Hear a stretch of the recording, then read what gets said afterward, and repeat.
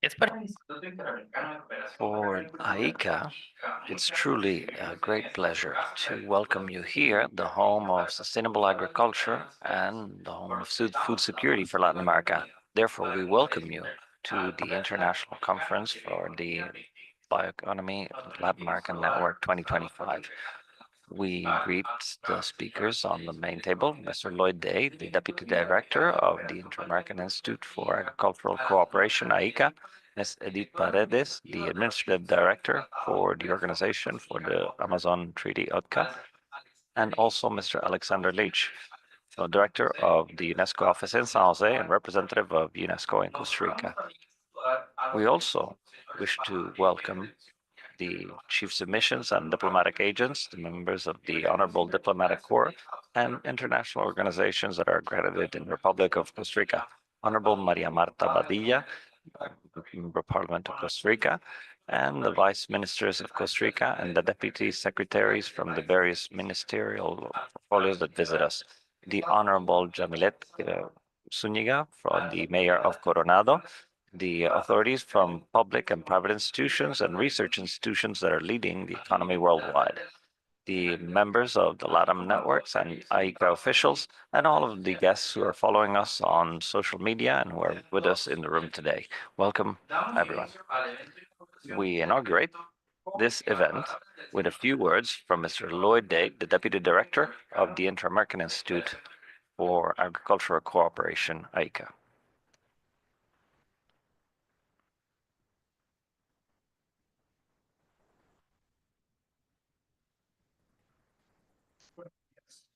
Good morning. Good morning. Welcome, ladies and gentlemen, to Costa Rica. It's truly a great day. I'm wearing this purple tie for one reason in particular. I think a third of participants here know about soccer and therefore know why I'm wearing this tie. The gentleman back there with the camera, he's suffering. So please, if you pass by him, please offer him condolences. It's a difficult day for him. At AICA, we want to welcome you to this, the first international conference of the Latin American Bioeconomic Network. It's truly a source of pride for us to see here gathered so many people from the Americas and worldwide, public authorities, entrepreneurial leaders, academic leaders, researchers, and representatives from international organizations for cooperation. All of you share a common vision: to build sustainable bioeconomy with a strategy to promote a more competitive and sustainable and inclusive development throughout our region.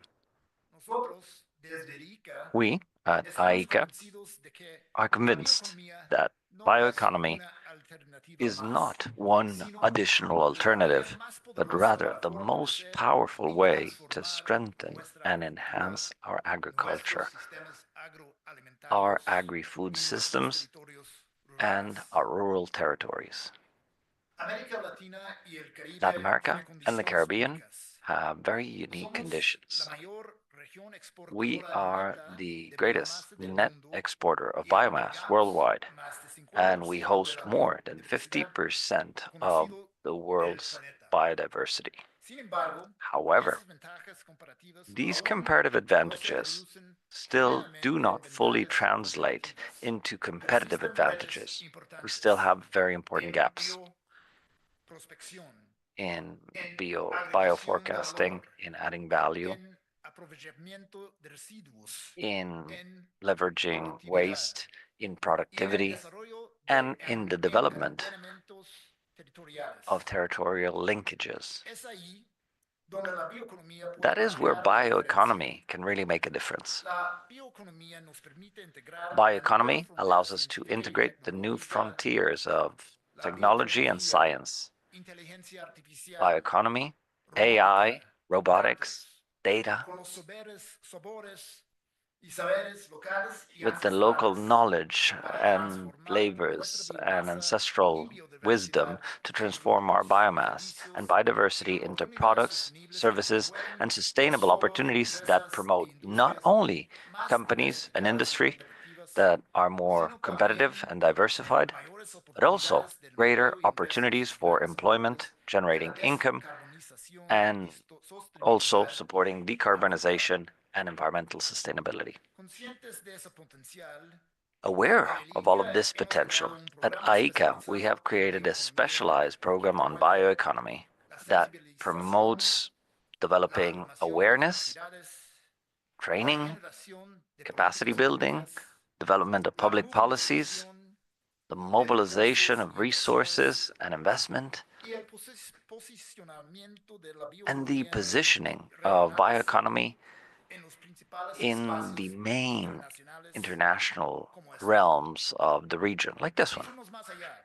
But we've gone above and beyond. 2 years ago, we promoted the development of the Latin American Bioeconomy Network, which is now materializing in this event.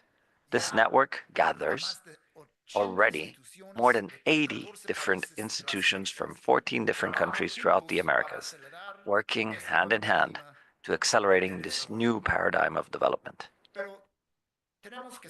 However, we must be absolutely clear. No single stakeholder can do it on his or her own. The challenges to install bioeconomy as a model for development in our countries, territories, and productive chains are way too big for a single party. We need to develop effective public policies. We need to do capacity building. We need to leverage technologies. We need to mobilize investment, etc.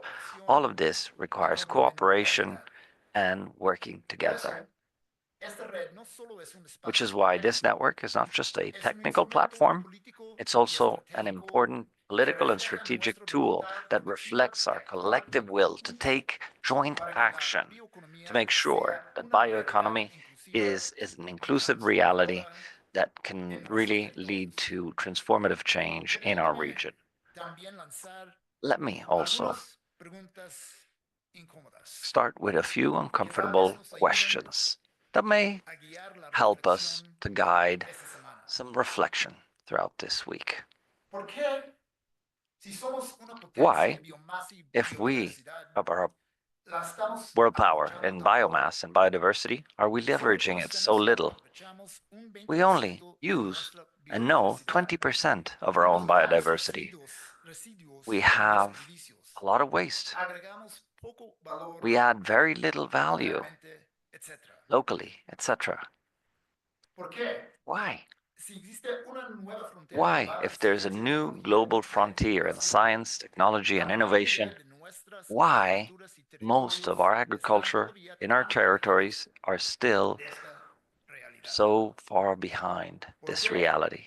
Why, if we have 50% of the world's known biodiversity, we continue betting on extractive models that do not generate linkages between our territories?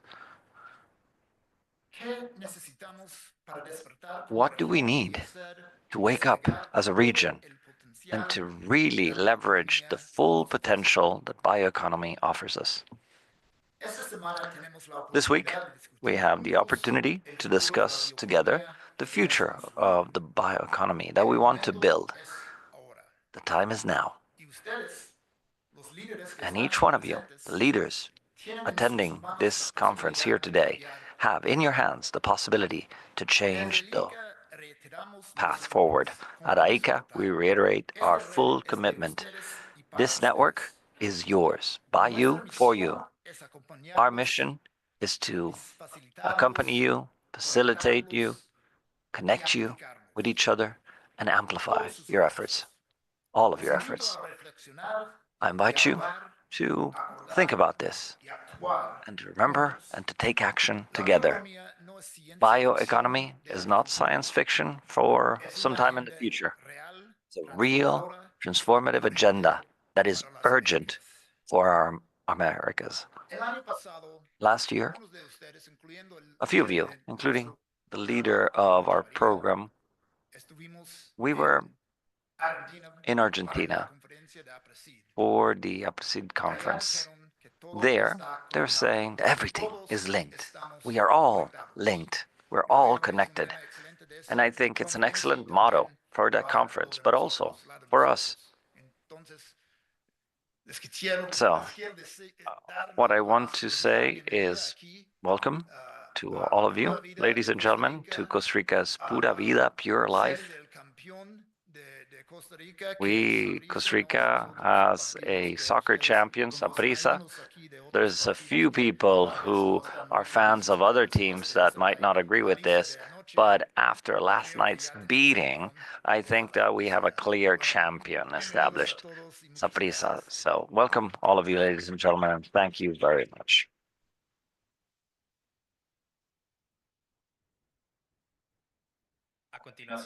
Up next, a few words from Alexander Leitch, the Office of the Regional Office of UNESCO in San Jose and representative for UNESCO in Costa Rica. Good morning, ladies and gentlemen, distinguished authorities in attendance here today, representatives for IICA, colleagues, audience in attendance, friends.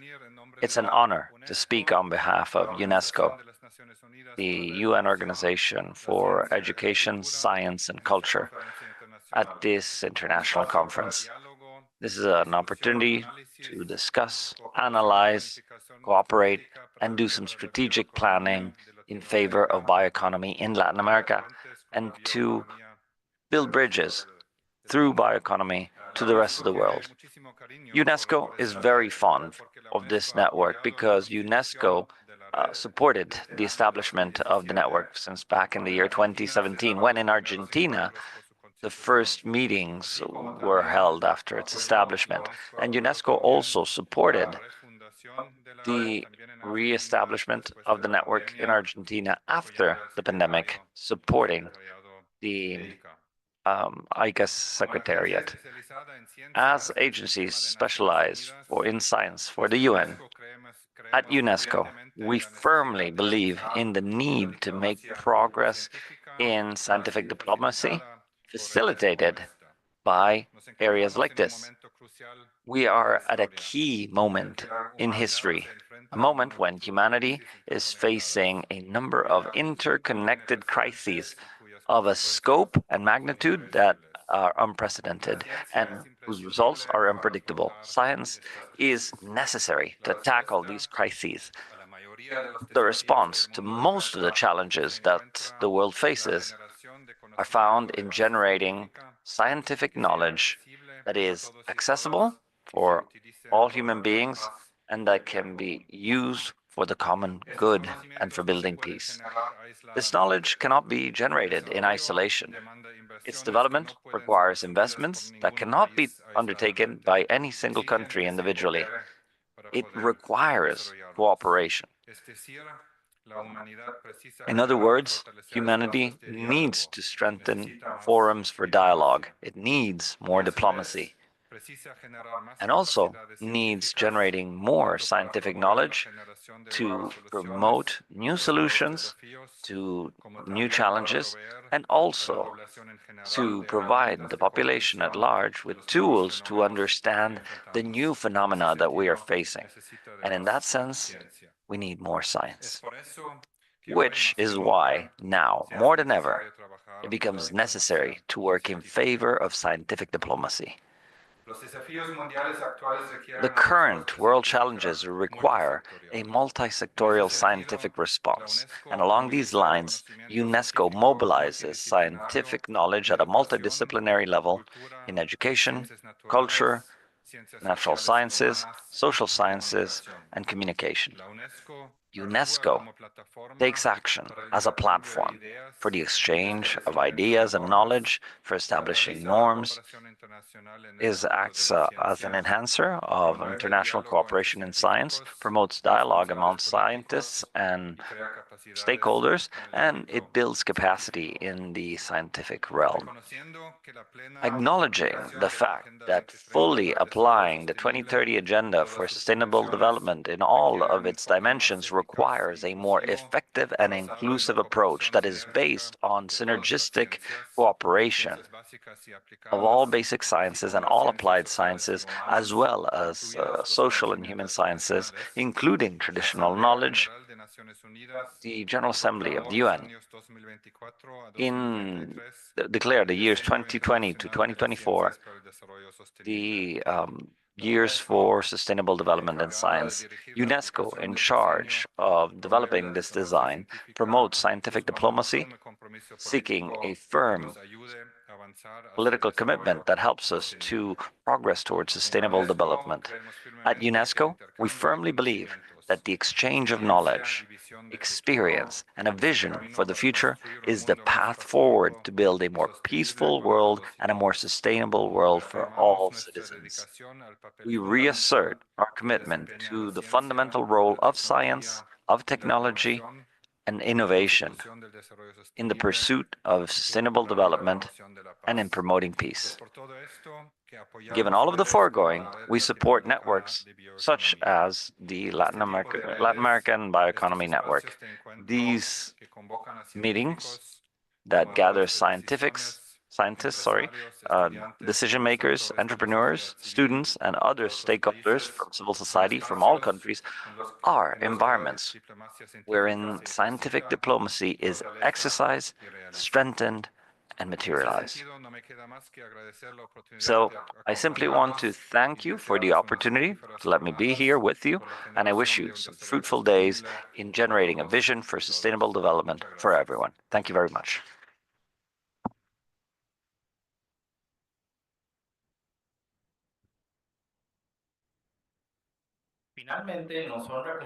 And finally, we'll be honored to hear Edith Paredes, the Administrative Director of the Organization for the Treaty of Amazonian Treaty, OTCA.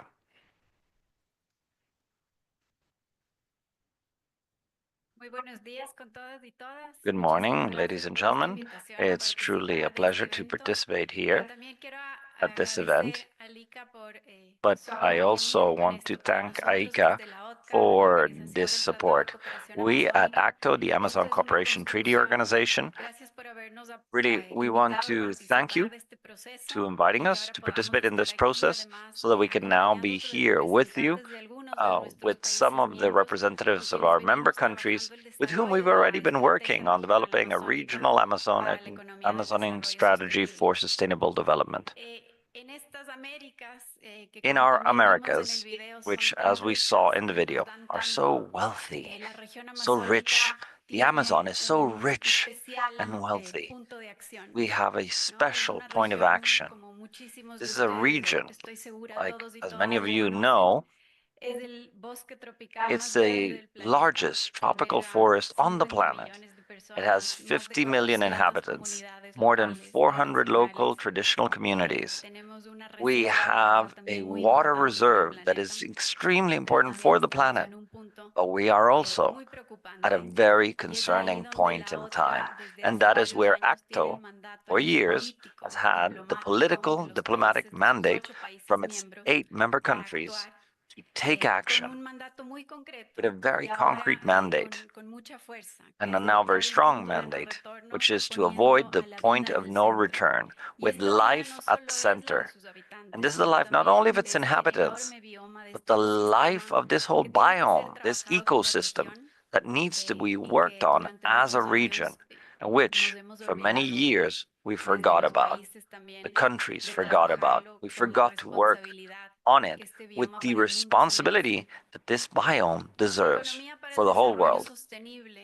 Bioeconomy for sustainable development, as we know it in ACTO, which we also call simply bioeconomy in other realms, has to be an inclusive, regenerative, and fair approach. It's not an alternative, as others have mentioned. It is the path forward, and it's the engine that needs to drive our growth. And that is the engine that we are using as at ACTO for the socio-economic development of this biome. At ACTO, we gathered the 8 member countries with a complex but extremely clear vision that the countries gave us, which was ratified by the presidential summit of 2023 from the 8 member countries.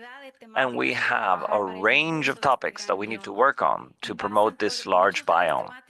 And it goes through many of the themes that have already been mentioned: science and technology, agriculture, indigenous people, traditional communities, adaptation and mitigation, climate resilience. We have healthcare topics that are also part of our mandates: public security, public safety, environmental crimes, the mandates ratified by the presidents at the Permanent Secretariat. Sometimes it looks like a lot, but we have to move forward. We have to achieve results. But undoubtedly, we move forward little by little through forums like these with many of our partners from all visions, from the academic realm, undoubtedly, international cooperation, science and technology, and other organizations that can also support us, local governments, national governments. Without all of these stakeholders, we would be unable to fulfill this large agenda. This year, we also have a very unique call to action. We have a new presidential summit, which will be held in the upcoming 3 months. The Amazonian presidents will be gathering, and we need to present to them the progress of the mandates they gave us in 2023. One of these large progresses that we need to present to them is the regional Amazonian strategy for economy for sustainable development, which we are building. We are building, as of now, the box, right? The framework, the lines of action, the pillars. This will be a landmark for the organization. There are several topics that we need to present to our presidents, but this one that is directly linked with the populations, with the quality of life, with improving the quality of life at such a challenging time for the whole world, where we've seen changes in many of the topics and priorities of the world agenda now present an even greater challenge to fulfill these mandates. And once we're able to present this to them, then ACTO's mission continues becoming stronger. And we need to, as I mentioned, all of these topics that we need to make progress on, we need to continue supporting our member countries, our member states, through processes of dialogue, of building consensus, of developing regional public policies, building regional programs and projects that are focused on achieving all of the objectives that have been entrusted to us. And this happens through working on different topics that are all focused on this model of development that protects biodiversity, that generates income, that improves the quality of life of citizens who are, at the end of the day, will inherit the earth. They are the holders of the biome and the ecosystem that links traditional knowledge of indigenous people, of traditional communities, to maintain a global climate balance. It's very complex, it's very challenging. When we look at it in simple black and white terms, we think, how are we going to ever do this? How will we get there?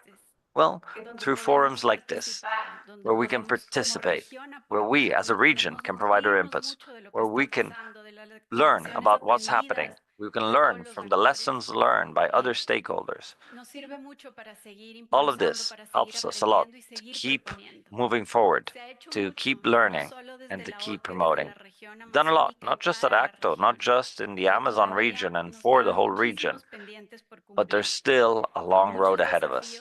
There are many challenges, but these are not a limiting factor. for taking action, and for moving forward. This cooperation of multiple stakeholders, with all of the stakeholders gathered and represented here today. I hear we have representatives from the academic realm, from science and technology realm, representatives from governments, national governments, regional governments, members of civil society, the youth, all of these various stakeholders. We must all work together and build this new agenda, build this new strategy, specifically in what's been entrusted to us for the Amazon region, but that undoubtedly connects the whole world. I think that there's a large commitment. The fact that we are gathered here sets the stage and shows us that there's a great interest and that we need to continue moving forward. There's still a long road ahead of us, but I think that we are called to take action. We have been studying for many years, we have a clear diagnosis, and now we know exactly what's what. And I invite you in the upcoming days, which will be undoubtedly very fruitful, to not just leave things here. We need to follow up on these things. We need to be monitoring on what we're doing to really assess progress we've made and to continue to be flexible, to adjust our compass to the new and growing challenges. In just these few months that this year started, they've highlighted that from one day to the next, the global agenda can shift completely. But we have proven, and we will continue to prove, that we are extremely resilient, in particular Latin America. Thank you.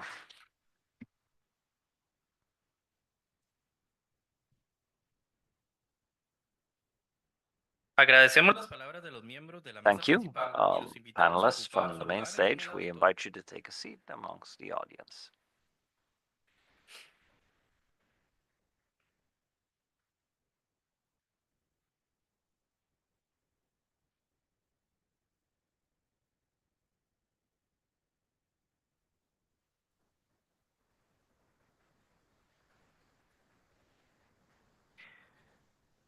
Para continuar con el programa del evento, le cedo la palabra a la señorita Celestina Brenes, técnico especialista de la Dirección de Cooperación Técnica del ICA. Adelante, señorita Brenes, gracias y que tengan un buen día.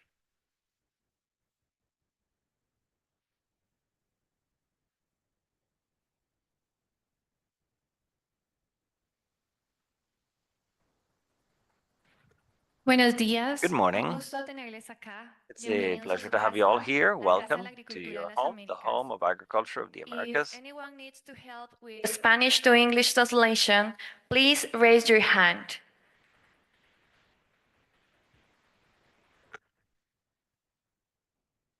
Keep, please. Okay? Muchas gracias. En ese Thank you very caso, much. vamos a comenzar con Then in that la case, we plenaria. will begin with our Tenemos las palabras plenary de session. We bienvenida have y los some welcoming objetivos de esta remarks and the conferencia objectives of a our cargo de conference. These will Hugo be up Chavarría, to Mr. gerente de Hugo innovación y Chavarria, the economía manager del of ICA. innovation and Adelante, Hugo. economy of AICA. Hugo, please go ahead.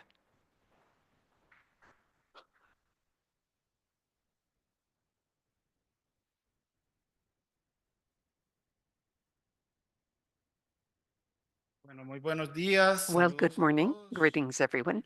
Disculpas primero First de of la all, we señora apologize on Tatiana Shore, behalf of Ms. la Tatiana coordinadora Shore, de la unidad coordinator de Amazonía of the IDPID, quien estaba también IDB Amazon unit, integrando who la was also candidatura, pero supposedly to be perdió the la member conexión en Panamá, of así que the hemos llegado opening tarde panel. algunos. She lost her flight connection in Bueno, Panama, so she will be joining agradecer us soon. ayer, First of all, allow me yo to fui muy start temprano al by hotel a recibir a parte thanking de you. los que estaban Yesterday, I was invitados. at the hotel Llegué tarde welcoming a la some of casa the y bueno, ya como a las 11 de la participants. noche yo I decía, got bueno, home about 11 o'clock p.m., 11 qué p.m., decir so en la I bienvenida de la started to wonder, apertura del evento? what on earth can I Pero say primero, at the gracias. opening ceremony? So Es the un first thing I gracias thought of, enorme a huge thank you. por estar aquí. Thank you Es for un being gracias here. enorme por creer en A esto. huge thank you for Esto believing in fue, this. como decía This, el señor Alexander as from UNESCO, Mr. hicimos un primer Alexander from intento UNESCO was saying, we did a first por trial unir fuerzas y crear una to red join por forces and allá en create el this network 2017, way finales back del in 2017, y es que 2017. estábamos medio avanzando, pero nos cae And la we pandemia. had Nos cae la sort of pandemia, moved forward, but evidentemente then the ahí se pandemic desvió. came and Pero el establecimiento fouled it formal all. fue hace 2 años. But the formal establishment was 2 years ago. 2 years ago, we convened back then, I believe, 40 different institutions to meet in the framework of the ICABL, a huge conference. Stuart here is chair of ICABE. It was going to be in Latin America for the first time. So we decided, well, since there are several Latin American stakeholders of Latin America, take advantage of this opportunity to build synergy. We invited 40 and we provided coffee and sugar and cookies, and we did not pay a cent. So we sat down to start identifying areas of work. Now, 2 years ago, 2 years later, here we are. And all we feel is great appreciation to all of you for responding to ICA's invitation, for believing in this, and for joining efforts, because obviously this network has been everything that we have been doing so far is thanks to all your hard work. So thank you once again for being here, for believing, for permanently supporting and permanently making available all the resources from your different institutions. Secondly, there's a dear colleague of ours called Jack Bow, an outstanding thinker, by the way, and Jack Bow says that before we build the future, we need to imagine it. If we do not clearly understand where we want to go, we can go anywhere, yes, but here I believe we are clear as to the future we want to build. As the Deputy General Director said, we do not believe that the economy is one strategy. Bioeconomy is the strategy. A bioeconomy that will take advantage and sustainably value our biodiversity, our biological resource, and that is our competitive advantage. If we are trying to build an economic model based on the bio, we are bio. That is what we have. But we have a comparative advantage that we must turn into a competitive advantage, and that is the future we want to build. A future of chains, of products, and biological services that generate more competitive enterprises and linkages in the territories, new opportunities for jobs, for income, that may restore ecosystems, as my dear friend Tatiana Shore says, who missed her flight in Panama. We want a bioeconomy of positive nature that decarbonizes. That is the future we want to build. A future where we can work together. By building that bioeconomy, well, this represents great challenges because we must totally flip the productive model we have been operating with so far for decades and decades. And we cannot do that alone.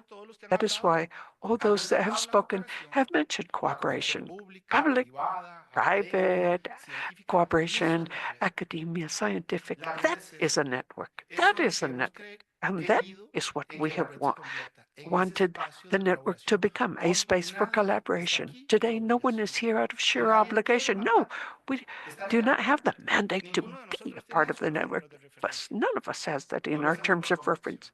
We do this out of sheer conviction.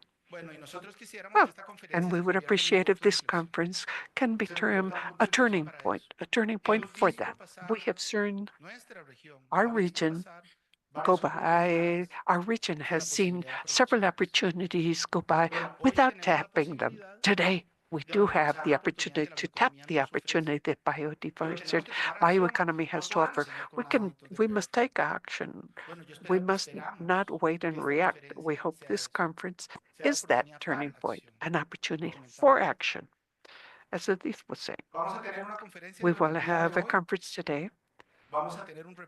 We will go over how we could imagine the bioeconomy of our future if we had a crystal ball and we let all those potentials loose. How would we imagine bioeconomy in 25, 30 years? What would it have to offer in economic, social, environmental terms? Well, that is going to be a beautiful plenary, let me say. moderated by our Director of Technical Cooperation, Mohammed Ibrahim, and another plenary of how that bioeconomy can help in at all levels throughout our territories. Then we will go over how much bioeconomy has evolved beyond the Americas, in Europe, in Africa, in Asia, in international spaces of great relevance like COP30, like G20, in Germany. And after that, we will fall into the Americas or land in the Americas. So we will go over the status and outlook of bioeconomy in the United States, in Canada, in Ecuador, and Colombia. And we will end up today discussing three fundamental matters: funding for bioeconomy, how to build models for science technology for bioeconomy where we can foster those public-private partnerships. And thirdly, how can we take this bioeconomy from the national level to the local level? Because that is where all these chains are developed, the linkages are developed. Tomorrow, we will have a series of workshops, all organized by the working groups in the Latin American Bioeconomy Network. The network has its own dynamics and has working groups that have been organized. And tomorrow we will present a series of outputs we have built as groups. They have organized 6 or 7 workshops covering policies, science and technology, financing, capacity building. Well, tomorrow is going to be a wonderful day, pure discussions, and we're gonna have to roll up our sleeves. Tomorrow we will not have a plenary. No, the working groups, and we will be the protagonists. On day 3, there will be a strategic planning workshop where the objective of which is to reach an agreement as to what we want to do as a network and as strategic partners for 2025-2026. And I will elaborate a bit on that later. And that should be the starting of our roadmap. So we have been convened here. There are many leaders, the vast majority of leaders in bioeconomy of the Americas. So, okay, so what do we want to do together in the next 2 years? One day I know is not enough for that, but we need to start that discussion. And the last day, we will go to field trips. We will go see the bioeconomy on the ground. So once again, thank you. Thank you for believing in this. Thank you for being here. Thank you for being part of the network. And thank you for your full commitment. We look forward to 4 very advantageous years. Enjoy your stay here in Costa Rica. Thank you.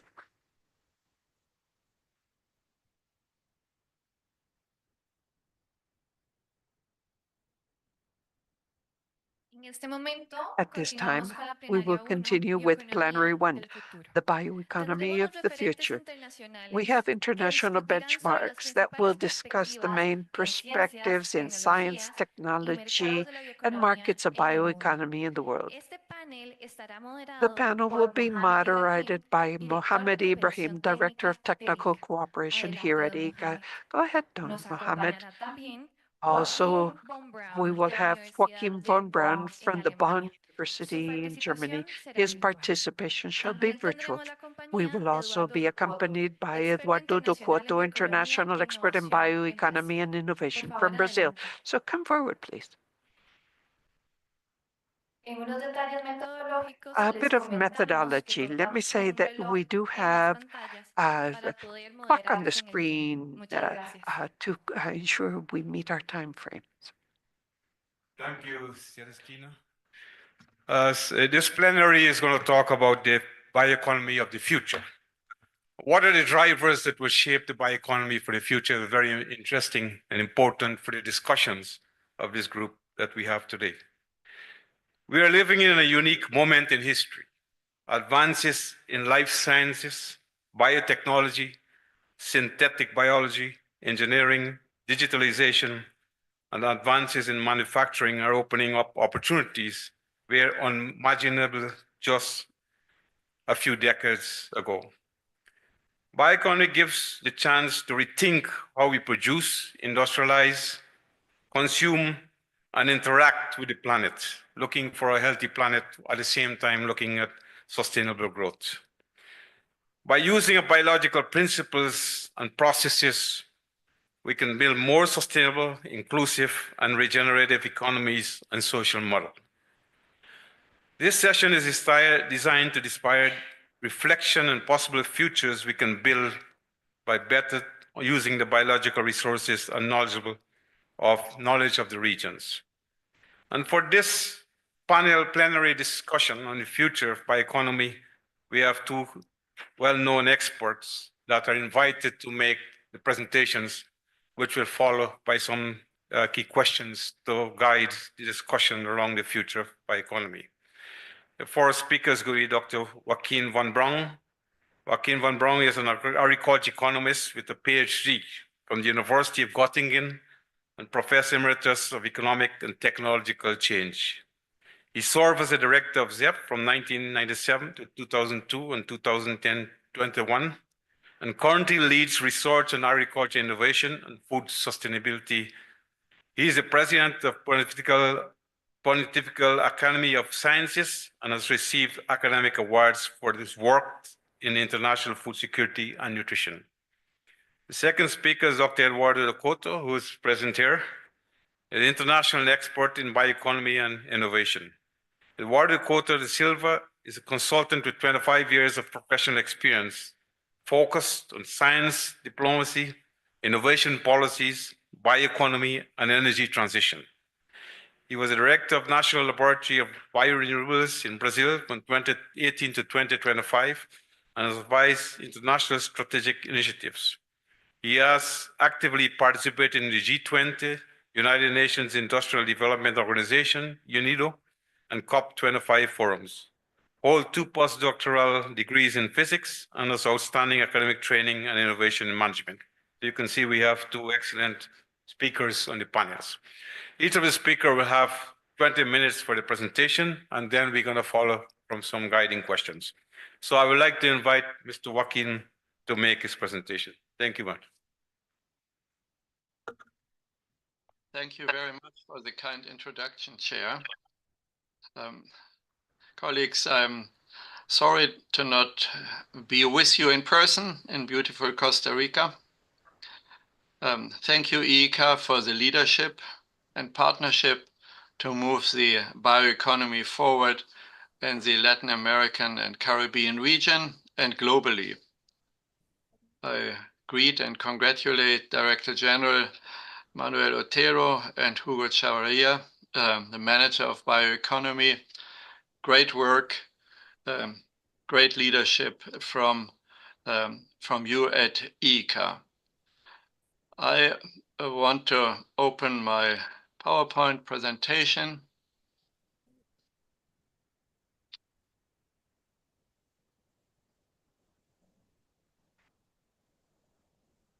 Let me see if you have it. Can you confirm you see it?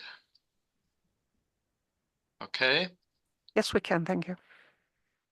So you have challenged me with the topic, the bioeconomy of the future.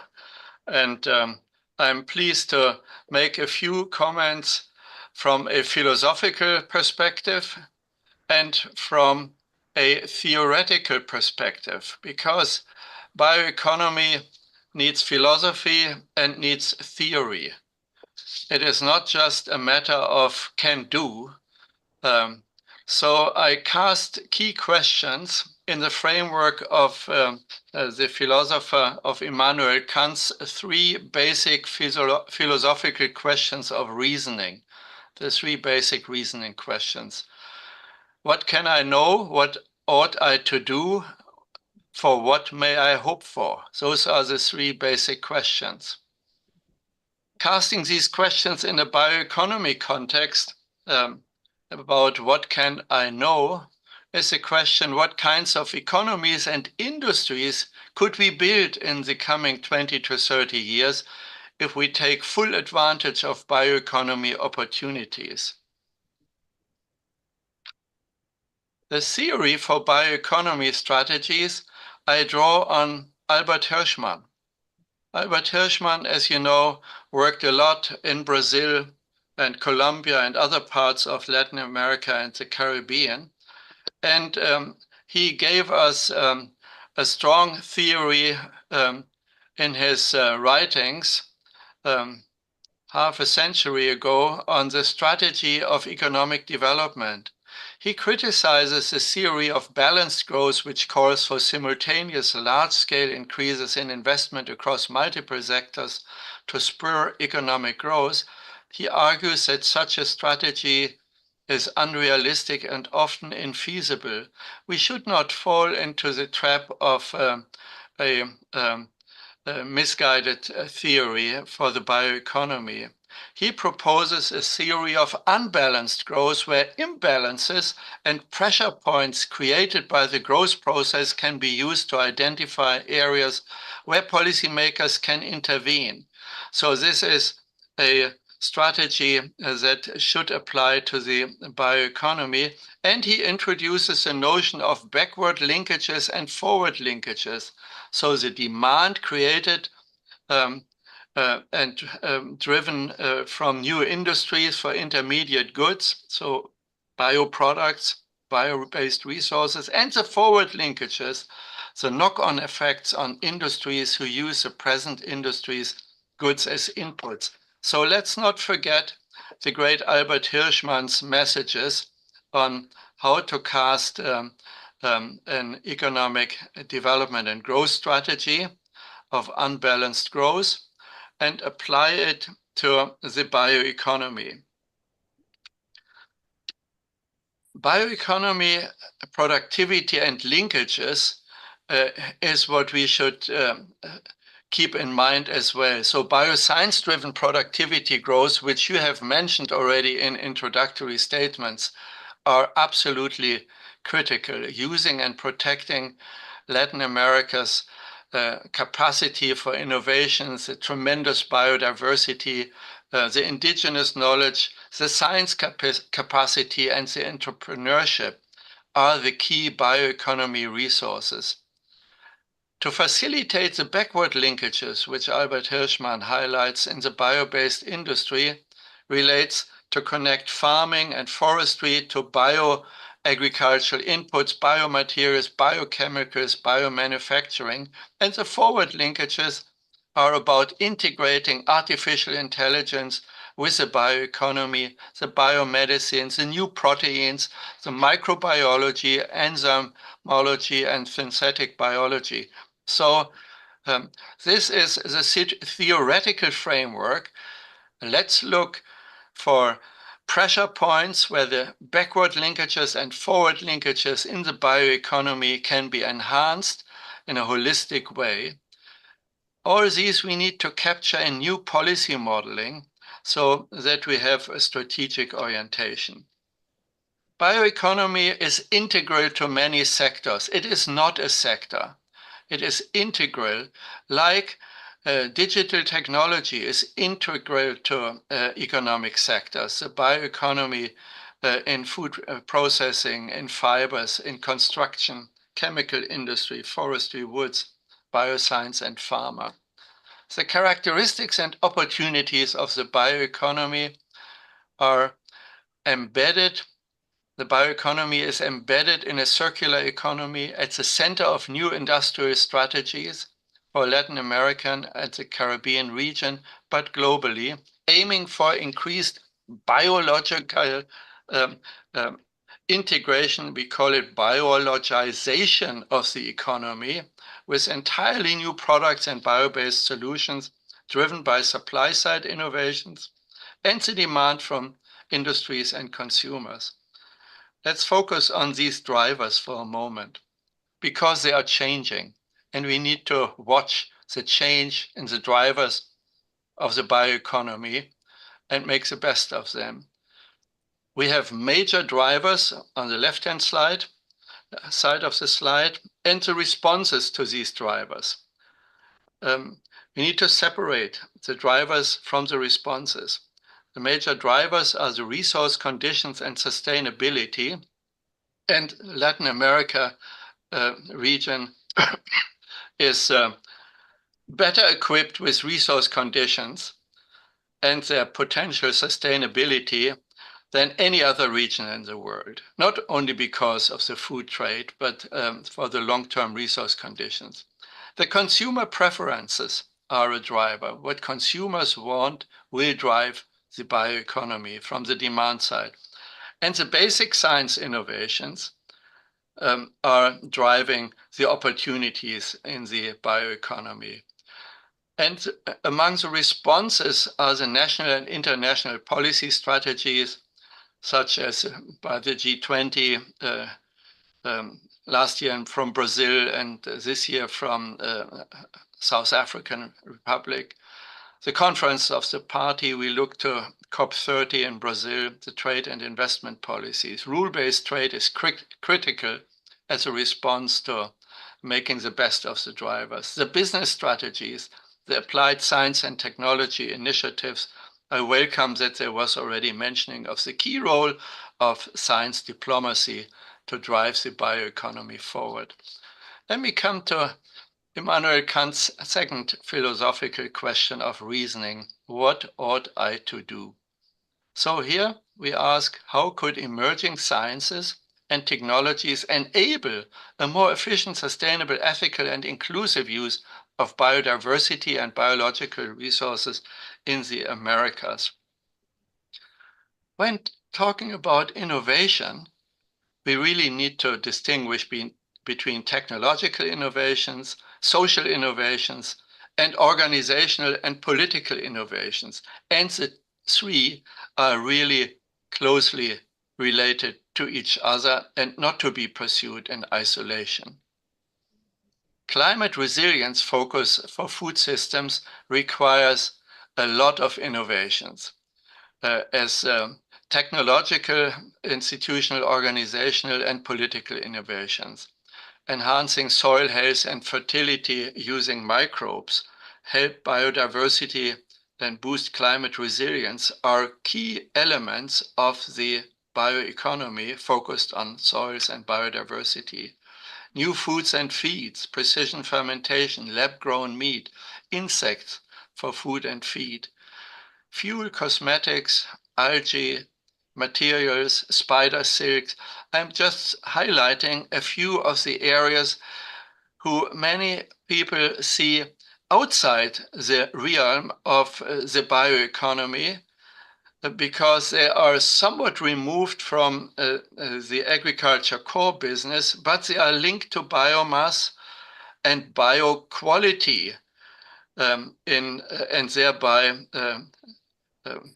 through the intensive investment in science and innovation become key players for the future of the bioeconomy. And that is especially the case for bio-based innovations for urban change, for the cities of Latin America and the Caribbean. So wooden high-rise building, changing the construction, the bio-based and recyclable 3D printing, and so on. So bio-principled cities, bio-inspired architectural designs, and new construction, urban farming, all these are forces which will change the relationship between rural and urban spaces. The very concept of rural and urban in the long term may be overcome through bioeconomy innovations. Let me come to the last philosophical question of Immanuel Kant. For what may I hope for? What major transformations can we expect in global and regional bioeconomy markets and value chains? And how can bioeconomy help us build more efficient, resilient, sustainable, and inclusive societies? Well, IICA colleagues, you have asked me that question, and I think it is a very challenging one. Let me try a response with hope. The trends of hope are the accelerated dynamics which we see around the world. Countries with new bioeconomy policies in the last 5 years are many already, and especially so in the Americas and in Latin America in particular, but also in Africa, in Asia, India, China, etc. So This is not wishful thinking, this is action, policy action, surprisingly fast action of implementing bioeconomy-related policies and dedicated bioeconomy policies in the last 5 years. The way forward, bioeconomy as the central element of climate resilience policy with the elements of mitigation, adaptation, and societal transformation, we call it the MAST, the MAST strategy, is a key strategic objective. The bioeconomy as a resilience strengthening, growth and employment enhancing strategy to deal with climate change. Bioeconomy creating jobs and income with equity by spreading capital widely is the second theme we may hope for, and not just hope for, but invest in and form networks and partnerships to actually make it reality. The key issue here is spreading capital widely. So bioeconomy spread around the rural and urban areas of emerging economies and high-income countries will have high returns on capital if that capital spreading is close to innovation centers, the startup scenery. Those will be the job machinery, the job machine of the bioeconomy. What does this require? The development of bioeconomy will be a joint task of government, industry, citizens, and researchers. Governments need to provide a strategic policy framework and incentives for bioeconomy development and strengthen bioeconomy multilateral cooperation and trade. Bioeconomy needs rule-based free trade. Industry and businesses need to invest in innovations and emerging businesses in the bioeconomy. Citizens will determine future demand for smart, environmentally and climate-friendly goods and services.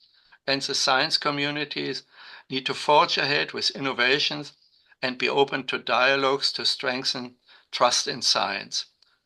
The precondition for that is the freedom of science, the freedom of operation and partnership and choice of themes of the science that is at the root cause of the bioeconomy. Thank you for your attention. I close by pointing you to the next Global Bioeconomy Summit 2026 in Ireland, but we have meetings such as yours leading up to that, and I ask you to continue the leadership role in Latin America and the Caribbean and beyond in the bioeconomy. Thank you very much, Dr. Joaquin, for your presentation. And what we're going to do is have the presentation of Mr. Cotto and then follow with the questions. If you stay online, please.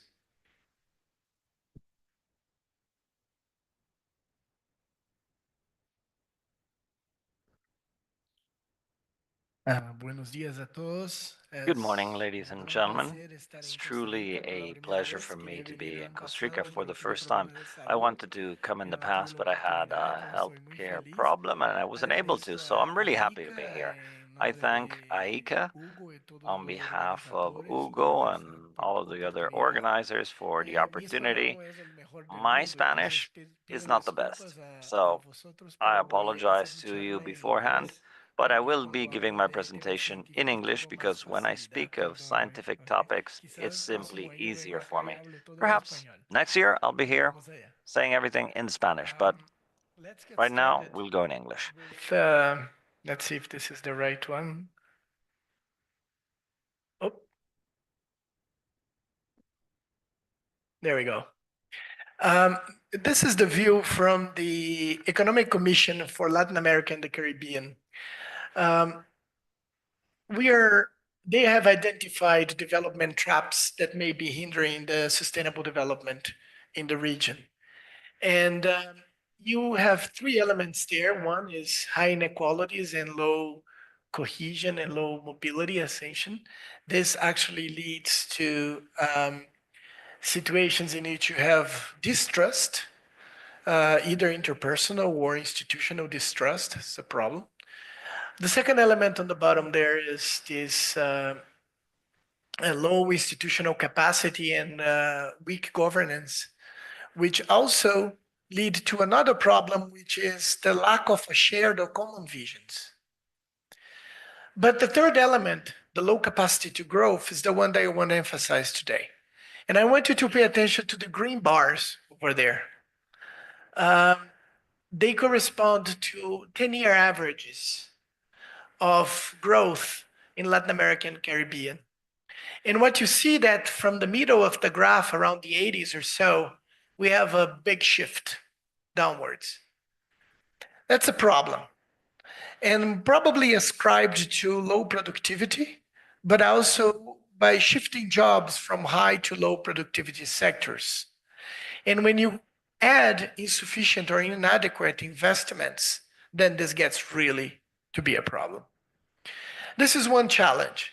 The second challenge is that we are operating, according to the United Nations Environmental Program, under an unprecedented environmental crisis. Has three pillars: climate change, pollution, and biodiversity loss.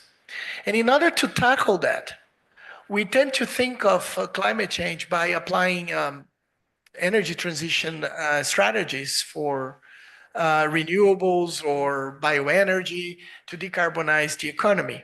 When you think about pollution, you're not only thinking about cities, but also pollution in oceans. And then you try to invoke circularity, reducing inputs on energy materials and reusing waste as much as you can. And finally, biodiversity loss, and specifically in the Latin American Caribbean, we've been losing about close to 90% in the last decades. That's a lot. Global average is about 70% or something like that. But I like to think, to tackle the problem of biodiversity, that biodiversity is just a proxy to a much bigger issue, which is ecosystem degradation. So what we should think is, how do we restore ecosystem equilibrium? What is the problem with this picture? And this is something I want you to take home as a message. It's called knowledge fragmentation. To sort out climate change and pollution, we're usually thinking about industrial production mechanisms that are greener and more environmentally friendly. And you're using one of the major assets of a country, which is land, for that purpose. But on the bottom there, to tackle ecosystem equilibrium, you want to think of land as something else. Not only something that can sequester carbon, but also can create and maintain habitats and preserving cultural identity of peoples. These are equally important. The problem is the people on the different circles don't necessarily talk to each other. And this knowledge fragmentation is not hindering progress, not only hindering progress in bioeconomy, but also in the advancement of the SDGs. So given these two challenges, how can we move forward? Let's transform them into opportunities. And the way we do that is invoking new technologies. This is a view from UNIDO, and you see from the top that you can actually, with innovation, create new markets, new industries, new value chains, and if done properly, you have positive environmental externalities. But if you look on the bottom, you can also hope for increasing production efficiency, especially competitiveness, and we'll talk more about this in a while. Also, using less energy and materials as input. But the message that I want you to take home here is that maybe we have an opportunity with green manufacturing, if you wish, to change the production and consumption factors, as our previous speaker mentioned. So let's have a look at what happens the last 300 years. We started with the first revolution with steam energies and mechanization. We moved into electricity and mass production. Then we went into semiconductor and computer developments, and that's where we are today, the digital technologies. The countries that really reap the benefits from the second and third revolutions were actually the countries that actually were the front runners. They're not really benefiting from that, and you can see the automotive sector, the computer sector, but also how this got embedded in many countries by their leadership. So this fourth revolution is being thought of as Industry 4.0, new digital technologies, but maybe it's more than that. Maybe what we're seeing is a convergence of technologies that not only include the digital technologies, but also nanotechnology, new materials, and biotechnology. And I will spend some time talking about bio later on. What I want to just emphasize here is that when you think about digital technologies, it's just not software and hardware development, but we're also thinking about connectivity. We're also thinking about instrumental sensors in production and processes in industry, getting quick feedback, adjusting production mechanisms, doing smart production so that you can accelerate developments. So this is very important, and this is changing the way you see manufacturing. But let's see how countries are doing. This graph shows the performance for competitiveness industrial performance index from different countries. So we have 10 front runners and about 88 laggards. And you see there's a large number of countries. The blue bar corresponds to the index from front runners. What is particularly remarkable about them is that together they own 90% of the global patents on this. They also are responsible for 70% of the exports and 50% of the imports. So what they managed to do is not only to have technology dominance, but industrial production capabilities domestically. And they embedded that knowledge in their products, and that's how they got into this position. So this may be a challenge for Latin American and Caribbean. See, the next bar there, the followers in production, they are a factor of 2 below in the index. And the challenges are not just the basic capabilities of R&D and skills, but retrofitting and integration. Imagine you have industrial plants that operate in some way, and now we're trying to automate them. That costs, and that sometimes is not trivial to do. But more important is the digital infrastructure. In this case, infrastructure we are calling here is energy and accessibility to internet. These are very important. And finally, there's the capability gap of skills, that's obvious, but access and affordability in Latin America, sometimes we have to import equipment. Sometimes we have to import industrial inputs, and that's also a problem. So it's not just straightforward to think about, it's not an academic issue. You really have to sit down and work on public policies, and otherwise we don't move this forward without public policies and investment. Okay, very well. So does this work? This is what the report shows. The top row has to do with incomes, economies with high incomes. The middle row, intermediate economies, and the bottom row, the low income economies. I want you to focus on the last column, which is productivity growth. This is change. And the blue bars saying that it have positive change, irrespective of the economy. This is a good thing. You can look into labor or employment growth and also manufacturing value added growth. I don't have time to get into this, but you see that you have benefits for actually adopting this innovation strategy, this technology innovation. Well, that's not the whole story. When you think about the future of bioeconomy, it goes beyond the digital technologies. And this is the distribution of patents for these so-called frontier technologies, or some people like to call it emergent technologies. And everything I talked about has to do with this first column, the Industry 4.0. But notice that the middle column there, you find the green transition, the energy transition technologies, and mobility, which is also an important part of the future.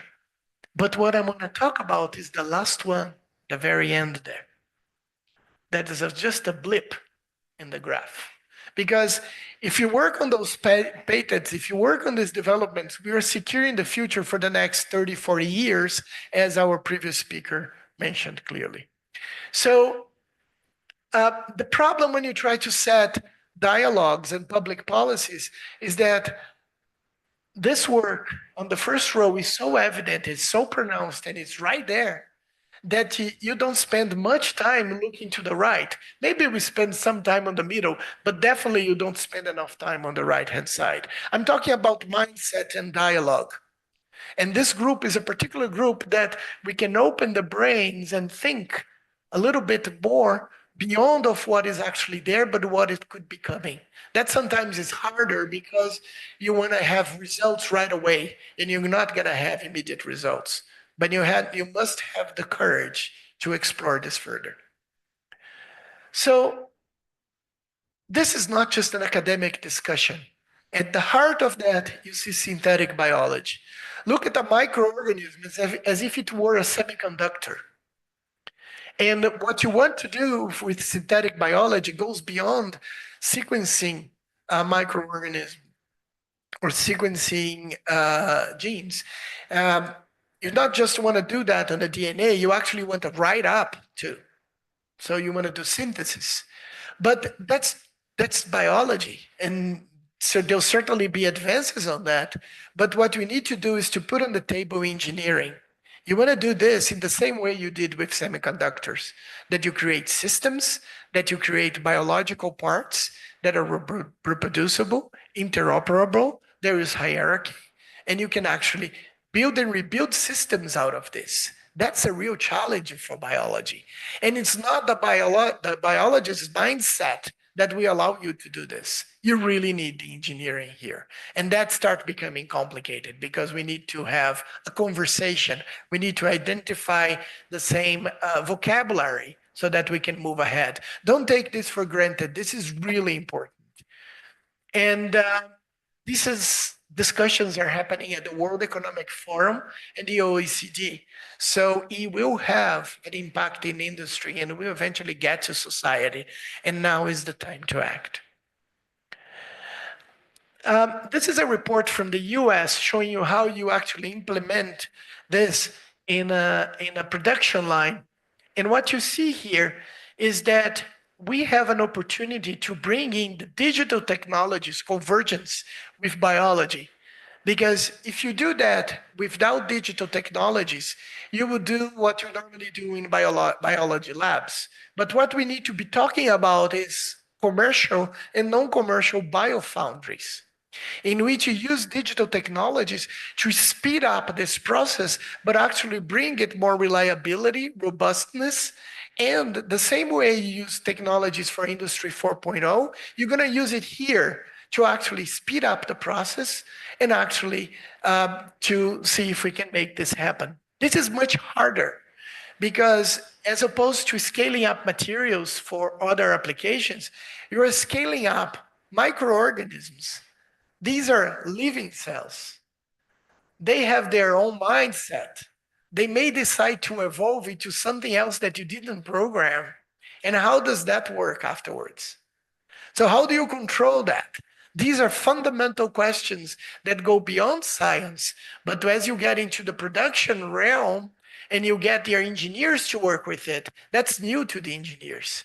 So the synergy between biologists, engineers, chemists, physicists, it's very important. But here we are in Costa Rica, and I could not avoid to put this provocation here. Coming from, oops, sorry for that. On the left-hand side, an opportunity for mega diverse countries. Brazil obviously is one of those. And since we're going to need so much biological data, what if we go to the forests, if you go to the soils, to the fauna, and identify microorganisms and enzymes that could be of industrial relevance? We have been doing that in Brazil. I don't have actually, I had the results to show, but I did put it in, but I can talk about it during the discussion. So this is a very important point that I think we should consider it seriously. And this US report was very important because it outlined the different technologies that are involved in this process, and they identify what are the top 3 countries that are probably leading this effort.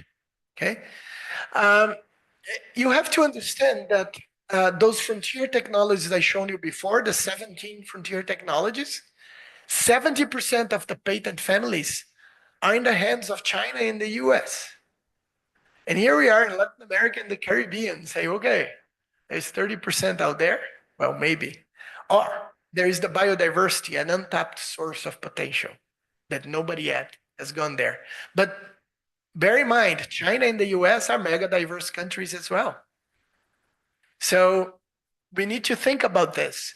And here you see the countries involved from China, US, India, UK, Germany. And what they're highlighting here is the importance of synthetic biology not becoming a monopoly risk. Because if that happens, then we may have trouble in advancing this. But on the other hand, this challenge can be seen as an opportunity for international cooperation. And you're going to see why that's important on the next slide. If the US is worried about having an adequate workforce to deal with this, imagine the other countries.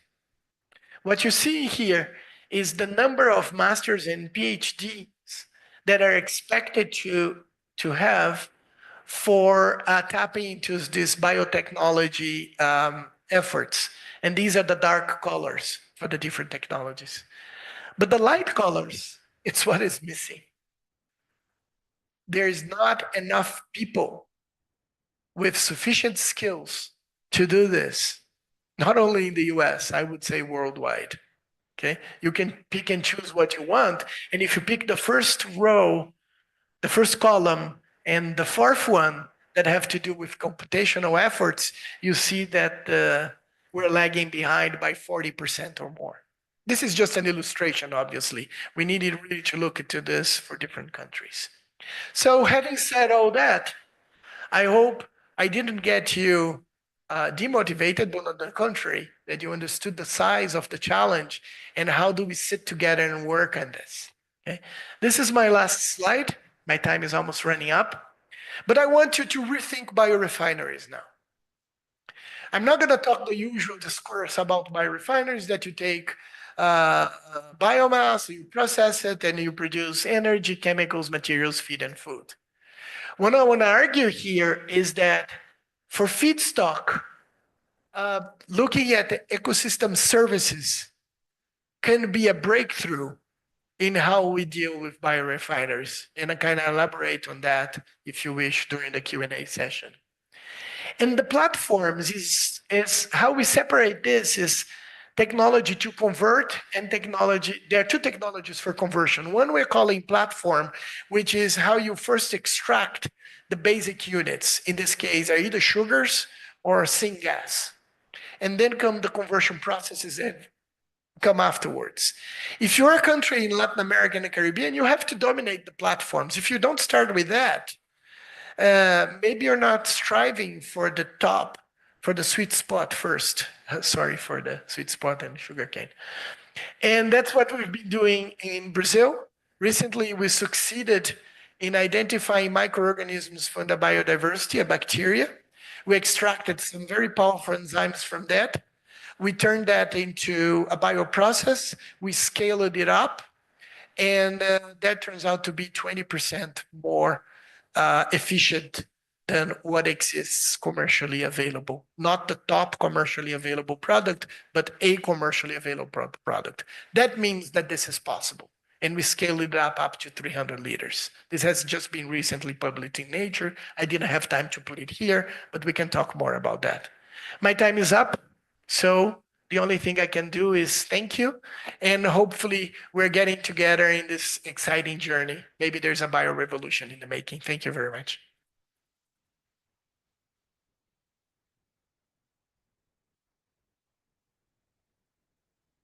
Thank you very much, Eduardo, for an interesting presentation. So I'm going to follow up with the questions, and if you can be precise in the responses so we can take the more questions if the audience have some questions also.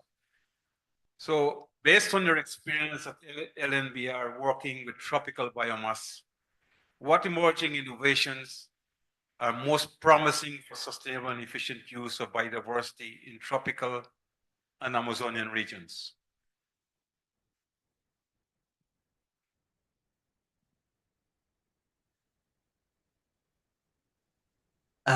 That's a very difficult question, and I don't think I have an honest answer for you with the solution. But that's what we need to build. But I'm going to tell you something. I think the Amazon region, as I mentioned before, has an untapped potential. I think almost 99%, if I'm not wrong, 90 a lot percent of microorganisms and enzymes haven't yet been cultivated in laboratories. So as we start tapping into this, we may discover new avenues for all sorts of applications. And there is a field that I think one has to start worrying about is that during energy transition, there will be a moment when the oil will peak for the use of energy and will start going down, or depending where you are in the world, you'll say it will plateau before it goes down. But the key thing is that a few decades down the road, oil will be mostly used for petrochemical. And you're very accustomed to petrochemical. By the way, I'm looking here for my favorite petrochemical. Did you take it for your walk today? It's not the cell phone, it's the plastic. Okay? You can't live without it because by 2050, most of the people will be living in urban centers, 75%, and they will be craving for industrial products. So thinking about what we can do for the future in this chemical transition where it's probably an opportunity, but this is very hard. I don't have a clear answer on how to go. It's just a provocation. Thank you. This question is from Mr. Joaquin Van Brong. In your article, Bioeconomy and its set of innovations for sustainability, you offer a strategic vision for how bioeconomy can support global sustainability. What public policies and governance frameworks do you think are essential to unlock bioeconomy's full potential in the coming decades? You see, innovations for sustainability makes us all think about the Sustainable Development Goals. Well, the text of the Sustainable Development Goals practically does not mention science and research. And it certainly also does never mention bioeconomy. The SDGs are, in my opinion, very noble goals, important goals. 2030 is very soon. None of the goals will be achieved. We need to revisit them from a science, research, innovation, and bioeconomy perspective, maintain the goals, set new timelines, and most important will be a strengthening of the human resource base for strengthening the bioeconomy, as previous speaker has also highlighted, and build for the governance of the bioeconomy international platforms, clustering, cooperation facilitating platforms, including the science cooperation. So we need a governance structure for the global bioeconomy, although most of the bioeconomy is local and national. Thank you. Thank you. I'll have a follow-up question with you on a second question. You have proposed the concept of biosensitive cities as a new approach to sustainable urban development. Could you explain this concept and why it's relevant for building more inclusive and resilient societies, particularly in Latin American urban contexts? Yeah, the reason is very simple. About 35% of greenhouse gas emissions relate to the construction sector, the building sector, broadly defined, the construction sector, and the material and the energy footprint of it. You know, the other big sector, which is 1/3 of greenhouse gas emissions, relates to agri-food systems. If we address these two, the construction sector and the agri-food sector, the climate resilience will be addressed appropriately. It's not just general energy. Now, what does this mean? The urban design of the fast-growing urbanization, very important for the Latin American region. Sustainable construction, new architecture, the resource flows in and out of cities, and innovating the rural-urban linkages with new infrastructure that is robust under climate and weather shocks. And also the green production in cities is a key element of biosensitive cities. So it's a holistic approach, increasingly adopted by city designers, urban designers. Imagine the redesign of all the slum areas with bio-based materials, a huge carbon sequestration and resilience opportunity. Thank you. This question goes to Eduardo. What institutional, scientific, or industrial conditions are needed to scale up bioeconomy solutions based on tropical biodiversity and turn them into new value chains in the Americas? I want to go back to that knowledge fragmentation issue that I brought up in the beginning. I tried to give an example. When you talk about, let's say, the national determined contributions, let's say for Brazil, okay, we can use biofuels or sustainable aviation fuels to reduce the carbon footprint. But at the same time, we can also look at the tropical forests and get the sequestration by restoring the equilibrium of the ecosystems. These two groups don't necessarily talk about the same language. So land is a common thing between both sides of the equation. So what we need to do is to foster dialogue between not at the government level only, but at industry and academia so that people understand that we're all part of the same equation. If we start operating in silos or continue operating silos, it will be very difficult to advance the agenda. So that's my recommendation if it's worth it. Thank you. One question, and both of you can respond, is how do you see the application in the case of biopesticides? That's something the consumers are looking for, more healthy products. And where do you see the application in the case of biopesticides? Eduardo or Joaquin? Well, biopesticides, if you are you looking to me? Yes. Okay. Well, we need pesticides, be they bio or basic chemistry based, that are not polluting soils and ecosystems, and that are healthy for people applying them and consuming the products. I think we should not look at fundamentally the inputs, but the results. We should be open to that technology giving us environmentally safe pesticides. Thank you. I want to say a few words. I agree. And I also think that you brought an excellent point about chemistry. We talk about biology as if it were very straightforward to replace chemistry. It's not. So it's not that you're going to switch off chemistry and oil today and tomorrow you're going to have a whole brand new world. It's not going to happen.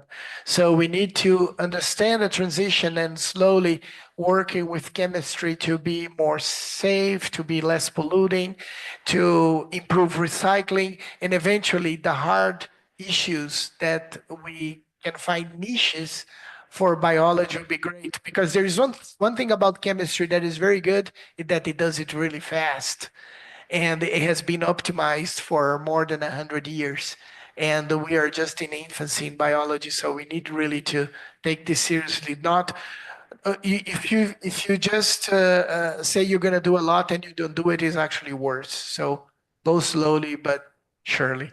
Thank you. Thank you very much. I think we are close to finalizing this session. I take this opportunity to thank both speakers for the presentations, the excellent presentations. in which you've highlighted the importance of bioscience and what are the pressure points that are related to bioeconomy and linkages. You have also identified the drivers in terms of resource conditions, what are the consumers' preferences, and the basic science, innovation, and technologies. What are the innovations in terms of technology, social, organizational structures, what are the political and social aspects driving the change for bioeconomy. Also, you have mentioned the importance of looking at the environmental crisis. What are the ecosystem equilibrium that we need to establish? And what are the convergence of technologies in terms of nanotechnology, digital technologies, or genomics that are important in terms of looking at the transformations for our bioeconomy. So once again, I would like to thank the speakers for providing us with very important information for the base for continuing the discussions over the next years. Thank you very much. Thank you.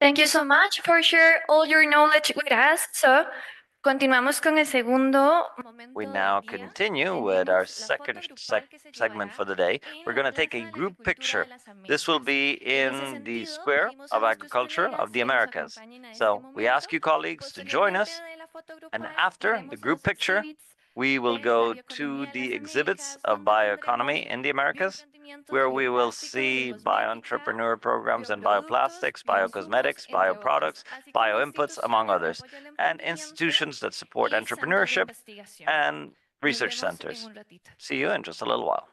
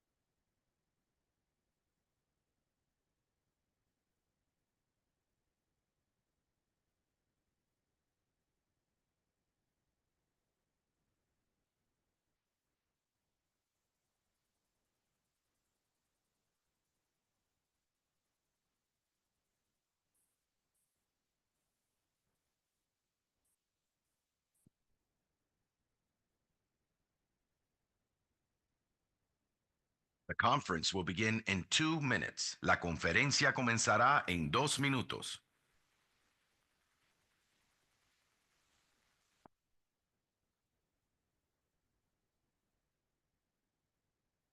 The conference will begin in 2 minutes. La conferencia comenzará en 2 minutos.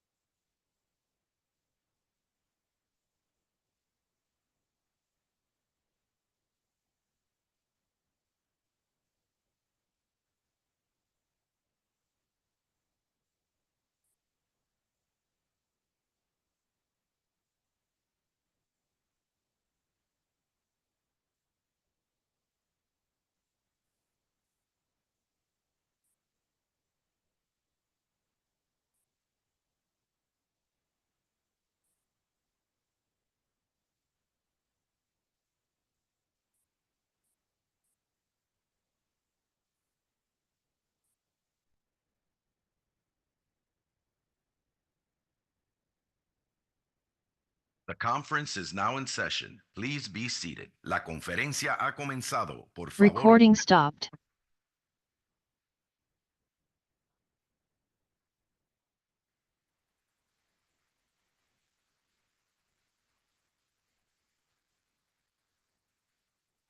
Recording in progress.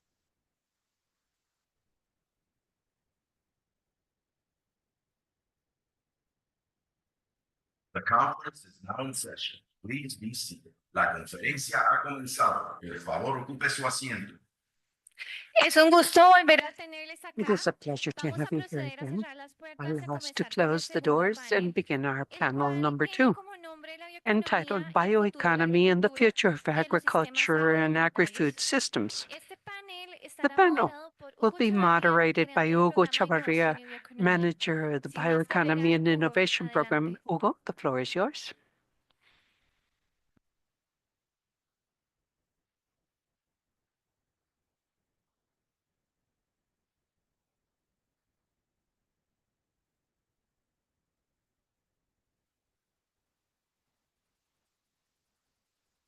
Ya ahí, perdón. Okay, there you go. Muy buenos días de nuevo. Well, Espero que good hayan morning once disfrutado again. I del hope you enjoyed refrigerio, que hayan the disfrutado break and el exhibit de la the bioeconomía. exhibit, the bioeconomy Quisimos tener un exhibit. pequeño stand, We wanted to have a unos stand pequeños or stands, several unos pequeños stands stands de bioeconomía en Costa related Rica, to bioeconomy here in donde Costa ustedes van a Rica, encontrar a where you instituciones que will están find elaborando institutions that have productos, been bioservicios, developing tareas de bioproducts, investigación. Entonces, bueno, bioservices, les and doing invitamos a research. acercarse a So la we reproducción invite del you to trabajo de approach cada them uno de again ellos to y examine tenemos un the work stand de they are nuestra red doing. And we have latinoamericana de a bioeconomía, stand of our donde ustedes Latin también pueden American encontrar todos los Bioeconomy productos Network. que a lo largo You de can los see años all the hemos products there venido that over ayudando the para last 2 que years construyendo y we trabajando have con cada been uno de building and ustedes. developing with all of Bueno, you. ahora Now, vamos In the previous session, we had a very interesting discussion, as I was mentioning, in the sense that if we had the ability to foresee the future, how would we imagine that bioeconomy in the forthcoming 20, 25, 30 years? The main technological developments and the market development, and how we could see bioeconomy over in the near future. In this following panel, we will talk a bit about how those possibilities, because those are only possibilities, remember, the possibilities offered by bioeconomy can transform our agriculture and our agri-food systems in our rural territories. And when I say our, I mean by that of the Americas, but that of the rest of the world also. Allow me to invite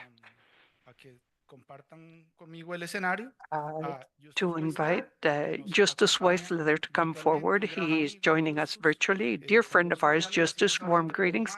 Unfortunately, no matter how hard we tried to bring him, he was unable to come in person. He is the head of the agrarian economy and rural policies from the University of Wageningen. He is a dear friend, and we have shared several initiatives with him within ICA. I would like to invite Ben Derman to join us. He is Director General of Innovation at the National Science, Technology and Innovation Department in South Africa, where he heads the implementation, or he heads the development of the National Bioeconomy Plan. And Ben is coordinator of the Bioeconomy group. And I would like to invite Tatiana Shore, also a dear friend of ours. He is head of the Amazon region at IDB, currently heading the initiative, the Amazon initiative. She's doctor in environmental sciences and a professor at the Federal University of the Amazon region. And lastly, I would like to also invite a dear friend for many years, a mentor, Mr. Roberto Bizan. Roberto is one of the fathers of bioeconomy in Latin America, an outstanding thinker, a professor of economy at the University of Buenos Aires. He has coordinated the National Agricultural Survey. In 2018, he was National Director of Statistics. He worked at ECLAC for many years, and Roberto is an outstanding thinker and helps us with the difficult questions, in fact. Let me move over here.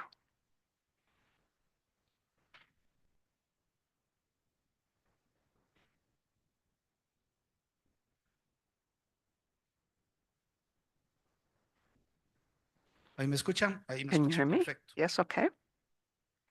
Yo creo que la plenaria anterior I believe that the previous plenary nos ahorró gran parte de la discusión. saved us a good part of the discussion. Durante los cientos de primeros Over años the de la agricultura, many first hundreds years of agriculture, science and technology were really not causing any difference. It was basically the same everywhere. But when technologies and innovation started to accelerate, we saw great differences in productivity, efficiency, and sustainability among countries and between countries. Now, this morning, earlier, I was mentioning Jack Bobo, remember? Jack Bobo, another celebrated phrase of his is that what we will do in the next 25 years in the area of science, technology, and innovation will be much more important than what we have done in the last 10,000 years. How to tap it? Well, that is our task. That new frontier of science technology should not run over us so that we can ensure we capture everything we can. Dr. Joachim von Braun was mentioning there will be innovations that are fundamental in this transformation that is offered by agriculture in the agri-food systems. There will be technological innovation, and Eduardo mentioned those, artificial intelligence, the Internet of Things, nanotechnology, gene editing, synthetic biology also, and the local and ancestral knowledge.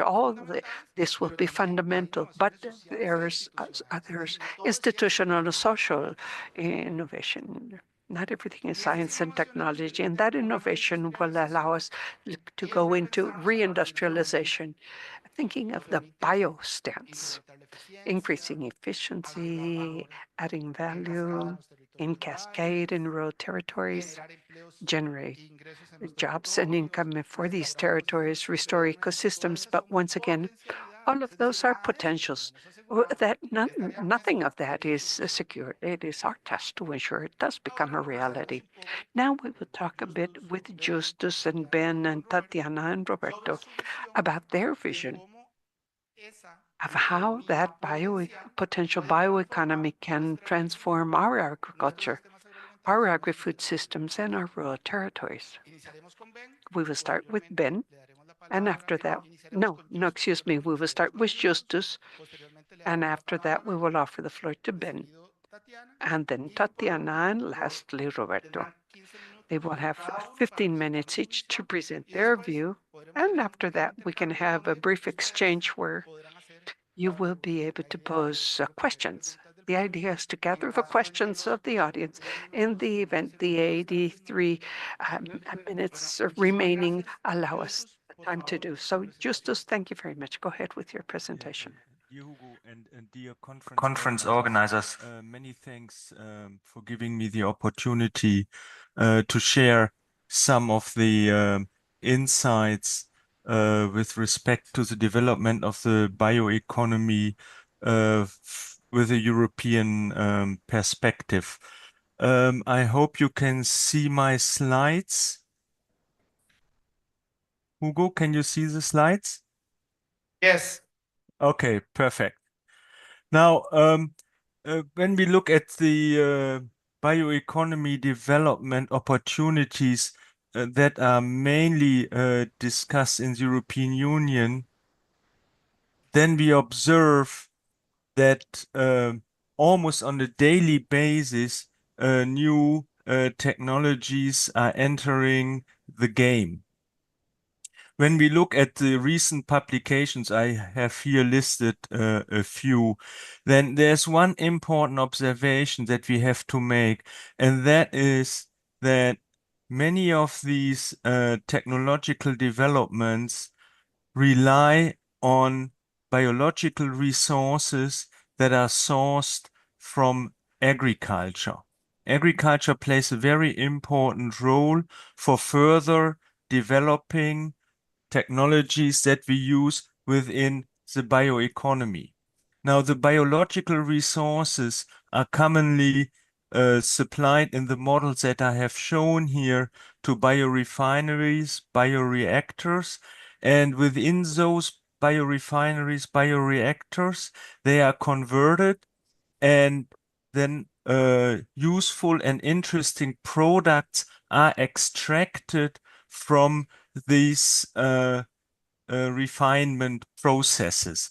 And they, on one hand, can help us to support new food items for the markets, food ingredients for the markets, but they can also help us to develop what we call bio-based products, where they can play an important source for substituting products that have been derived from biological resources such as fossil fuels. And in this regard, they can play a very important role in addressing important sustainability issues and in particular make a contribution to reduce the emission of greenhouse gases that otherwise would not be possible. Now, an important aspect in this regard is then to what extent can these new products improve the efficiency and sustainability of our society. I have shown here on the left-hand side the carbon cycle, and the important issue with using the bioeconomy for addressing climate change is trying to affect the carbon cycle in the sense that we are able to sequester and store a higher level of carbon within our biosphere, and in addition to this, also reduce emission of carbon and other greenhouse gases into the atmosphere. By this, we also have the Gases de efecto opportunity invernadero, to dada la reduce the oportunidad para use of reducir fossil el uso fuels. What is de further combustibles important to fósiles. consider in this context is that the demand for food in the future will further rise. And we are all aware about the important challenges this will bring with respect to sustainability. There are a number of examples that are already have entered the market where we will expect that they may contribute to improving sustainability, for example, by producing plant-based products that can substitute meat products, or for example, deriving food products from insect proteins. Now, these products have to enter the market, but they also require that they will be assessed with respect to their environmental and food safety. And that, from an efficiency point of view, is a very important issue, as the regulatory environment that we are facing has an important impact on incentives by the private sector to deliver improved products to the market. And there we observe, for example, in the European Union, that at this point in time, the regulatory environment is not in many cases as supportive as we would love to have it. And this will be one of the important challenges, as regulatory environments differ across the world. They are different in Latin America, in the United States, in Europe. And one of the important challenges will be also to come up with harmonized approval processes that allow us to make efficient use of the new products that are developed. Now, one of the important issues that has been raised not only in Europe but also in other parts of the world is to what extent this will impact rural life. There are sometimes concerns being expressed in the sense that, well, if we now move closer to a bioeconomy, then perhaps there might not be enough opportunities for the agricultural sector anymore. This is a not correct view about the technologies that are currently under development.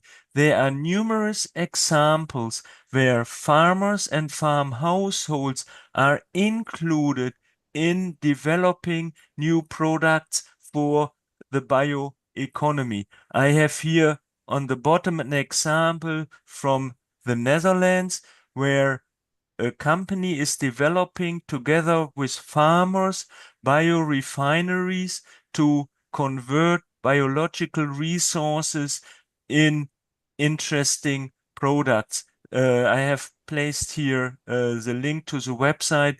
The organization is called Respect Farms. They develop this together with farmers. Another example is using insects to deliver proteins. This is also together with farmers. There's another example with a project that we had in Latin America, in Argentina, trying to produce tobacco plants that have a higher level of cyanophycin, which is an important biopolymer for developing a number of products.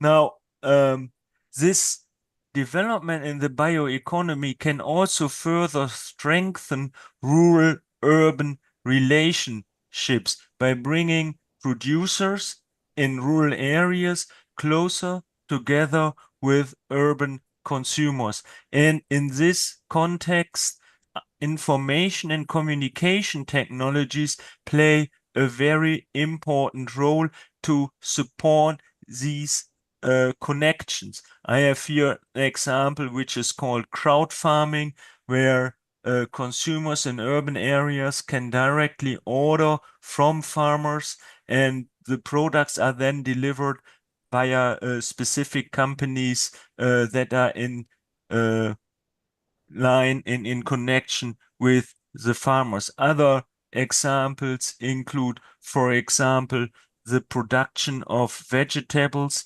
in large greenhouses and containers in urban and peri-urban centers, or, for example, producing products that come out of aquaculture in urban and peri-urban areas.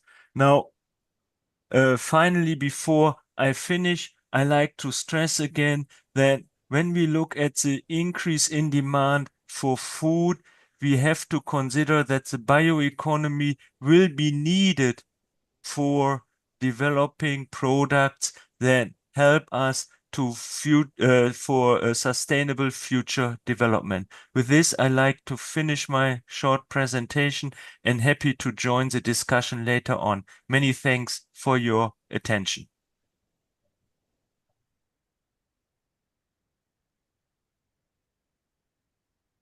Muchísimas gracias, Justus. Gracias. Thank you very much, Bueno, Justus. yo tengo varios Thank you. comentarios. I have several comments. I will be gathering them all together in case at the end we have some questions. I could make a few comments myself. But anyway, Bueno, Ben, right now, como Ben, decíamos, as we were saying, Ben is spearheaded de la Estrategia the Nacional de development Bioeconomía en of the National Strategy for Bioeconomy in South Africa. Now he's spearheading its implementation, and he's also coordinating the initiative for bioeconomy of G20, which, leveraging the fact that South Africa is a host and is local, they're discussing bioeconomy in Africa as a whole in general. So, Ben, based on this vision, this perspective of yours, we wanted to know, what's your perspective? How can bioeconomy transform agriculture, agri-food systems, and rural territories, in particular from your perspective, your African perspective? Thank you. Excellent. Thanks so much, Hugo, for both the invitation to be here and for your long friendship in this space. I'm giving a perspective from the G20 in another panel discussion, so I'm not going to cover the detail here, but what I am going to do is be talking from a G20 initiative on bioeconomy perspective. So in terms of the future of agri-food systems, the world and humanity is in an existential crisis at the moment, with the climate change, unsustainable development, and the biodiversity loss. This, unfortunately and fortunately, is a very slow process, and we are gradually becoming more and more inured to it, so that we're not feeling the urgency of the crisis. But nevertheless, and Eduardo mentioned it in his talk, we still have not yet hit the plateau of fossil fuel extraction and use. So we're in an existential crisis. Humanity will continue to exist, but the world as we know it will undoubtedly change. This is not Ben talking. This is my discussions from one of the co-chairs of the Intergovernmental Panel on Climate Change. Heat stress affects bioeconomy through its impact on primary production, amongst a whole range of other things. So the world and the bioeconomy is going to change, and it is going to cause more stresses. And when stress happens, there are unfortunately some countries around the world, probably the majority of them, that will feel the impacts far greater. This is already documented, so it's nothing new. And Latin America and Africa and some parts of Asia will then be in the front line. So what I'm saying is humanity, to quite some extent, have ignorantly mucked up the planet. And we're in the situation now where we are. And I think you possibly would agree with me that we can't go back to earlier pre-technological existence. That is just not a viable opportunity at all. We have to move forward. But that moving forward is going to come at tremendous cost, in my view. We have to learn from the errors that we've made with respect to the planet and sustainability, and we have to bring about change so that we can move towards sustainability. But even if we develop carbon capture technologies, they're currently at kind of 70 to 80% efficiencies associated with a factory that is pouring out carbon dioxide.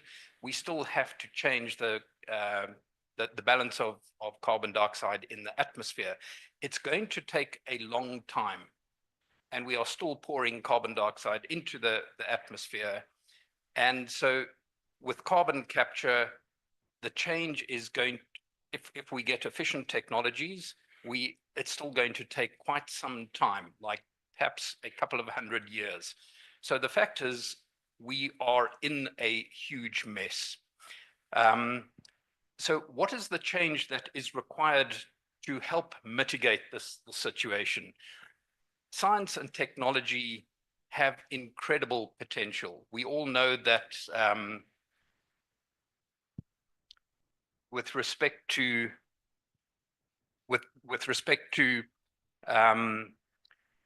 health and livelihoods, things have improved dramatically over the last 50 to 70 years. With respect to global wealth, things have increased dramatically. With respect to poverty, poverty has reduced on a global average quite dramatically. So there is the potential for science, technology, and innovation and new knowledge to bring about change. We've proven that this can happen. So science and technology definitely holds huge potential. But in my view, that is a relatively small part of the challenge. The much more important is to find ways to control human behaviors.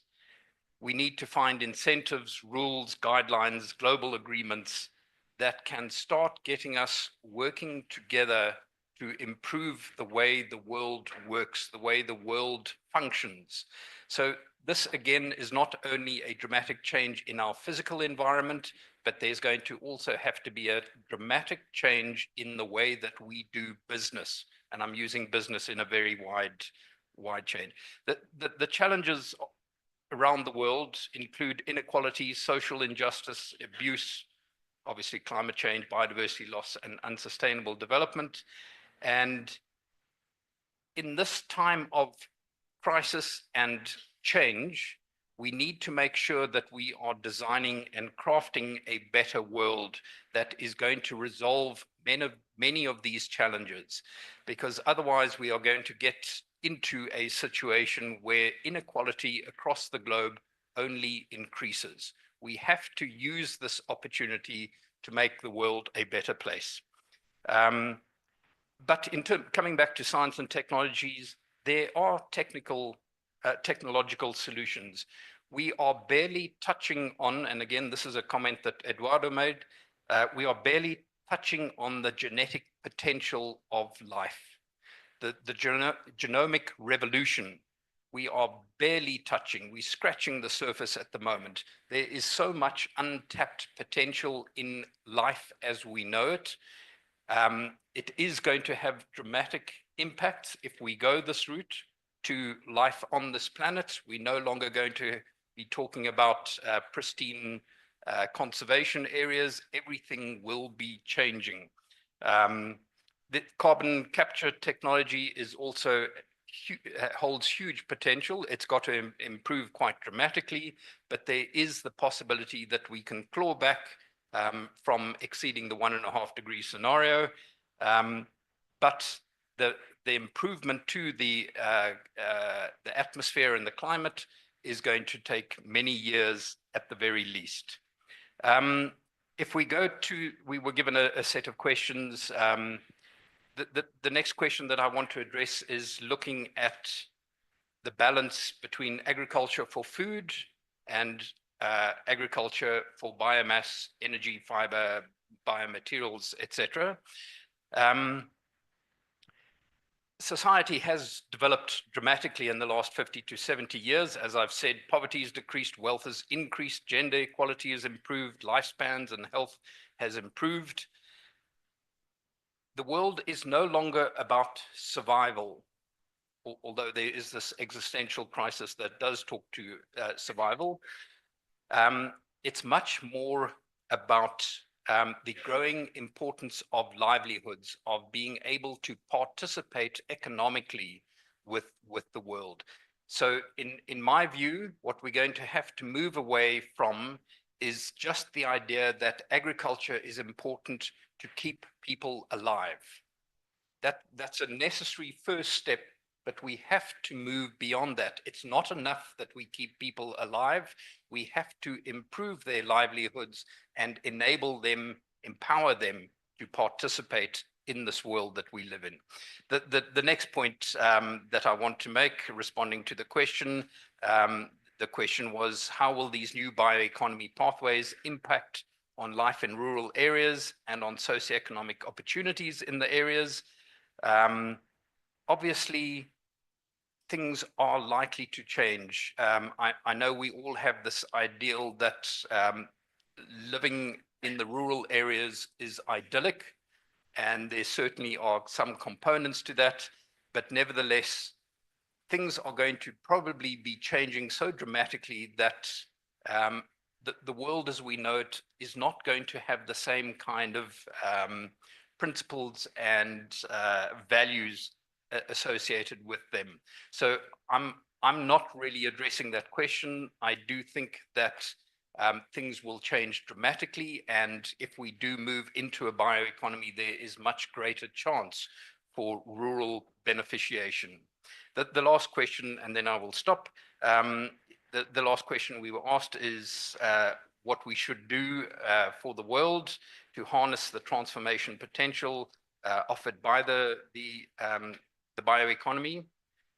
In my view, we need to embrace this opportunity, embrace the concern of citizens around the world that we are in crisis. We need to show that there is leadership, that we are taking a positive step forward. And so we need to embrace it in all forms. But obviously, we need to manage it very carefully to ensure that it is not the few who benefit over the many. Thank you.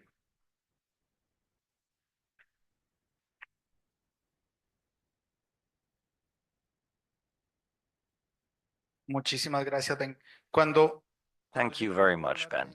When I hear you speak, Ben, I think that these are many of the discussions that we within the Bioeconomy Network have been having. I'm convinced, and I've discussed this with many of you, that we not only have the challenge of creating synergies and alliances within the region, but also within the South, the whole South, Latin America, Africa, and some Asian countries. Because while it's true bioeconomies are different, because each bioeconomy is completely different, because they respond to our biological resources, our cultural identities, our scientific capabilities. While it's true that bioeconomies are different, many of the challenges and opportunities are similar.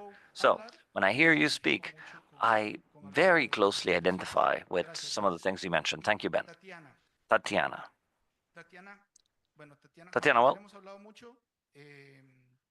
it's very interesting what we've been discussing. I mean, it's a bank in this case that is trying to tackle the topic of bioeconomy in the Amazon. And Tatiana itself has told me within the bank, this has entailed a big challenge. We need to understand how the bank conceives bioeconomy within the Amazon and include that within the institution itself. You potentially have one of the largest initiatives in terms of the economic dimension for the bioeconomy in the Amazon. This entails a number of partners, not just a bank, but other donors, partners, allies, and you're doing wonderful work. From your perspective and the bank's perspective, the perspective on the Amazon, 3 questions. The one that Ben just went over already. What potential does bioeconomy offer to strengthen and transform agriculture, agri-food systems, and the rural territories in the Amazon? What should that balance be between biomass and biodiversity for nourishment that Ben mentioned versus other uses that we are promoting, biocosmetics, green chemistry, etc.? And what do we still need to do to leverage that potential that we have? Because we have it and we always say it, but how do we tackle it? Thank you, Tatiana. Thank you. Hugo, I'll start saying how honored we are here as IDB to be in this historical moment, right? To have the first conference on bioeconomy for Latin America and the Caribbean. So very, very proud. Thank you, Hugo, for letting us be part. I'm going to start. The title of my talk today is Back to the Future. Volver ao Futuro. We are here 50 plus generation, so we remember that film, right? Oh, no. So let's go back to the future so that we can think the future of agriculture. And to go back to the future, I'm going to tell you two quick stories so that I can answer the questions. The first one, many years ago, before the pandemic, in almost another world, I was trying to convince the Brazilian government to invest in Amazonia in the border, Brazil, Peru, Colombia. But there's a big issue because nobody really knows Amazonia.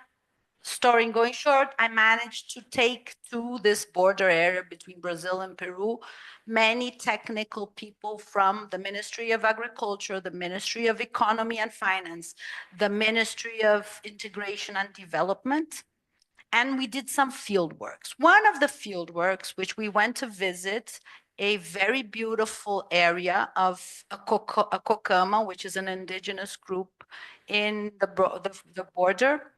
This person from the Ministry of Agriculture, she looked at me and she would say, this forest is so beautiful. How beautiful this forest. And I would say to her, this is not a forest. This is a complex agroforestry system. You're not recognizing it. It's very complex. And then I asked the Kokama leader to start showing her the diversity of plants and the diversity of uses of the plants. And he started talking to her about each of the trees, and she started understanding that what she was seeing is not agriculture as she was accustomed to see, but she was seeing something different. This is very important because we have to train our eyes to see the future. The second story, which I think is many of you probably have followed, is what the new archaeology of Amazonia is showing us, especially Eduardo Neves, when he's showing us that the forest is in fact a managed landscape. What we understand of Amazonia today is a beautiful human interaction between nature, society, culture, animals, humans, and non-humans.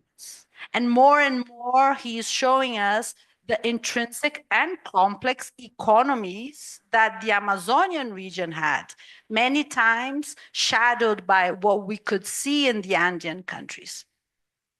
Why do I tell you these two stories? Because I do think we need to go back to the future and go back to the future. And I'm going to use Eduardo's words to fill in important knowledge gaps. One, a knowledge gap on the past. We have to understand how past societies, especially Amazonian societies, lived in a complex environment, survived with the diversity, and more than that, were able to build on and bring more diversity into this area of the planet. The second, there are important knowledge gaps in the present, related to the interactions between agriculture, monoculture, bioeconomy, diversity, climate change, social problems, etc. And of course, there's a knowledge gap on how we want to think the future. To go back to the future, it also helps us understand that we need to be able to learn from the past. But to learn from the past, not to go back to the past, but we need some type of capacitor. Maybe Eduardo, in those big labs they have a capacitor that can help inject innovation in this present and look into the future. And I think you pointed out very well, we do need to talk more about a chemical transition or a biochemical transition. And that is the point where agriculture in the future should be looking at. And as he said, not only agriculture, this goes more than agriculture. This goes looking into the future of industries. And we also need, and this is something we have lost, is the capacity to build utopias. If we don't know what we're looking for, we will not find it. So if we don't know what the future can look like, we will not be able to build our roads to the future. And this is serious, because we need a serious look from the past through the present into the future, being able to manage the different ways. And it is important that we understand that the future of agriculture has to be a biodiverse future.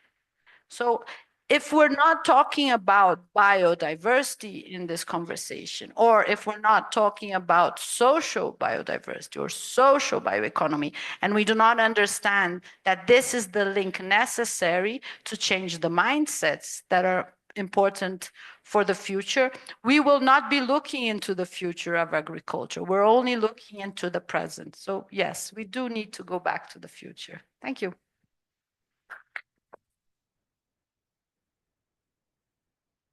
Bueno, muchísimas gracias, Tatiana. Well, thank you very much, Tatiana. Now, as I was saying earlier, there are phrases that, for me, sound like in 4 or 5 words, sound very good. And I end up adopting them among the many things I say. I heard Tatiana once say, I believe it was at a meeting of G20 in Brazil, that bioeconomy has to be positive nature. And since then, we have brought this into our institutional positioning. Not only do we want nature that fosters competitiveness and the generation of value for industries, or that fosters greater opportunities in the territory, but that it also be positive nature, not neutral. No. In our bioeconomy, we want things to add in the natural sense. Tati, Roberto. That is why I say he is in charge of the tough questions. Roberto, is one of the, okay. Sure. Roberto is one of those that challenges us to encourage to think beyond the discourse and the narrative. He always talks about building bioeconomy at the micro level. Sometimes we end up in beautiful discourses and we talk about our potentials and the large value chains we could develop. But when we come to the micro part, we do not go far enough. And that is Roberto. Even with Roberto and Marcelo Reguna, a dear friend of ours also, with the two of them, we undertook a study on bioeconomy chains in Mercosur. Remember that? And that is what we got to, how from the micro, we could then implement these chains in bioeconomy, not only at a national level, but also at a regional level. So, Roberto, how do you see this? From your position, how do you think bioeconomy is going to transform our agriculture and our agri-food systems? Do you think there will be competition in that biomass for different uses? And what do we miss? What do we still have to do, our pending agenda, to take advantage of this potential? Well, you mentioned an easy question, huh? Oh, thank you for your invitation. I feel at home. I had never come to ICA. I had worked with the ICA for many years, but I am coming across now a lot of friends and friendly ideas too on top of that. I would love to hear Hishman once again. And you mentioned this couple of moments ago, going back to the future in this wordplay. So in this sense, aside from appreciating, I am here to share basically 4 attempts to answer complicated questions. One, the impact of bioeconomy, or what does bioeconomy require from agro? Two, who ensures, who will take care for this baby? Three, how will we care for that baby? And four, where? Those, in my opinion, are the way to define a different management process. And I would call this, I would say that I personally feel that I'm still missing an industrial organization for bioeconomy. Because one thing is to handle 10 pieces of wire, inert materials, and the other thing is dealing with living materials. Materials in evolution, never two same results. And turning that into bioeconomy is fundamental to start thinking of alternatives. I got ahead of myself in one of my conclusions. Sorry. Go ahead with the slides, please.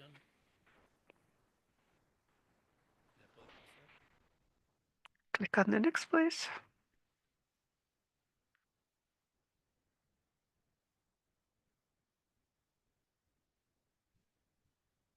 Farm to fork. Farm to fork. The truth is, I grew up with my grandmother's recipe in the field and agriculture in a very short chain. What happened in the agricultural area had a repercussion on what we were going to eat. That was the basic conclusion we all have in our brain. We ask Earth for food. We forget that we had asked for food, warmth, materials, wood, 7,000 years ago. After that, agriculture came, and when more formalized agriculture popped up, because the bioeconomy for me really did not start with modern biotechnology. It started before that. The world of agricultural inputs appeared that come from abroad, from the industrial world, and one step further was the first industrial expressions, the mills that then became part of international trade, each one of which is being significantly impacted by biotechnology today. And then bioindustry popped up. That is materials direct or replacement materials applied to the industrial world that is sometimes compete or other times help the development of food that we demand from Earth. And biofuels appeared. I fully agree that we talk about complete blocks of activities and of impacts, biomaterials. And we ask for carbon capture and care for the environment. And we ask all of this for from a productive unit that we had developed for something completely different. And on top of that, we have the Alibaba world. Basically, this ends up developing a thought of the food world where consumption basically is set by that little device there, the cell phone, the tablet, et cetera, because very quickly, screenshots of any citizen in the world will take to fix the image that food is almost a brand, but global. And this is putting great pressure on the system. So the first thing I would like to look at carefully when we talk about transformation is, what are we talking about as our work objective? And what I come across here, it is worth saying that my part has a lot to do with the temperate, extensive agribusiness technologies, large volumes, excess production, as compared to the internal demand and exporting outputs. So when I see all of this and I say, okay, for Argentina, Brazil, Uruguay, etc., what are we talking about when we talk about bioeconomy? We're talking about what? First, agro is no longer present extensively in the GDP, no more than 5-6%. But the agro-bio industry represents 30% easily without exerting great pressure. So this is brutally powerful sector regarding trade, foreign trade, localization of production. That goes all the way to the Ministry of Finance and the Treasury of each country. So the first thing is that we're talking about an economic sector which is extremely relevant. And one step further, we're talking about an idea of an alternative development model based on an industry which is sustainable with renewable materials, the polymers coming from nature, not from gas oil, and an energy model that Brazil is fine-tuning now, also renewable in that sense. So this is a development model that we're talking about. A very relevant sector as to employment as well as in environmental terms. And this is even smaller and but ever more complicated. But I'm going to mention it anyway. The more we industrialize scrap and this byproducts of food products, the cheaper the food will be. Because if I make corn and I waste part of the corn, it goes back to nature. That is different as if I go to the byproducts, I value them, and I make that the excess payment for that product have a lower price. There's not a contradiction there. We see the technological gap and the need for capital to industrialize. What is missing? One more, please. Who will do this? Here we see the who. We had the normal producers and farmers.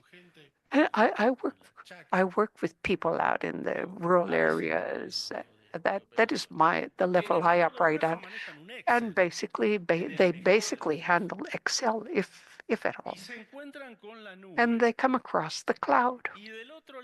And then on the other hand, for the producers that had an old tractor, if at all, now they come across a very sophisticated device that has a control of all the information on the cloud, but that is part of the tractor. Okay, who are we asking bioeconomy from? Well, from a person that is on one tip, but is headed towards a whole network up at the top. Where are they? With thousands of subcontractors, including high techs, some of which are very specific, others are generic, very large, small size, SMEs, et cetera. So, and all the networks, trading networks throughout Latin America had to finance and sell inputs and additionally establish complete production models. The input providers, all the 3, 4 large ones in the seed and agrochemicals, life sciences, as we call them, and an industrialized agriculture. That, to wrap up, I would say is almost similar like an open sky factory. And my concern is that if we do not understand how that open sky works, bioeconomy will not jump as far as we want it to. And then on the other hand, how to do it, that worries me even more. Why? Because in how to do it, I have a principal product that always has byproducts or subproducts. I do not have two animals that are exactly the same. I do not have two plants that are exactly the same. And if I develop enzymes and I reproduce these in a converter, there are no enzymes that will work the same. So the raw material is pure biology. Whoever's modifying learns as the modifier learns also. And secondly, the capital good that transforms is basically a living being. Remember that. A chick is a transformation of about 6 kilograms of corn. Yes, of course, the chick genetics. They're trying to turn it into intellectual property right. we see like a tremendous pressure of the property rights on these living beings, like the chicks, to a greater or lesser degree. And then we have all the problems of how to address this. That come I would call this a manual of procedure and a manual of contingency to handle a field like this. Yes, a daily activity. Handle a pastry family factory. Well, that is the base, the foundation for development of life. And we have to pay attention to this because price signals will not suffer effects if they should have, as they should. Lastly, where I have this is a screenshot of a 50,000 inhabitant town. I know this is Argentina, but anyway, 50,000 inhabitants here that suffered a shock from corn. Of corn related, there was a displacement of corn production. So what is the photograph that strikes me the most? That circuit in the pink line is the urban town. The intendant was there. That is the man we have to consider as the target of our bioeconomy policy. He's there caring for his property. The city was over here, and right in the middle was the cemetery. After the shock, everything moved. And this surface of the third sector, which is no longer the rural area, and it is not industry either. As Eduardo said, biomass travels purely at a very expensive ticket. So then industrialization makes sense. So everyone that industrializes at this crossroads want electricity, sewage, security, and et cetera, that are all the new demands of the man that manages bioeconomy in the territory. What do they ask? What they ask for hand labor, training, technological responses quickly, biotechnology, property rights, et cetera. So in that space, and what is at the other corner? The basically the intendant, the person in charge, a person that in general has limited legal options because their scope of action is very limited, very small. They have to talk to the senior officers with the province and with the nation and then coordinate. And secondly, that the problem is his because when there is wind and there is problems of poor sense, he cannot evade that environmental issue. And his tool is very limited. So that gentleman lives in a space where bioeconomy, I believe, begins to become enrooted in the bottom-up rationale. I am not saying that nation and international leverages and links do not make sense. No, just the opposite. I believe we should think of who does what for things to happen at that level. And in that governance system from the at the local level, new actors, new players begin to appear. Not only the private ones that develop their trade unions and exert pressure. No, we have the school cooperatives that are worried because their children at the school could have health problems. The recyclers pop up also that also have something to say. So this is the coexistence between something that we have to rethink and solve as soon as possible between the strictly urban world, the strictly rural field, and this third sector. We should not forget that it is common fact throughout Latin America that there are large clusters around the big cities with big social problems that we have to disconnect. And this is one of the ways to overcome this. But unfortunately, I am responsible for the most rigid part is how to think of this, the most risky part of how to turn this into a reality. So those are all things I have to think of. We talk about possibilities. We talk about the structure of the economy against technological gaps. We talk about opportunities because the crisis brings about, as you said, possible solutions that if we are not used would be a waste. And we talk also about something that is common to most presentations, a network as a form of organization, even the Latin American Bioeconomy Network. Thank you very much.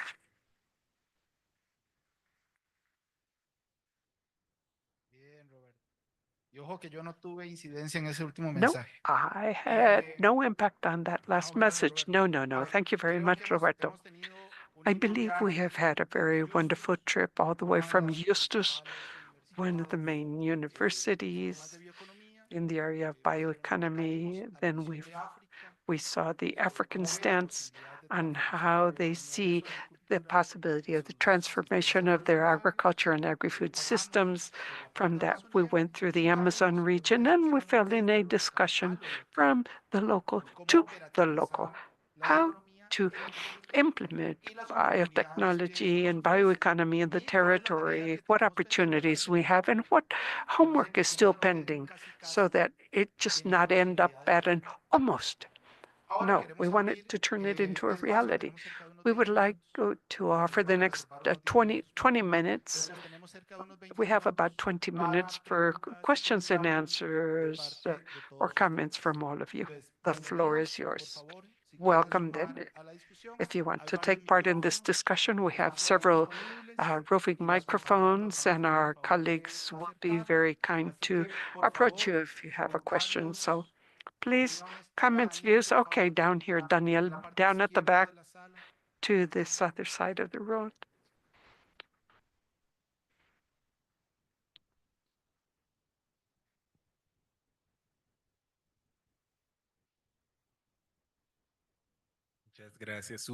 Thank you, Hugo. Greetings, everyone. Daniel Garcia from the Pontificia Universidad Javeriana de Bogotá. I am responsible for the Javeriano Amazon program. My question is about the Amazon area. When we approach the region, as the previous panel mentioned, that there are sort of different stances, the environmental stance. On the other hand, we have the more political stance. On the other hand, the entrepreneurial stance, but sort of they are not connected. In the Amazon region, we particularly, due to the Colombian armed conflict, we have seen this is a very difficult complexity to address. In your experience, what has it been like to foster the complex agroforestry ideas in a territory or amidst a territory that is continuously fighting, not only in Colombia with the armed and the illegal trade, illegal mining and logging, but also in other countries, Brazil, as we well know. So how could we articulate all these social phenomena accompanied by violence and forced displacement and all these struggles? And how do we connect that to environmental and bioeconomy aspects, particularly the bioeconomy production, generating an alternative in a region precisely where there are so many forces in conflict? Thank you. Thank you. That is the issue here. We think that $3,500 per ounce of gold. Who is the microeconomy we are talking about for? Well, the monetary part, well, we should not even mention other things for the time being. But yes, that is a big challenge. How are we addressing this? Well, first of all,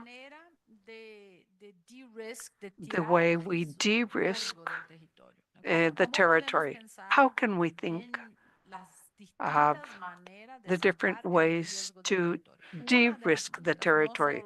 One way, there's not only one, it is complex, as you say.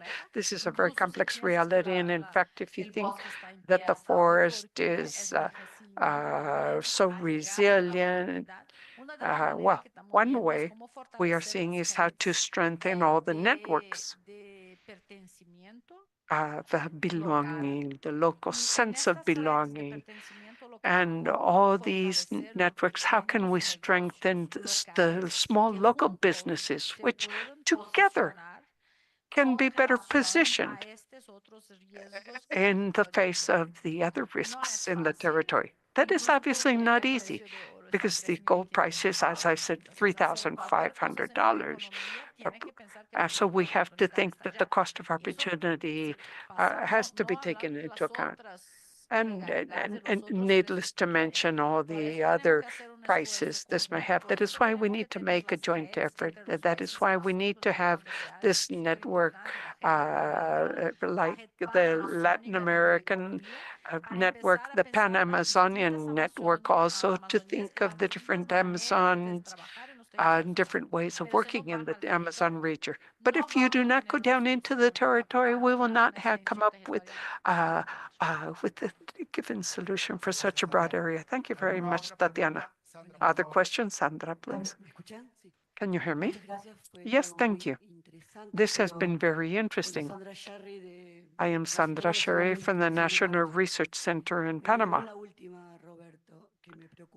One last thing that I worry about as a professor and for the network, if the agro has changed so much, how can the curriculum go along with that change? The inertia, the educational systems, and teachers always teaching. Well, I have worked on the agroeconomy curriculum worldwide, and this has led me to worry about all that we are demanding from a producer and those that support this production. And I am sure this is also happening with the INEAs, as they are called. How can we support as much as possible through education?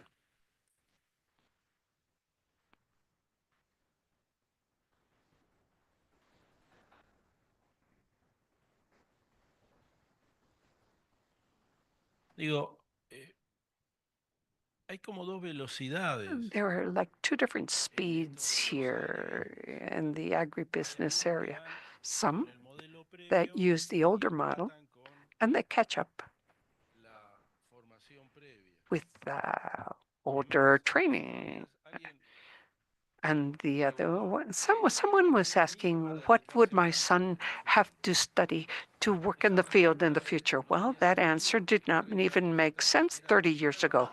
It was that meant studying agronomy or veterinary sciences. And with that question, I see there is a big gap between what is taught and what is needed for some significant activities, particularly in the medium and low levels, because we're all thinking, I know, of the university level. No, we have to be 19 years old with have not even completed your secondary school, but these kids are managing a piece of equipment that is worth $2 million.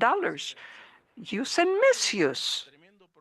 So there's a big problem here of the adaptation curricula. By this, I do not mean to say that the model is not demanding more science. No, in fact, it is demanding much more science and sophisticated knowledge than in the past, but with different parameters and down a different line. I wonder, where do people learn? Those that work out in the field, where do they learn? And I realized that they learn very little at the formal part of the education system. They learn a lot more from the input providers, for example, and from the famous days of. And these are days, basically, these are people that go out to see materials and machinery. Yes, but some may say, well, there are interests there at stake. They do not respond to a balanced a social private interest. Absolutely right. Now, let me tell you what I see. No, it is also true that the system I know of, the university system, and in general, the education system in Argentina is extremely rigid. And to add rigidity to this, that would be like that cemetery we saw in that little town. Now, the mayor has a very dynamic field. The city works very dynamically, but the cemetery does not, because the inhabitants there have no interest in moving. Did you understand the metaphor? In many cases. So I think they're short courses, objective courses. And just as the bioeconomy evolves on different ecosystems, there are also data that are common questions, common to anything in evolution. And there are specific responses for those that come to ground. And I believe we could develop something much clearer there. Thank you, Roberto. I always wonder how the interpreters are going along with all Roberto's jokes. Very difficult. Brief comment and one last question. What Roberto was just mentioning, that in view of the weakening of national research sisters and the for the rural territories in most of our countries in Latin America and the Caribbean, those that have played those roles are the input providers. They are the ones that take the technology package, they do the training. Why? National institutions, unfortunately, do not have those skills. So if we are trying to encourage a given model based on all those new sciences and technologies to sustainably strengthen bioeconomy, we have to also think of how to reach the people with this. We have talked about it in extension service for the Amazon region. Who does that today? Nobody. Oops. I'm answering and I really was not invited to answer. Okay, one more question. And we end the plenary. Yes, thank you. Alejandra Reed from the Global Institute for Green Growth. Earlier this morning, and something that struck me this morning was the diplomacy for science part. We think that this could be somewhat ethereal, but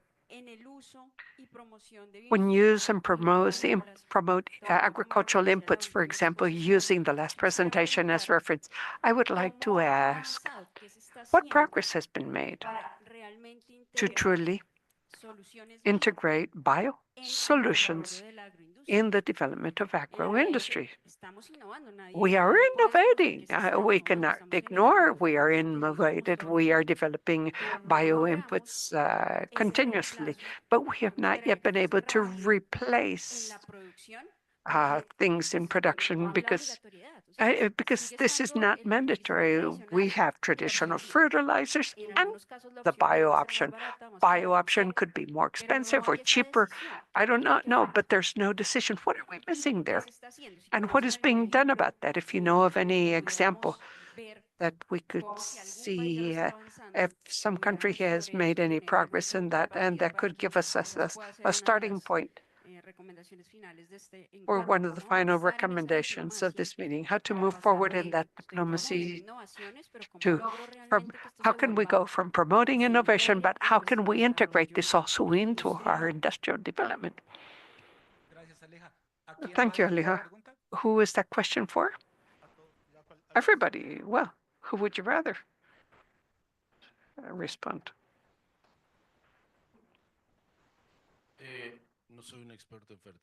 I am not an expert in fertilizers, but what I see, biofertilizers in many cases are liquid.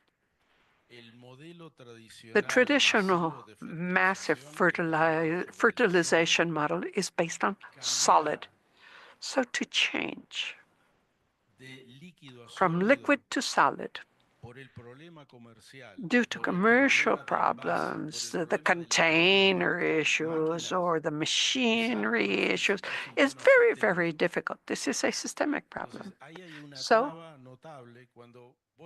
un sistema de difusión comercial que lleva tecnología that implícita. has implicit technology.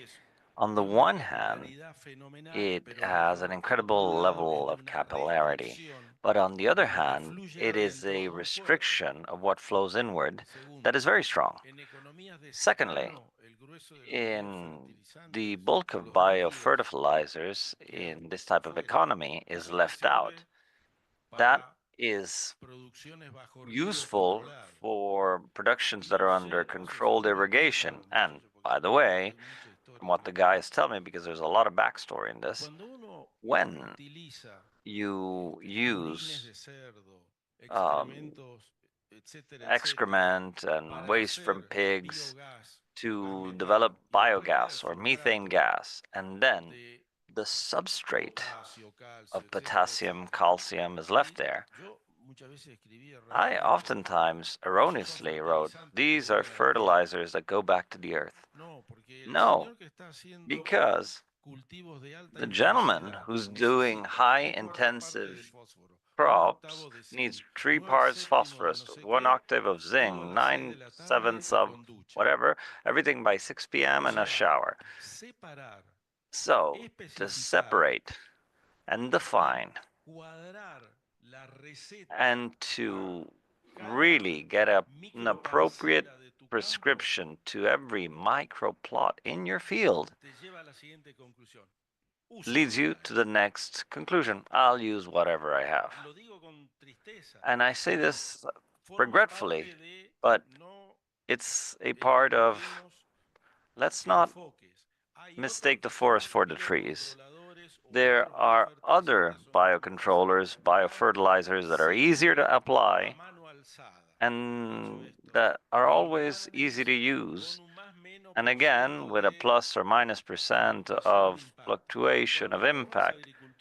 And when you go to 4.0 agriculture, then it's a measure of 25 square meters, 25 by 25.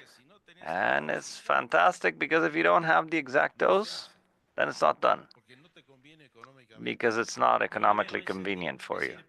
So the problem is that the whole structure is not systemic yet. If we were able to set up production blocks that were semi-sealed for mid to small scale, that could work, in my opinion, as an economist, by the way. Thank you, Roberto. Very well. I simply want to highlight, I'll have to dare to try to do a summary, but it's very difficult with such distinguished panelists to do a summary of what's been said. But I'd like to highlight 4 or 5 points that were mentioned during the discussion. We're in an environment that is more demanding than ever before. Agriculture has the role not only to provide food that is healthy, safe, timely, but now agriculture is also asked to provide raw materials, energy, nutrition for the soil, natural solutions, decarbonization. I mean, and that was not a burden that was on agriculture in the past. Bioeconomy has an incredible potential, as Justice was saying, has an incredible potential to build biological chains that contribute to competition, to decarbonization, to creating employment and income, because as Justice was saying, and this was also highlighted by Roberto and Eduardo Trigo mentions it all the time, this reindustrialization of biology has to occur in the territory, because we're talking about biomass, which is very heavy, which if you try to transport it somewhere else to transform it, then you've destroyed the business model. Bioeconomy has incredible potential for all of this, to restore ecosystems, for decarbonization. However, this does not happen on its own. This does not happen on its own. And as Justus was saying, this requires incentives. Incentives from different fronts. Incentives in regulations, in markets, financial incentives. Why? Because we are trying to turn around our production model. And this requires rethinking, re-envisioning our production structure. And Ben was saying our consumption patterns as well. And that's where Roberto made things more complicated by saying, if that's already hard enough, now on the map, we also have to do this with agriculture, with energy, with healthcare, with industry, with trade, with the environment. And in addition, between public, private, the academic realm, cooperation organization, the urban realm, the rural realm, and the industrial realm. I mean, it's a monumental task. And Roberto, to that, added the topic of network. The only way of doing all of this is by building networks. And I wasn't paying for advertisement, but that's what he was saying, is that that's the reason for being of our network. Thank you very much. It was fantastic to have you all. Thank you, Justus. Thank you, Ben. Thank you, Tatiana, Roberto.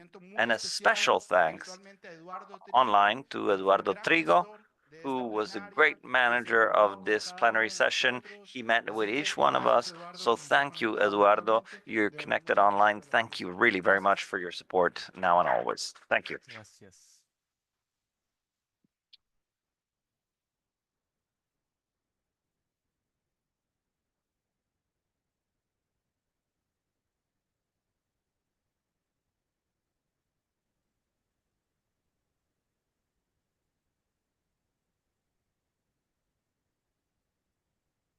Agradecemos este panel y le invitamos a I tomar thank asiento. you for the members of the panel. We invite you to Continuamos take a también seat. con una We will pequeña now continue exposición with a sobre brief el Centro de presentation Emprendimientos del ICA, on the el cual Center estará for a cargo, Bioentrepreneurship la cual of estará a AICA, cargo which del will be gerente up de to innovación the y Manager of ventas de Innovation AICA, and Hugo Chavarría. Bioeconomy of AICA, Hugo Adelante. Chavarria. Please go ahead. Thank you very much. Thank you very much. On the agenda today at noon, you had the inauguration for the Center for Bioagro Entrepreneurship. But due to acts of force majeure, we were compelled to transfer to tomorrow. But we still wanted to, get your appetite going. Because if tomorrow you were planning to have lunch elsewhere, please stay with us because we will be doing that tomorrow.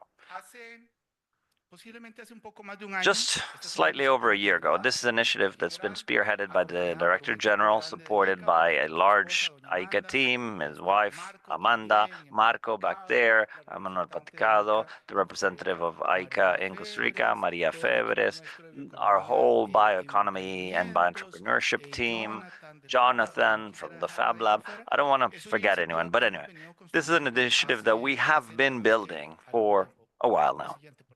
Next slide, please. Why did we decide to tackle this? And we will tell you more about this in detail tomorrow, but we are completely convinced of two things. We are completely convinced that we have to take science and technology out of the lab and take it to the industry and to the markets. We have things that are of incredible potential that for one reason or another are not making it out there, and they have incredible potential. And they have incredible potential not only for this, not only to achieve sustainable bioeconomy that we want, they have incredible potential to reach markets that are growing in the double digits.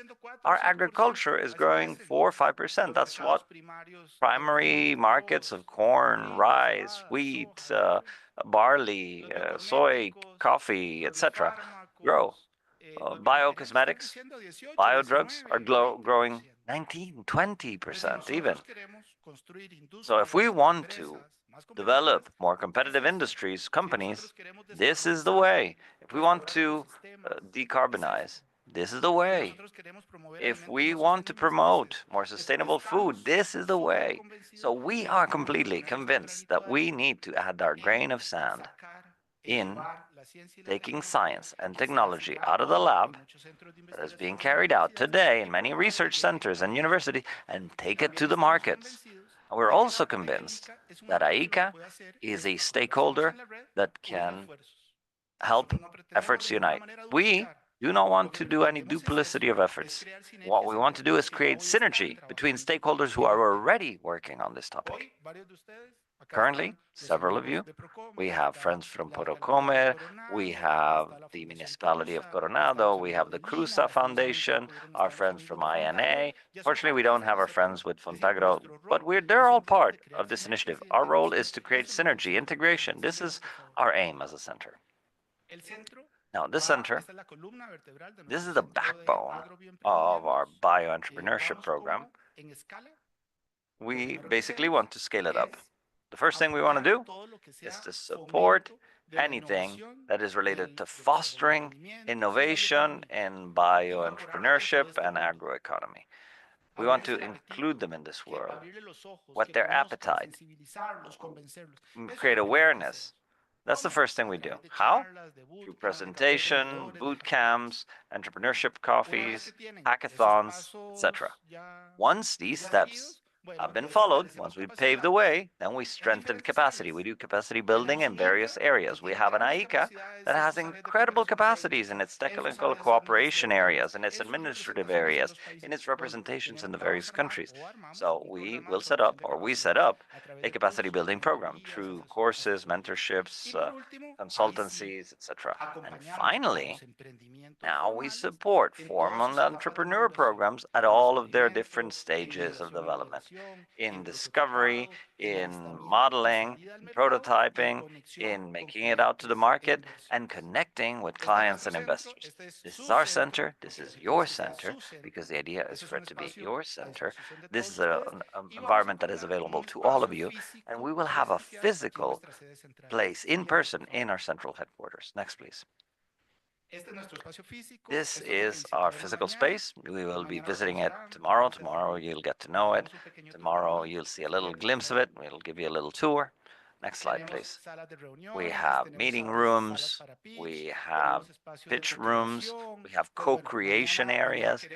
So we want you to see it tomorrow. We want you to fall in love with this project. And we want you to make it yours. The goal here is to work hand in hand with you. This is a realm that is available to you. Imagine having a little coffee on that little terrace. Yeah, next slide, please. Next, please. Well, I think there's no more. That's it. But tomorrow, lunchtime, you're all invited to the inauguration to the Agro Bio Entrepreneurship Center of AICA. Thank you very much. And I think we're breaking for lunch. That's what Celia will tell you, but thank you very much.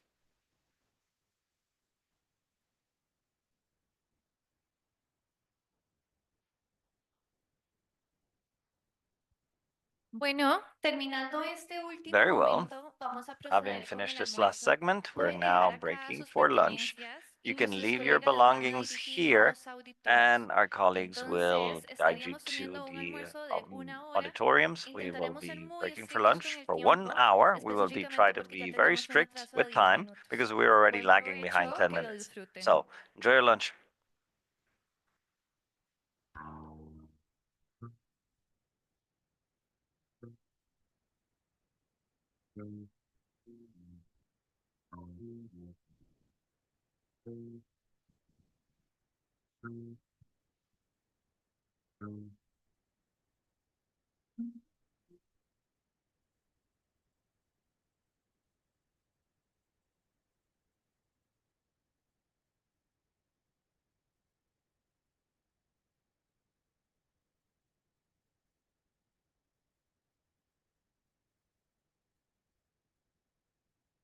Recording stopped.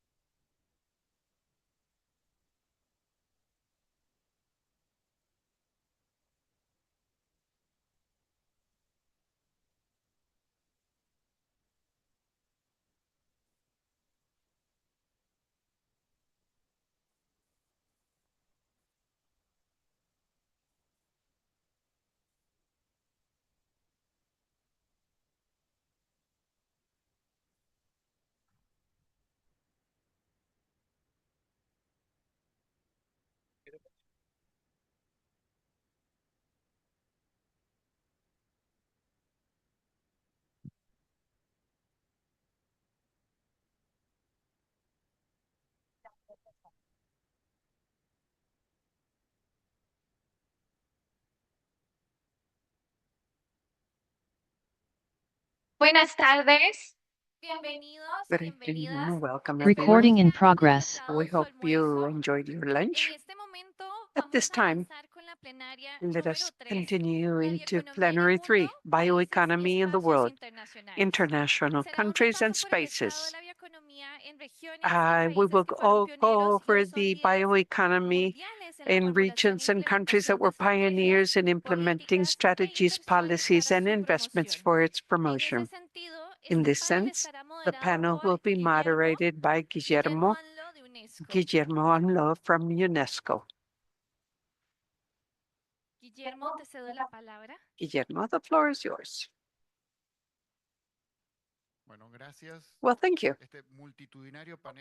This is a many speaker panel. We are going to have to run through these. I will name you and add you to come up to the front. Noah Sainz Lopez. Thank you, Noah.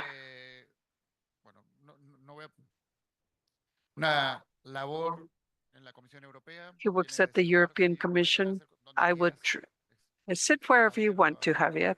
This is open for you for your choice. Also, we will have Tilman Shastik. I hope I did not pronounce it, or I hope I pronounced it as best as possible. I apologize. He is joining us from Germany. Nicolo Giacobuzzi will join us virtually. So we have 3 virtual panelists as well as 6 in person here. I am an economist, and if I am not mistaken, there are 5 minutes each, and hopefully enough time for everyone. Ben Derman, once again, will be joining us. Christine Lang. I believe, yes, she is joining us virtually. Bruno Abaurre from Itamaraty, Brazil. Marta Gomes from FAO. And maybe Marta has not arrived. Suka Cantola from the World Bioeconomy Association. Thank you. And we also have Julien Zhu virtually. I believe we're all here. And to not take time, just as a quick interruption, as there are so many speakers, we will try to describe. Basically, we have such a variety of characters and nationalities. We have to describe the bioeconomy in the world. This morning, we went into the future and imagined scenarios. Now we will have to see what is happening in the world today, prior to focusing later on what is happening in our region. So perhaps we could start in the same order. So, Noah, the floor is yours.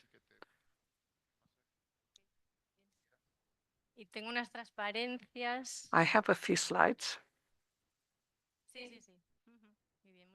Yes, thank you very much. Well, in the meantime, thank you, ICA and the network for inviting the European Union. I work, as you can see here, in the General Directory of what is now called Startups, Research and Development. A few weeks ago, it was only research and development, but now for the last couple of months, there has been a change. And another change is that until a couple of months ago, the bioeconomy strategy was headed by my Directorate General of Research and Development, and it has now been moved into the environmental DG.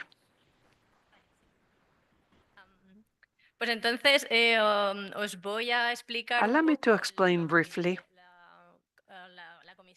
what the European Commission understands as bioeconomy and the current strategy. That was basically kicked off in 2018, although the previous one was dated in 2012, and the first milestone was 2002 with a biotechnology strategy. The new strategy It will appear at the end of this year, and the one that is currently in force is based on the three pillars of sustainability: environmental, economic, and social sustainability. There are 5 major objectives. Here you can see the slide is in English, but the first one, the main one, is to ensure food security and nutrition. Mitigate and adapt to climate change is the second one. Thirdly, manage natural resources in a sustainable manner.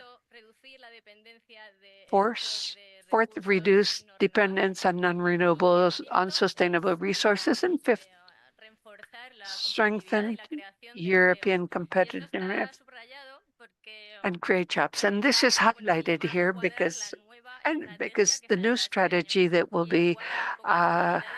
appear this year basically is in line with competitiveness. There is a competitive line that was launched a couple of months ago, and as you will see, the new strategy will continue to be intersectoral or cross-sectoral. There are areas like agriculture. The new vision was published a few months ago, and thank you. There will be new legislation on biotechnology, and another publication on oceans. The new streaming journey. This is a clean technology effort.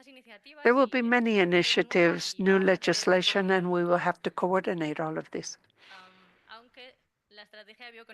Although bioeconomy strategy will always be based on innovation and development, research and development.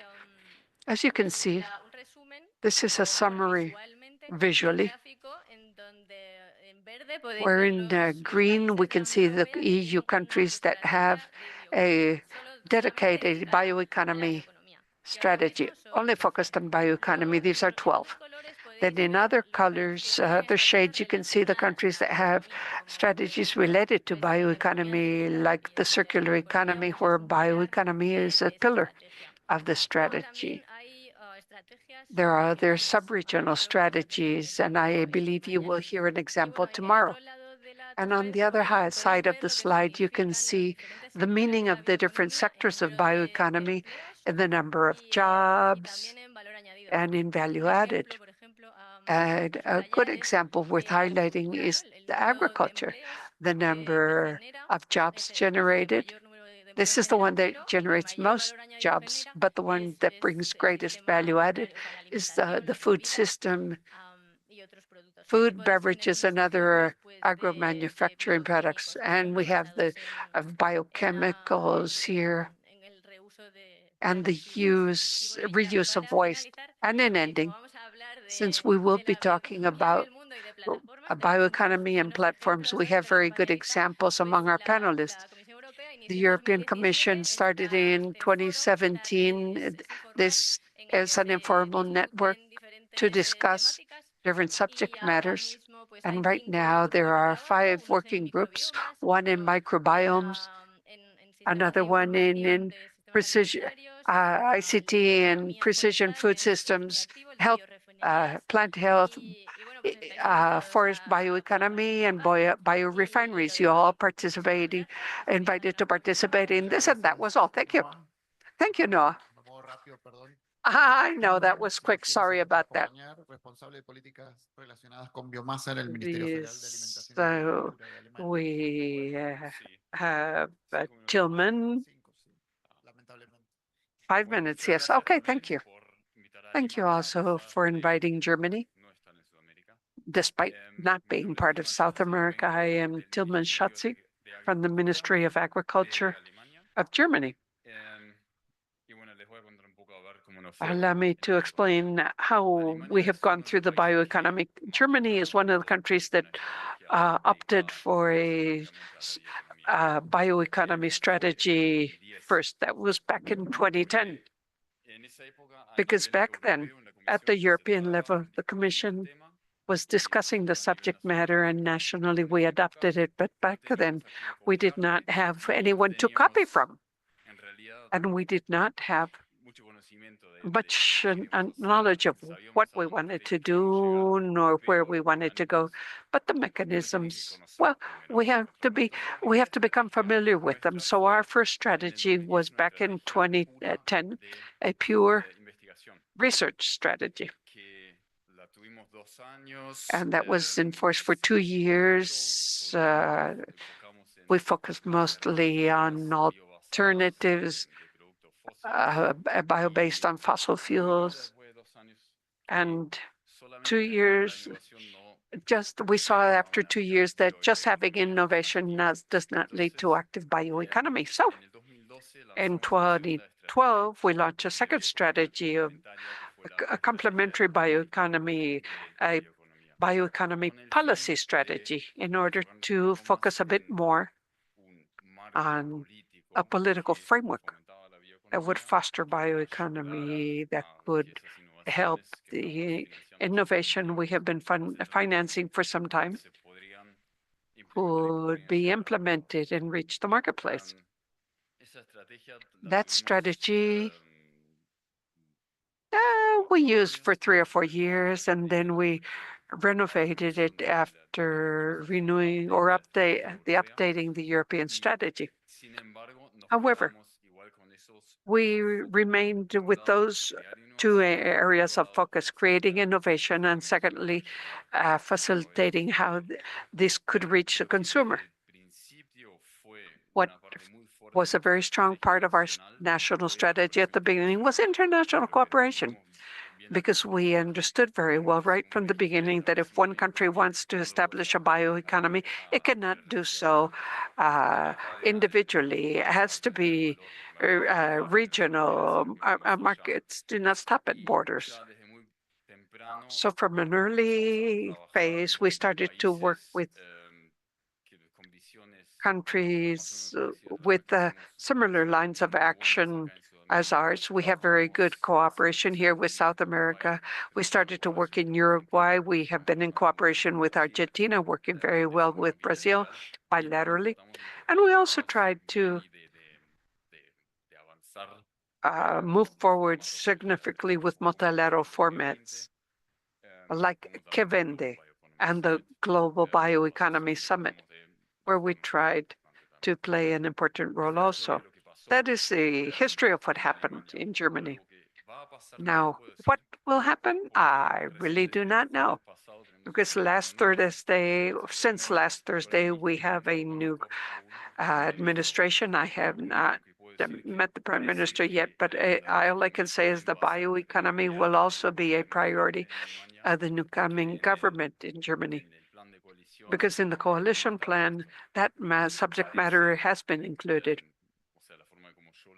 The way I read this is that Germany wants to focus a bit more on productivity again, the economic side of bioeconomy. Thank you. Perfect, Tillman. The perfect timing, German style.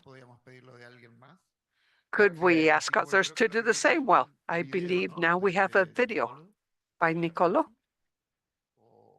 Giacomusi. Okay, very well. Thank you.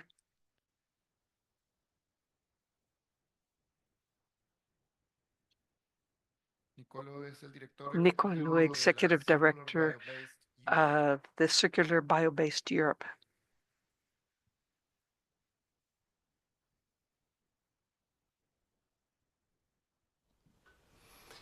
Good morning, and first of all, thank you for inviting me to the Latin America Bioeconomy Conference. I'm very sorry that I'm not able to be physically with you today.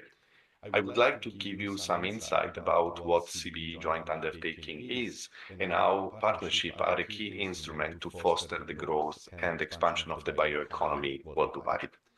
So Circular Bio-Based Europe is a European body, is a public-private partnership between the European Commission and the Bio-Based Industry Consortium.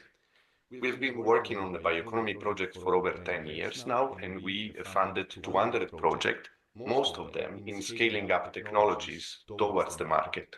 One specific instrument that I would like to underline is the what we call the biorefinery funding and the establishment of biorefineries in Europe. We funded 20 of them so far, and these are projects that are clearly demonstrating technologies that can be replicated and are definitely pushing the bioeconomy forward in terms of development.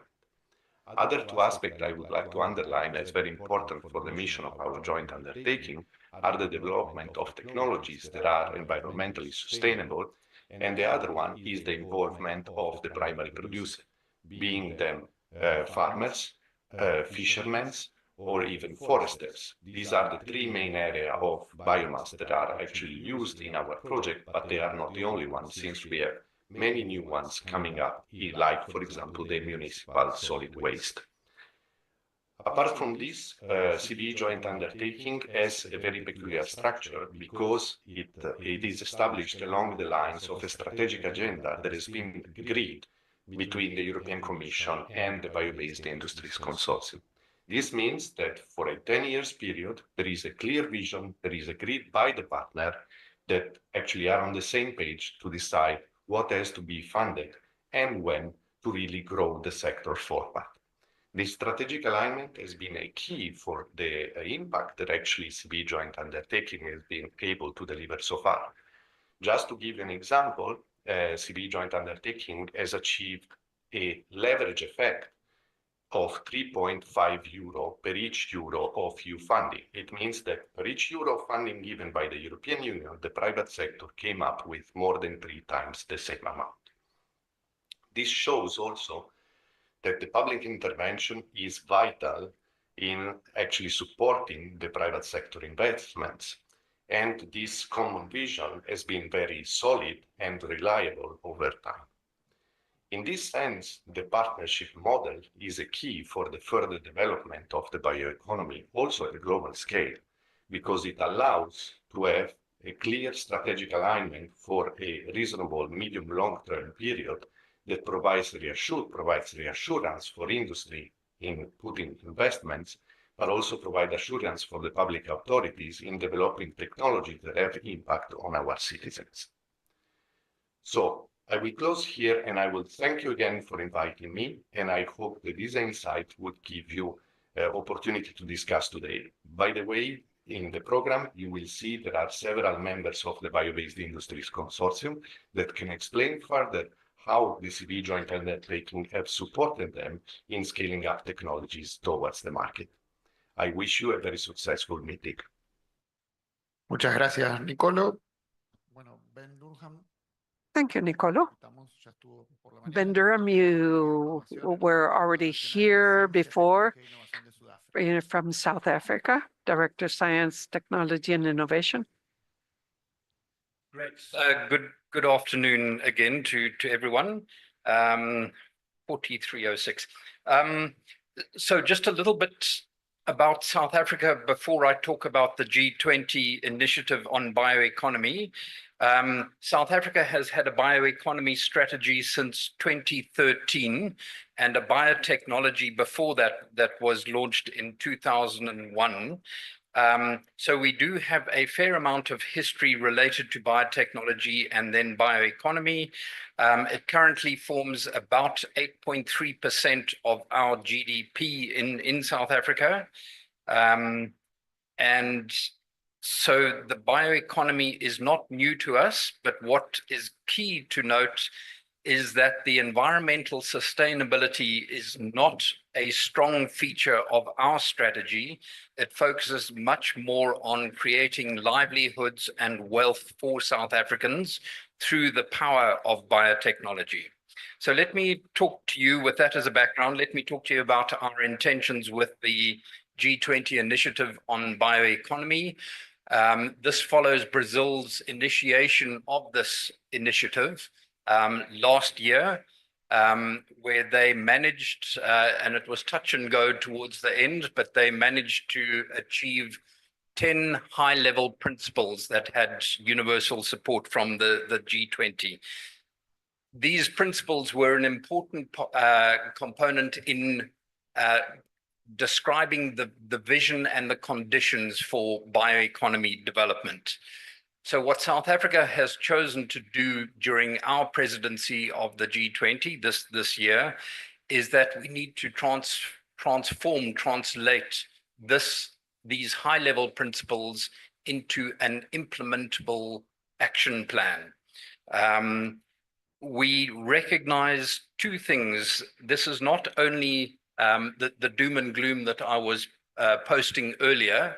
There is a huge economic opportunity of the bioeconomy. It's estimated to be about $4 trillion US dollars at the moment, and it is set to grow to around 30 trillion US dollars. So there is an economic opportunity here. But we do recognize that there's also great responsibility with the triple crises of climate change, biodiversity loss, and unsustainable development, that we have a responsibility to make the system that we run the economy on more sustainable. Our four priorities, objectives as they are called, for our year of the presidency are as follows: metrics and standards. If we are to promote bioeconomy development around the world, there needs to be agreement on how to measure the bioeconomy at different levels. So there's territorial, national metrics that you can assess countries' movement towards bioeconomy, towards sustainable bioeconomy. There's value chain and trade metrics that are required. If you want to prioritize trade in sustainable bioeconomy goods, you need to have metrics to measure them and to reassure industry or trading partners of the reliability of that data. And there are also certification requirements and business and sector metrics. So that's our first priority that flows very clearly from the high-level principles. The second priority, and this is in the order that they are in the issue note, is to provide a focus on Africa. We recognize that there is a global need to develop the bioeconomy, but South Africa's concern is that as the only African country participating in the G20, we wanted to be sure that Africa came along for this really important development because it is hugely dependent on agriculture, and because, as we learned at our first meeting where we did discuss this priority, Africa derives only 9% of the value of its biomass. It exports mostly raw material, which is then beneficiated, value added elsewhere in the world. So Africa holds a huge opportunity for bioeconomy development, and we wanted to put global attention on this. It's not that we are saying that the focus must remain on Africa, but at least initially we want to provide that focus. We recognize as well that there are lessons to be learned from Africa and from elsewhere in the G20 that could be applied when we expand this more broadly. The third priority is financing bioeconomies. In our Africa discussion at the first meeting, we recognized that there are skills challenges, that there are infrastructure challenges, and that there are financial resource challenges. These are the main problems with respect to bioeconomy development in Africa. And so the third priority focuses on how do we increase the funding availability to enable bioeconomy developments. The last priority is a platform for leadership. I'm not defining it very well here because that is the intention of the meeting in September, where we will be discussing what are the key elements that the world needs to have to implement bioeconomies, with a particular focus on the global south, on the emerging economies. The first meeting was held in February. The next one is happening in 2 weeks' time, and the last one is happening in September. The point that I want to make is that we will be launching at this next meeting at the end of this month our Financing Bioeconomy Hub, which has a focus on Africa and has an ambitious target of trying to bring about change from that 9% of benefit derived from biomass to a 50% biomass benefit accruing to Africa. So we will be launching that as our first achievement out of the G20. And I want to note with appreciation that the FAO is developing its global partnership program, and they have welcomed the G20 recommendations on how this platform should demonstrate leadership. What are the practical ways forward that it should be taking in partnership with this financing hub? I think I've taken over too much time. Thanks very much. Well, thank you, Ben. Yes, 1 minute. It's not so hard, but I think that we have to move to a virtual now. Christine Lang. Well, nice to meet you, Christine. The floor is yours. Hello. I'm from Germany. I hope you can show my slides, or is that, would you like me to share those? Do we have your slides or yes? You should. If not, I'm doing it without. No, they're pretty much perfect. Oh, perfect. Thank you so much. So next slide, please. First slide, please. Next slide. So I'm happy to be here and send my greetings from Germany. I'm co-chair of a group that's called the International Advisory Council for Global Bioeconomy, the ICGB. And this group is a group of independent bioeconomy experts. The experts is gone from the slide, but just take it from that it has been there. So it's a group of experts that are experts in their own countries. We come from all continents and many countries in the world. We started to work in 2015 and have been working till now. The picture you see is from the Global Bioeconomy Summit in Africa last October, and it shows some of the members. We're about 42 members, and all of these are coming from different backgrounds, and they have their connection into the bioeconomy of their own countries. Actually, this advisory council was started in 15 as accompanying the Global Bioeconomy Summit.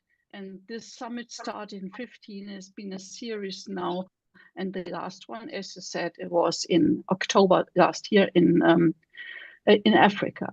So this is one of the roads that the ICGB has to just develop and come together with the GBS and find and build it as a meeting place for people. Just to give you some numbers, in Africa, in Kenya, we had about 500 people in person at the meeting and more than 2,000 online. And a lot of workshops and a lot of experts coming all together. Can I have the next slide, please?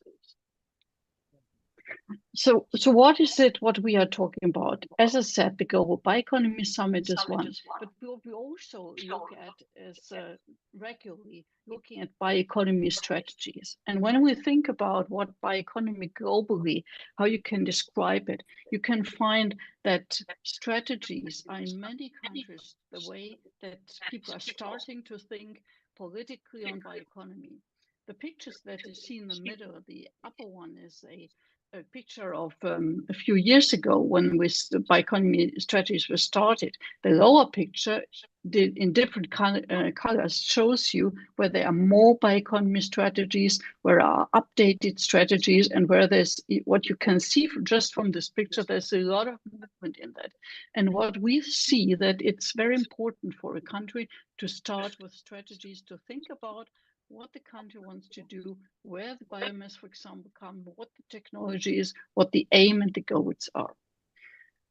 And that is what ICGB is about. We're looking at it, but we're also consulting on strategies, writing about strategies. The second thing is that we are also discussing and recommending how to implement strategies. It's one thing to have a strategy written on paper, it's very nice, but the next thing is, can you implement it? And I think this is a very important thing. this altogether is done, of course, in writing and in meetings, and the most important on that being the Global Bioeconomy Summit. So on the right side, you see, for example, the report of the current report of the last summit, where everything is put together. We also write recommendations, and we write something that is called a communique, and just gives you some indications what the trends are. Just for you to remind, I put it on. It's put down on that side. It says the GBS 2026 it will be in Ireland, just to mark your calendars. Be part of that, as most of you have been in Nairobi. Next slides, please.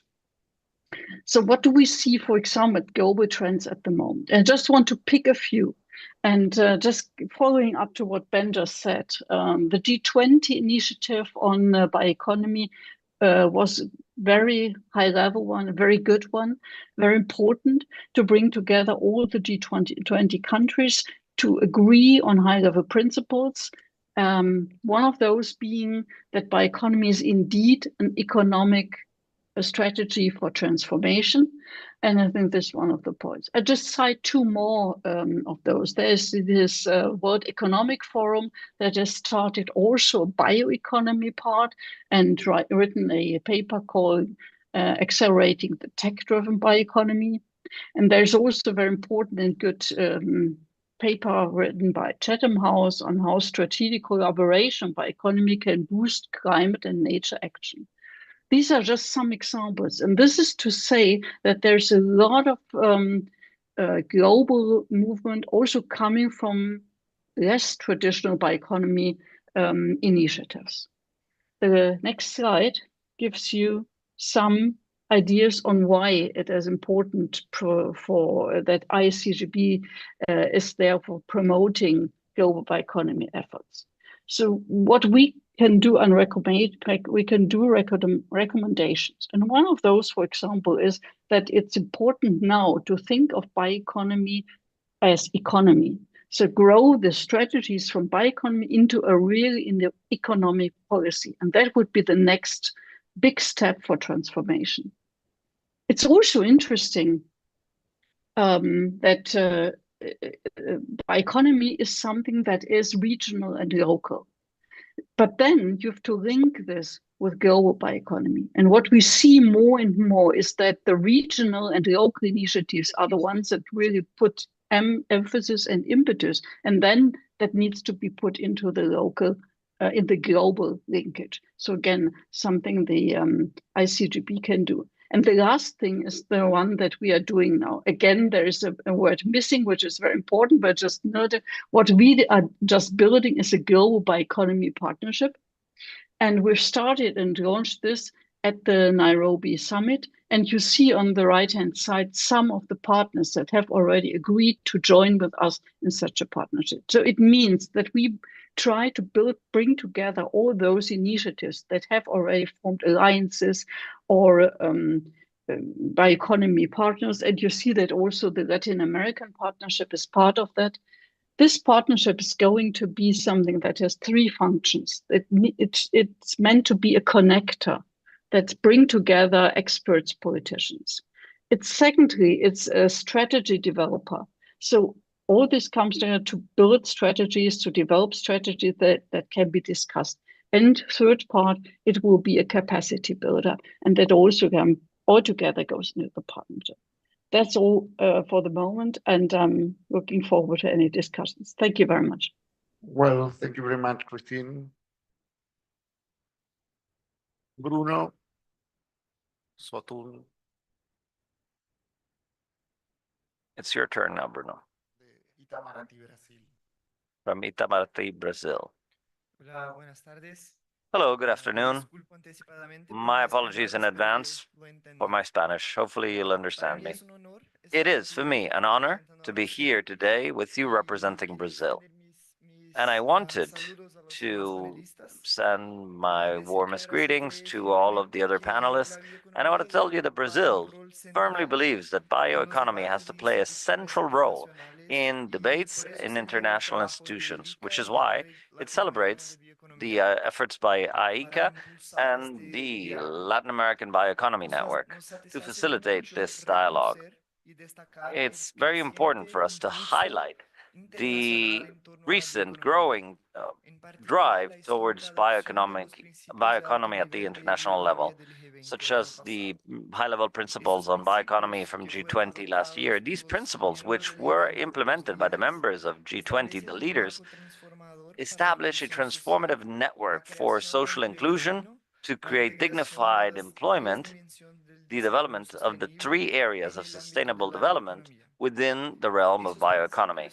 These principles also place emphasis on the imperative of promoting food security, the obligation to share the benefits that arise from the usage of biodiversity, and the central role of involving traditional communities and indigenous people in the development of any bioeconomy projects. And right now, I will be talking about COP30, but it's very important to highlight, to underscore the importance of bioeconomy in mitigation and adaptation to climate change. This is a particularly important aspect for Brazil this year, since we'll be hosting the COP30 in Belém.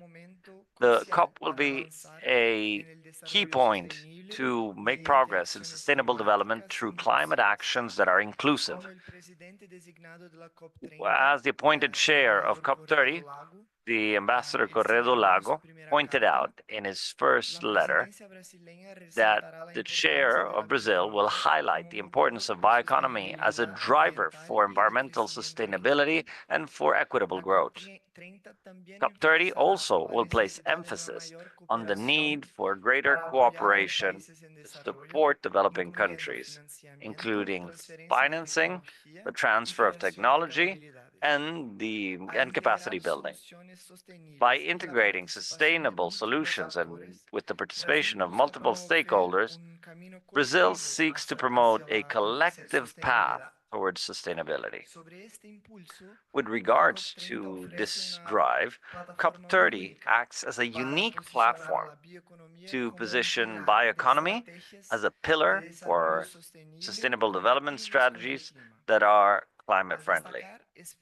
By highlighting concrete experiences from tropical countries where biodiversity, traditional knowledge, and also innovation all converge, bioeconomy can present itself as a climate solution for the climate and a pathway to resilience, the reduction of poverty, and socially inclusive growth. And in fact, bioeconomy acts as a key pillar or key liaison between climate and nature. So the Convention on Climate by the UN, the Treaty on Desertification and Biological Diversity were all born within the same framework.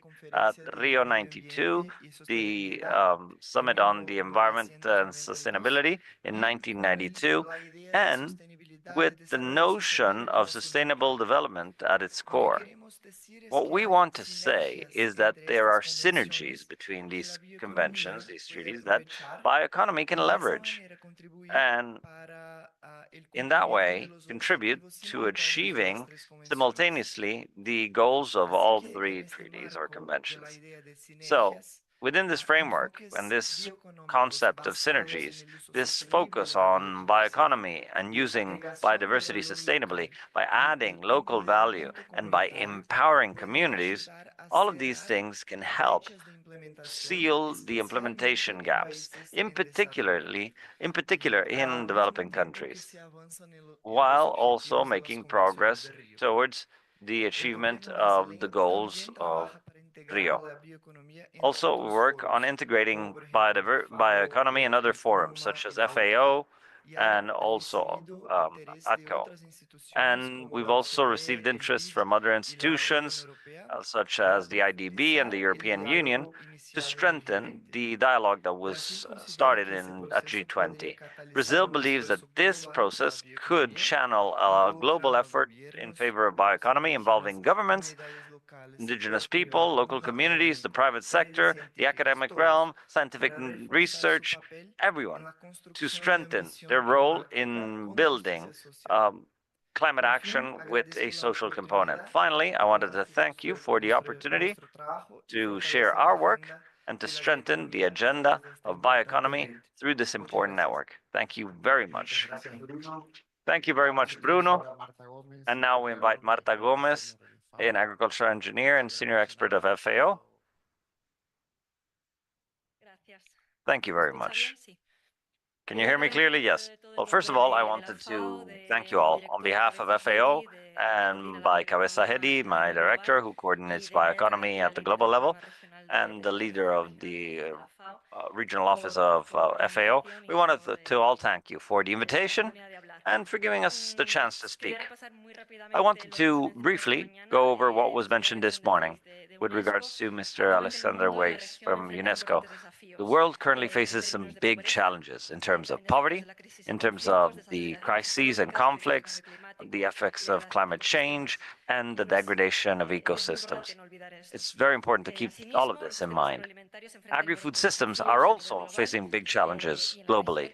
And in the region, in Latin America and the Caribbean, hunger affected 6% of the population. Within that framework, FAO works on bioeconomy because we believe that it offers a viable solution to several of these challenges. It's worth noting that agri-food systems or bioeconomy include forestry systems, forestry industry, the agri-food industry, bioindustry.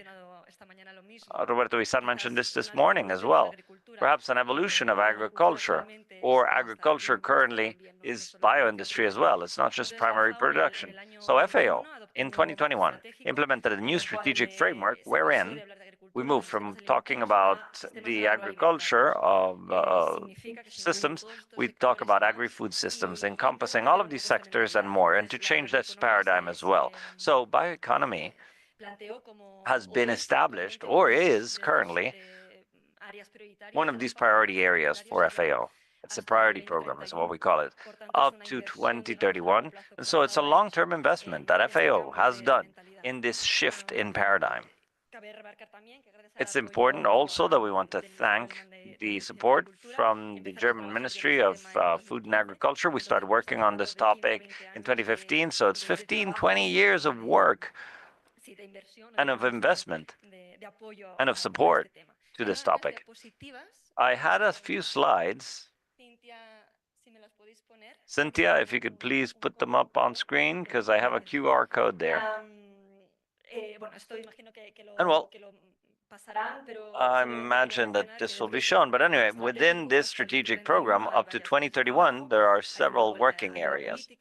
There's policy support, there's scaling up bioinnovations in the field, to create textiles from residue, up to a GIF project in Vanuatu with tourism, trying to innovate in these aspects of agriculture and innovation.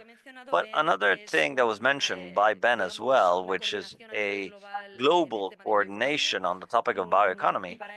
And for that, again, with the support of the German government, we are trying to figure out if this is acceptable or who would be interested.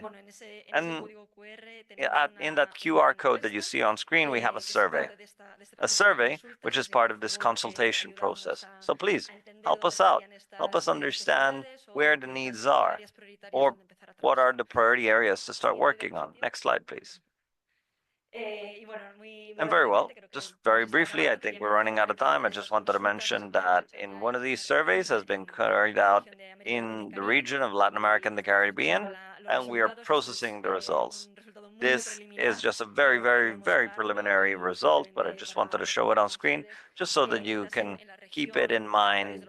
As you know, in the region, several objectives involve coordinating what already exists and promoting entrepreneurship, promoting the socioeconomic aspects of bioeconomy, because as Tillman was mentioning earlier, there's so much that is even already financed that to scale it up to the policy level or the political framework would be important. And well, anyway, I'll leave it at that. I had more prepared, but I think that we're running out of time.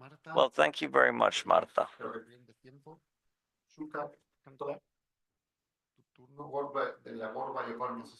Your turn from the World Bioeconomy Association.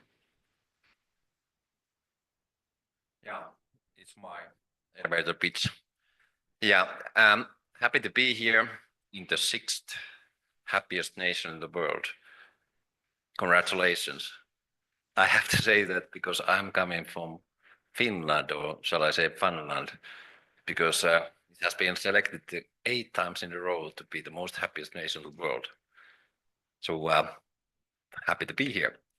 But that was not the topic. The talk here is about that. Okay, what do we do within the World Bioeconomy Forum? What do we do within the World Bioeconomy Association? So we have 2 organizations, and how do we fit into this global sort of how do I say situation on the bioeconomy, with this getting more and more attention, as we heard from my colleagues today and earlier on in today's presentation. So I will start from there. So how do we see within the World Bioeconomy Association, how do we see within the World Bioeconomy Forum?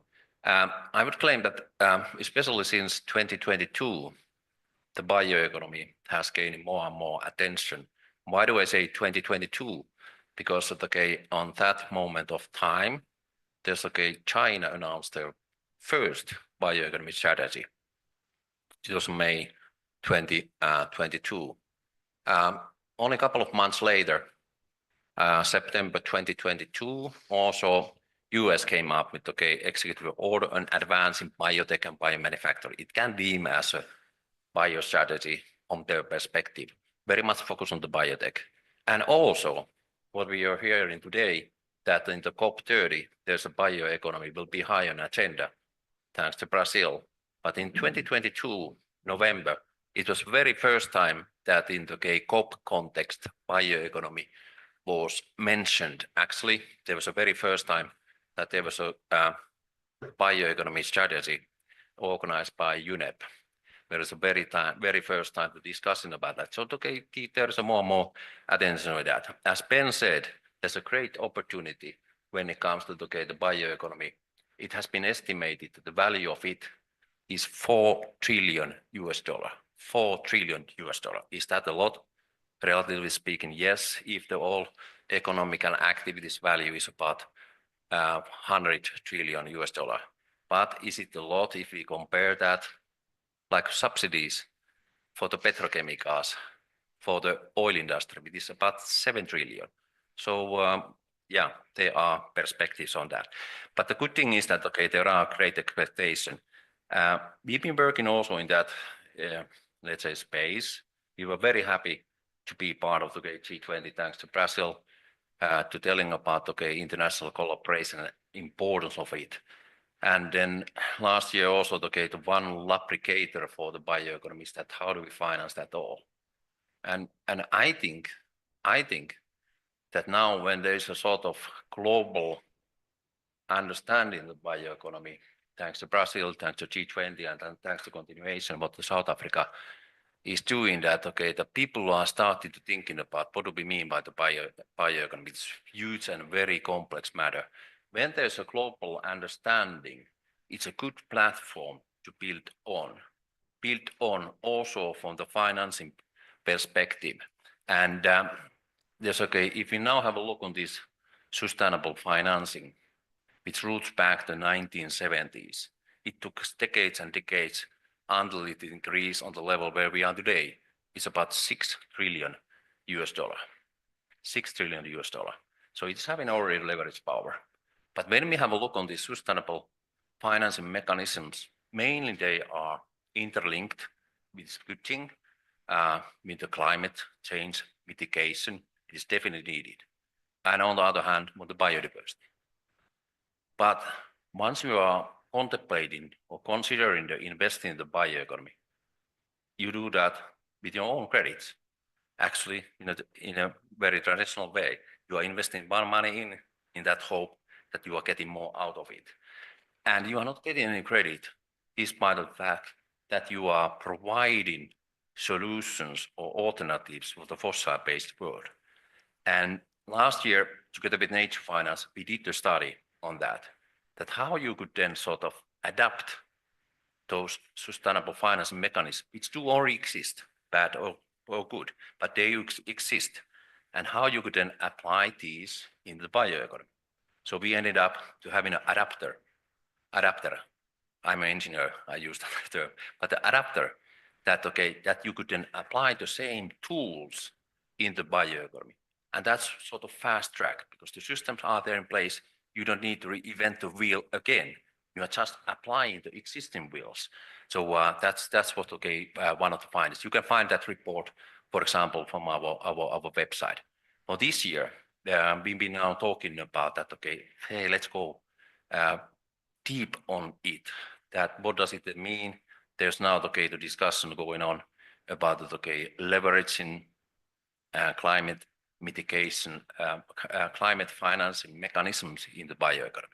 So we hope that that we can then push that then further and further up, even to be then discussed in the Belém in the end of this year. By the way, Belém is very familiar for us because now I get back to what do we do with the forum? With the forum, we are then organizing events where we are then asking or invite the bioeconomy stakeholders discussing about this topic. A couple of years back, we organized this forum in Belém. Tatiana might remember that well. So and within the forum, we are engaging the different stakeholders through 4 pillars. First pillar is about the policy pillar. We have named that as the bioeconomy people planet policies, where we are always having a look what's up in the latest bioeconomy strategies. And today there are 25 dedicated bioeconomy strategies. The second pillar is about businesses, where we are asking the corporate leaders and the financial world to be engaged. What kind of opportunities, what kind of challenges does this sector provide? And even that is not enough. Then we need to then engage then to consumers, ordinary, let's say people, and that's the reason the third pillar is named as a bioproduct around us. We try to make this bioeconomy more tangible for the ordinary people. And finally, you need to have a clue around these all pillars, and the fourth pillar is then named as look into the future. I think that I'm over time now, so I stop here. Thanks for your attention. Perfect, you can. Okay. Many thanks. We are moving to the last virtual also, Julin Xu. Julin Xu es coordinadora del programa de SEI Asia. We have the coordinator of the Asia program, Shirley Ju. The floor is yours. Hi, all the participants from International Conference of Latin American Bioeconomy Network. Greetings from Bangkok. My name is Zhu Huiling, a research associate from Stockholm Environmental Institute Asian Center. Thank you for inviting me to share our research outcome of Bioeconomy Initiative. Before jumping into today's presentation, please allow me a few seconds to introduce SEI and our work in bioeconomy. SEI is an international nonprofit research institute aiming to bridge science, policy, and practice. In 2018, we launched an SEI initiative on governing bioeconomy pathways that work across Africa, Asia, Latin America, and globally. For today's presentation, I will focus on lessons learned from Thailand, running industrial and artisanal bioeconomy in parallel.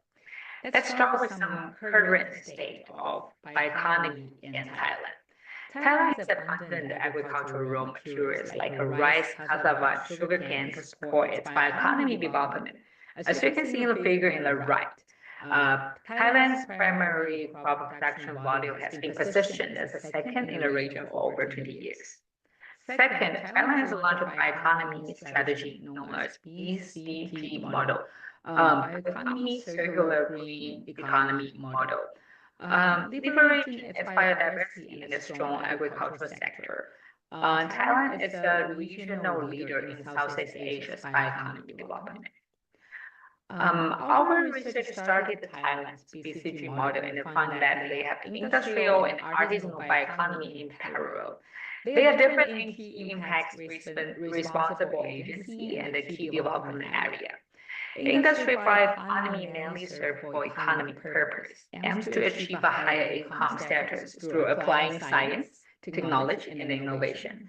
Managed by National Science and Technology Development Agency, the key developments are providing biotechnology for energy, agricultural, chemical, pharmaceutical industry. On the other hand, Thailand developed this artisanal bioeconomy to achieve social impact through building inclusive, sustainable, and community-driven bioeconomy. Managed by Biodiversity-Based Economy Development Office, known as BIDO, they're trying to find a bioeconomy opportunity with innovation within local communities and a striking balance in utilization and the conservation of biodiversity. One case study in our initiative is Beetle developed a village. Beetle support a village in Thailand to produce skincare products from juice of bitter oranges leaf. Also, we observe an imbalance between industrial bioeconomy and the artisanal bioeconomy. Our research shows the artisanal bioeconomy is not yet being the major focus in Thailand's bioeconomy development. Also, we started enabling action of both industrial bioeconomy and the artisanal bioeconomy. We see clear that the public-private partnership plays an important role in industrial bioeconomy. In this partnership, the private sector takes the lead in setting development agenda, while government offers crucial support in financial research development support. The PPP engage multiple stakeholders, as you can see in the slide. And through the PPP, governments provide targeted financial support like investment in biotechnology and the sustainable agriculture, provide joint ventures and the funding mechanism, also tax breaks for private sectors. And the government also established research groups and innovation hubs to provide cutting-edge technology and expertise. Also, human resource program for industrial bioeconomy development. On the other hand, BIDO actively engaged in bottom-up efforts for artisanal bioeconomy. BIDO engaged with funding resource provider, government agency, local community, SMEs for bioeconomy in artisanal level. BIDO also provided intellectual property, known as geographic indicator in Thailand. For the research development, BIDO helps to link with local university and the research institute for local community to produce a bioeconomy product.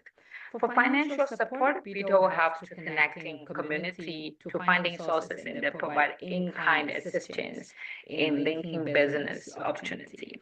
Like the bitter orange case we just looked at, BIDO partner with Minister of Industry to provide the local community with needed knowledge for product production and market access. Thank you very much. This is our learning from Thailand's bioeconomy development. If you have further questions, you can contact me by email, and my colleague Monica from SEI Latin American Center will continue sharing our findings from the Global Bioeconomy Initiative later. Hope everyone enjoyed the conference and the upcoming discussion. Many things, Willing. Bueno, y nos quedan 3 minutos. We have 3 more minutes, basically for a wrap-up, then to really get questions, because it would be very unfair with all the participants. I believe it would be interesting to highlight, well, there were many views, many angles. Allow me to highlight 3 points. First, the growth of bioeconomy in the world. We see the cases of Thailand, South Africa, Europe, Germany, as well as international institutions and events that are taking place, spaces within the COP, within C20. We see that the bioeconomy has been growing on the agenda. 15 years ago, we would have to look for those countries that had a strategy. Now we see that even China has mentioned it as a game changer when they joined the game. Secondly, all these strategies have priorities and at the same time resources. So as lessons for the region is not just about developing a plan, it has to be a focus plan with resources. And third, these are reviewed, those plans, as we saw that when they are drafted, this is not written in stone. These are processes, and we are going through processes globally. I believe that was a brief summary of all the different angles we have heard. And we are giving the next session 2 minutes. Kindly, we hope we can make up for that later. Thank you. An applause for all our panelists. And a photograph picture, please. Bear with us. Si alguien nos puede sacar una foto. If someone could get a photograph of us, of the group, please.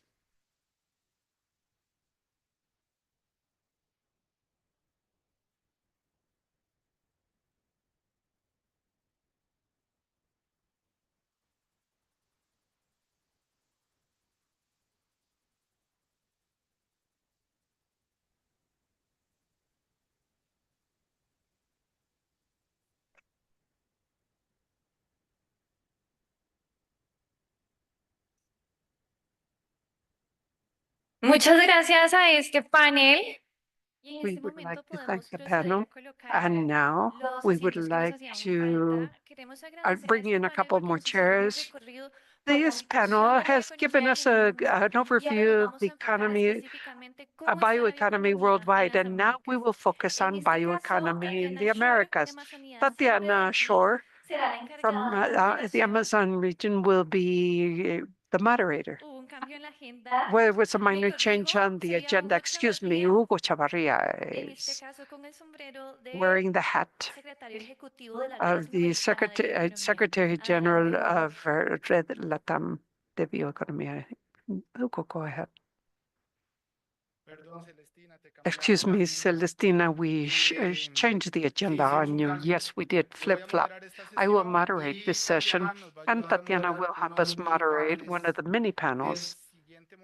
The next section where we will be discussing how to implement bioeconomy from the national to the local levels. Now, we have already seen, and William and Guillermo mentioned this, we have seen how over the last 20 years, it is impressive to see the progress of bioeconomy in countries beyond the Americas. Impressive, impressive. Sometimes we have to look under stones before to see who had a strategy. Now, Joaquin was telling us right in the beginning that there's a huge number of countries in the world that are already betting on bioeconomy as a development strategy, not only the policy sense, but in industry, science, technology, et cetera, et cetera. Now, we will go over our continent, the Americas. We already saw what is abroad. Now let us go over our Americas, North America, Central America, the Amazon region, and the South. So I would like to invite the members of the panel, beginning with Stuart Smith. Stuart. Here he comes. Dear friend of ours, professor at the Saskatchewan University. I couldn't even pronounce that right. Well, Vice President of the International Research Consortium in Applied Bioeconomy. I would also like to invite Jamaica Gale. Jamaica, welcome. She is Senior Director of Sustainability and Environmental Matters and Plant-Based Product Council, visiting us from the United States. Jamaica leads sustainability strategies in the production of bioproducts, and the Undersecretary Glenda Ortega. Here is Glenda. Glenda is Undersecretary of Cultural Heritage for the Ministry of the Environment, Water, and Ecological Transition, Ecuador. And virtually, we have Alejandro Bañol, advisor for the Office of the Minister of the Environment and Sustainable Development, Colombia. Alejandro. Hello, hello, hello. There you go. Representing Uruguay, we have the Undersecretary of the Ministry of Agriculture, Livestock, the Ministry of Livestock, Agriculture, and Fisheries, Mr. Matias Carambula. Welcome, Matias. It is quite a pleasure to have you here with us. Representing Costa Rica, we have Mr. Orlando Vega, Vice Minister of the Ministry of Science and Technology. And representing OTCA with us is Edith Paredes, Administrative Deputy Director. Allow me to make a brief introduction to start this conversation. I believe there's a microphone that is open right now. Okay, got it. Thank you, Adriana. Could you put up a couple of slides on the screen?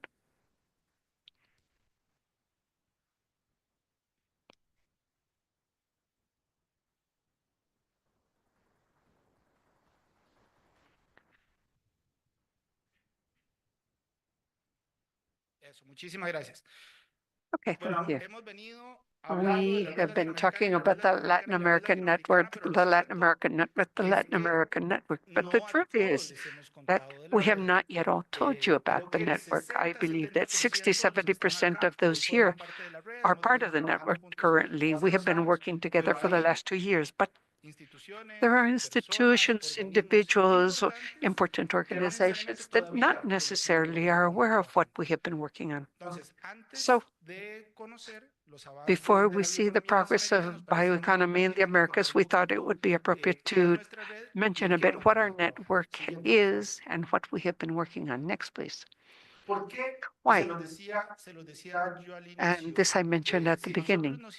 If we could imagine that future that we want to build, this is a future that is bioeconomy based as a model for sustainable development, but also based on joint work. We know we have many comparative advantages, biological resources, powerful agriculture, human skills, but not necessarily have we been able to turn this all into competitive advantages. In many cases, we are not tapping these fully, but they are there.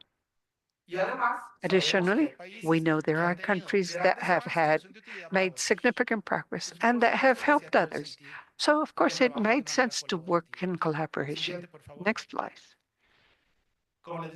As we were saying, officially, we were born 2 years ago in July within the framework of ICABR. Stuart must remember that conference where we set out 4 objectives, very, very concrete objectives. First, we wanted to foster synergies and collaboration in things that were already underway. First, we said, let us not reinvent the wheel. We know there are projects and initiatives that are cross-cutting, so let us work together at least on that. Secondly, manage knowledge. Manage knowledge, good practices, lessons learned, methodologies, tools that have been of use. Third, well, once we have generated this trust and worked on things that bring us together and that we have managed knowledge, well, let us go together to formulate, develop, negotiate, and implement new projects. And fourthly, the fourth is that we want to position the regional bioeconomy in the main international spaces. We're talking about bioeconomy, not only bioeconomy, negotiations are underway on bioeconomy without the region that has the biggest potential be present at those discussions, and we were convinced that should not be the case, and that was an explicit objective of our network. Next. Back then, we were created with 35, as I mentioned this morning, until yesterday, members. I do not know how many members we will be on Thursday, but up to yesterday, we were 80 institutions that are truly leading the bioeconomy of 14 different countries throughout the Americas. We were born as Latin American, but now we are of all the Americas, all the Americas. The Executive Secretariat, we are honored to be, as he got to be the Secretariat. We have important advisory services From the IDB, we are very grateful to work with the Amazon and OTCA and UNESCO and several cooperation agencies, the British Agency, France, and several other institutions, and of course, the support from the national governments.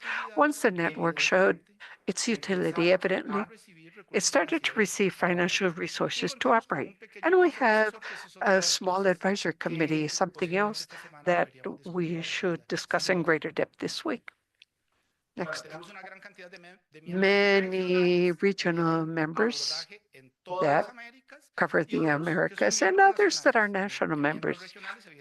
Regional, well, we have the IDB, UNESCO, OTCA, without, let's say, GGGI, as well as the institutions that are leading economy in 14 different countries, ministry secretariats, universities, research centers, guilds, private organizations.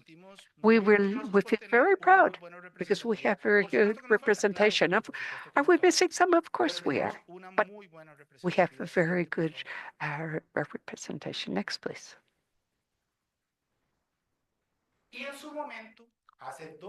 2 years ago, we agreed that these would be our joint lines of action. And for each of those lines, we set out a work plan. We said, first, we do not want to reach an agreement on one bioeconomy. No, because all our bioeconomies are different. The bioeconomy of Argentina is different from that of Bolivia, of Costa Rica, Brazil, and within the countries, very likely bioeconomies also have their differences. We do not want to do that because part of our wealth as a region is that diversity, precisely. So we do want to agree as to general principles that should guide bioeconomy in the region. That was one of the biggest achievements, and we are very proud of that. Secondly, we wanted to work on developing and implementing public policies for bioeconomy. We wanted to generate methodologies, tools, good practices, lessons learned, and we have done a lot of hard work there. Thirdly, we want to work on the incubators, acceleration, and scaling of biobusinesses, and part of what we will launch tomorrow at the Center of bio undertakings is precisely that. Fourth, we want to work on science and technology for bioeconomy purposes, and that has been discussed at previous panels. And lastly, we want to work on positioning the region and our bioeconomy in those larger spaces where decisions are being made, financial decisions, technological decisions, at G20, at the COPs. That is where we want to be, and with joint positions, common positions. Next. And the other thing is a quick overview, and I know I'm leaving many things out, but this is a quick overview. We have a capacity building program together with all the networks and all the other members of the network biosynergy in those lines with 315 different participants from 15 different countries. 36 speakers. That was a very good process. Next. We analyzed and mapped out the natural approaches to bioeconomy in all countries of the Americas, and we systematized the fact whether they had strategies for bioeconomy, the main paths, which conceptual classification they were closest to. It was bioeconomic, bioresources, what have you. With what objective? To identify synergies among the different countries of the region. Next. We built our guiding principles of bioeconomy in Latin America. That is something that we are very proud of. In fact, we agreed, maybe 70 different members back then, we agreed on the type of bioeconomy we want for our region. What we demand from the bioeconomy, because we just do not want to have bioeconomy. No, something that is competitive, sustainable, inclusive. Yes, all of that. Those are all our guiding principles for the Latin American network. of bioeconomy next. And together we went to position these. This is at COP16. COP16 was a madhouse. It was really crazy talking about bioeconomy elsewhere, 22 different events together with all of you. It was impressive. And that ensured that bioeconomy was very well positioned in the negotiations and in the agreements themselves. But that was thanks to that, the joint work together with all of you. Next. Next. Now, what would we expect to happen at this event? That is why we said we would like this to be a turning point, because we would like that. This was 2 years ago. Remember, the stage has changed today. We have more mature cooperation plans, and together we would like to set the priorities for 2025, 2026, and that can become a joint work agenda. Yes, many have said they have too many studies. Okay, what do we want to take forward together? And we want to think about a regional approach. This is no longer a Latin American network. This is a network of the Americas. We have participants from the United States, Canada, the Caribbean nations. We would like to discuss with you the incorporation of new partners and allies that one way or another have been working with us. We have Africa today here, as well as other collaboration platforms. We would like to talk with you about the governance of this network, and that is part of what will happen on day 3. I know it was a very long introduction, but yes, we have finished. Next, please. The network has a rationale, yes, but only if it is of use for countries. That is our raison d'etre. That is why we wanted to show to you the progress made by each country. The countries of the Americas have been working forward at great paces in different areas, some in policy and industry, in science, technology, others in market promotion. But this panel was for each one of those that are protagonists, the leaders of bioeconomies in their countries could share their experiences showing how much the region has advanced and all the possibilities we have ahead of us. I would like then to begin. I would be the last speaker.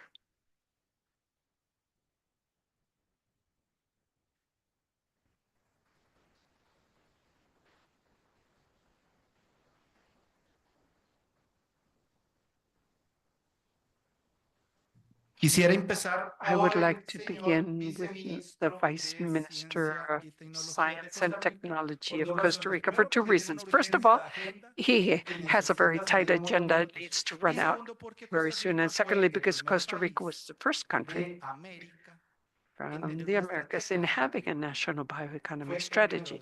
First one. After that, there were others, but they were the precursors. So, Don Orlando, the floor is yours. Wherever you want to. You can stand up, sit down, dance, sing, whatever you want.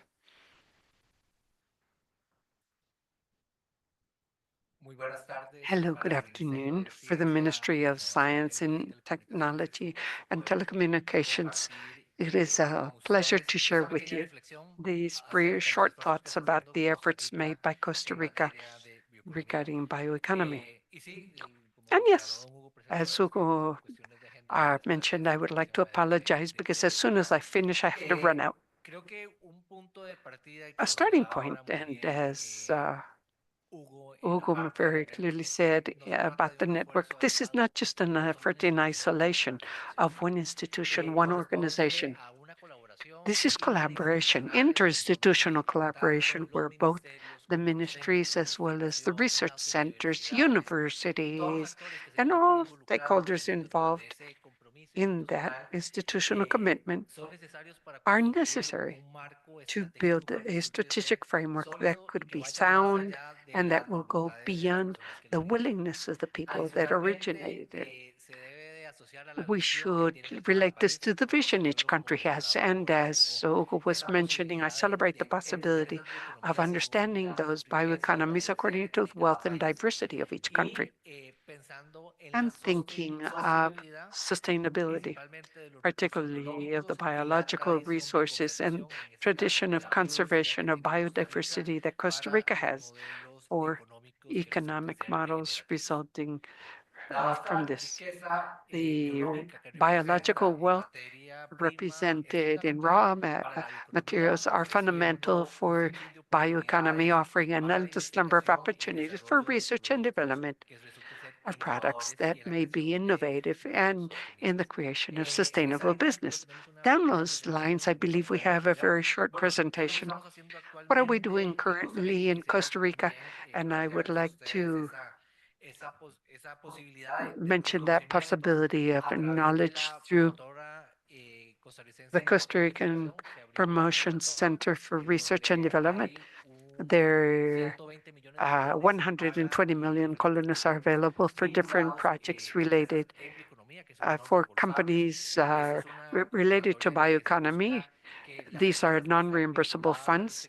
So companies related to bioeconomy can have access to resources for development innovation processes. And this is a possibility where the country is fully committed to generate actions now. No, no, that was not my presentation. I do not see it up here.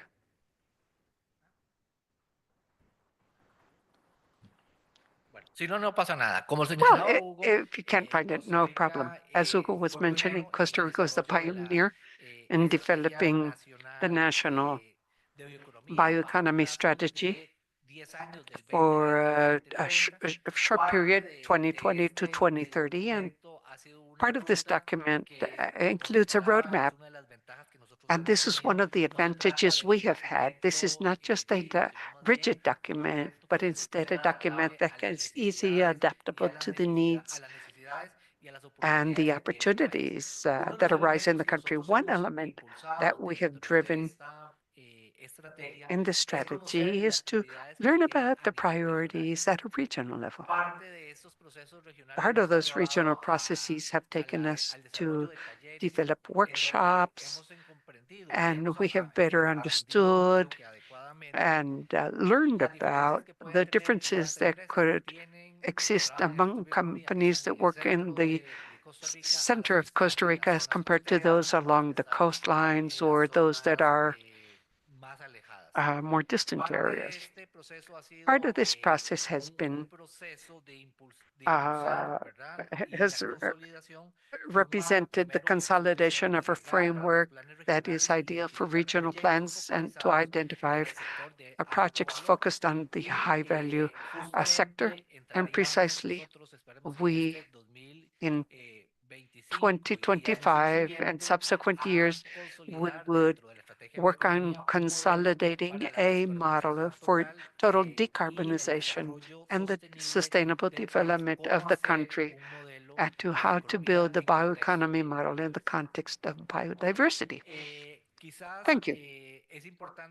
It may be important that in this rationale of the strategy developed 5 years ago, it must be coherent to with the different public policy instruments that we have been developing over the years within the ministry, and that have to do precisely with digital transformation strategies, knowledge-based economy and society with the national forestry plan. And this must be coherent not only for actors, but also for the principles and objectives of the strategy. Next, please. So precisely, part of the challenges we have developed and that we see are important to share with you is precisely that we have found those differences at a regional level in a country like Costa Rica. Although being so small, there are different initiatives. And the main challenge we have come across for these sustainability models has to do with the fact of coordination among the different actors, because precisely not necessarily in all regions are the same actors present, and that is one thing we have been highlighting. Precisely for this year, our challenge is to update the first plans of action or implementation for these actions. And what do we aspire to? Have visions aimed at sustainability and availability of resources where the conservation of biodiversity is one of the pillars. If you allow me, basically as a way to explain what we have been validating over the years is that to have that flexibility to understand the needs of the different actors, that has been one of the resources that allowed us to approach all the areas and to overcome our line, a view of only our country with one model. This is one of the lessons we have learned, because precisely to focus on regionalization, and this I just mentioned as an anecdote.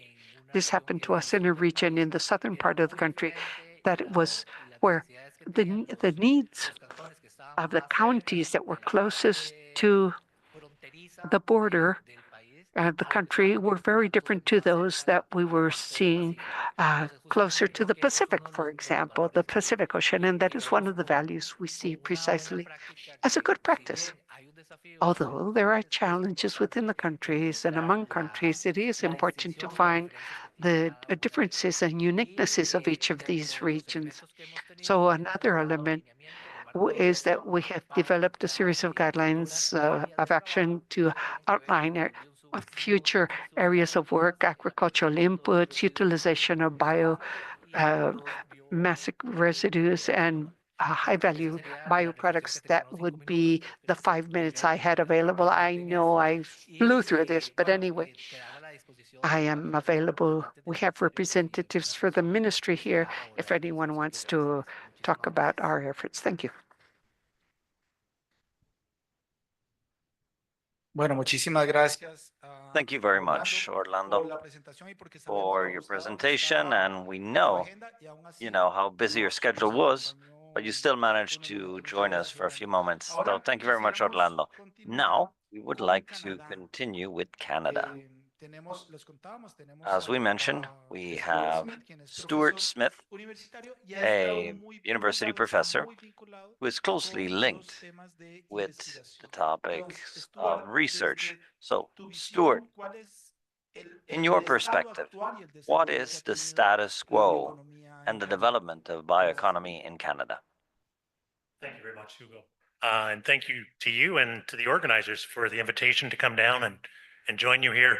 I think other parts of the world, the European Union and Africa are more used to these collective discussion meetings. And this is really one of the first where we've been able to bring the Americas together to talk about a sector of our economy. And I think congratulations to IECA is in order for the work that you've invested over the last couple of years and looking forward to the future of this. So in Canada, I think my slides will be up here in a minute, but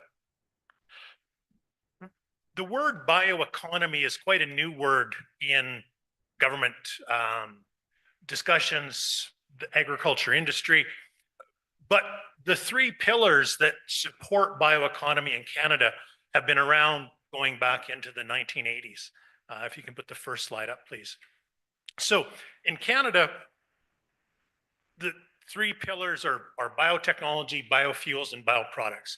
And I would argue that based on the research around the importance and the contribution of biotechnology towards environmental sustainability, economic profitability, the benefits to biodiversity, really, if Canada did not have biotechnology, our contributions from bioproducts and biofuels would be considerably less than where they are today. Really, our bioeconomy strategy is underpinned by the importance of biotechnology. Next slide, please. So what's driving this? Well, in the Canadian system, our regulatory framework is evidence-based and based on the product that gets commercialized, not the process. And so this is a really strong contributor to ensuring that the investment uncertainty from the private sector is reduced. Because in consultations and discussions with the private sector in Canada, it's not so much the cost of regulation that deters innovation, it's the uncertainty about time. So if the regulatory guidelines state that the approval process will take 18 months or 24 months or however long it's going to be, but if it takes 3 or 4 times longer than that, so instead of it being 2 years, it's 6 years. It's that time uncertainty that reduces the private sector's willingness to invest. So having really time effective regulations has contributed greatly to the ability of our private sector. And that leads right into the second point. We would not be where we were if we didn't have public-private partnerships.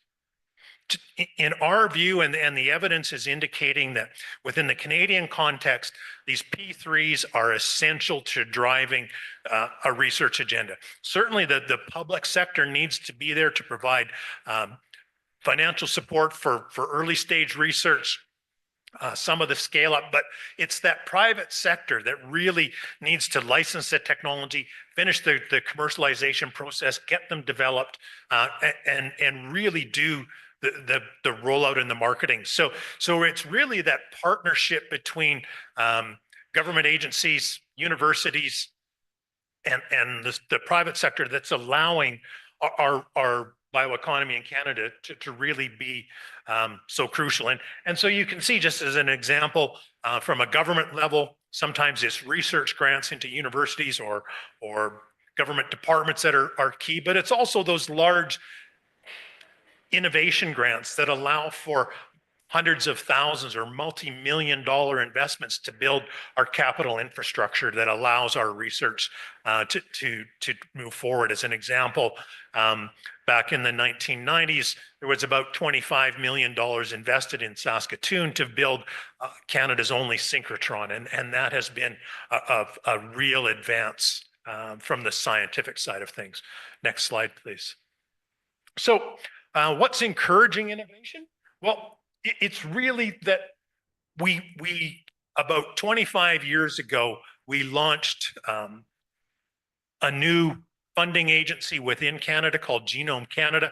And right from the start, Genome Canada invested a lot of money in all kinds of plant, microbial, and livestock and human health research. But the vast majority of the projects that have been funded through Genome Canada have all required matching private sector funding. Sometimes it's 40%, sometimes 50, sometimes 60. That varies on the sector of research grants. But this has been a key enabler over 25 years to scale up billions of dollars worth of economic and research value right across Canada from coast to coast. Many of these, as I said, have been involved in plant genomics. That was sort of the origins, but it spilled over into other sectors of our economy as well. And it's been so successful that we've transitioned and had more than just private sector organizations. We've also now begun to expand into civil society organizations. So as an example, we've got an organization that fundraises for diabetes research. Well, they're contributing and partnering with medical researchers to look at, how do we come up with solutions to better treat diabetes in Canada. So we're moving beyond sort of the private sector technology commercializer, but bringing in some of those civil society organizations that are so essential in communicating and sort of that knowledge mobilization around science and innovation and genomics to the broader segment of Canada. So thank you very much for the few minutes, and I'm happy to stick around for the next few days to answer any questions anybody might have. Thank you.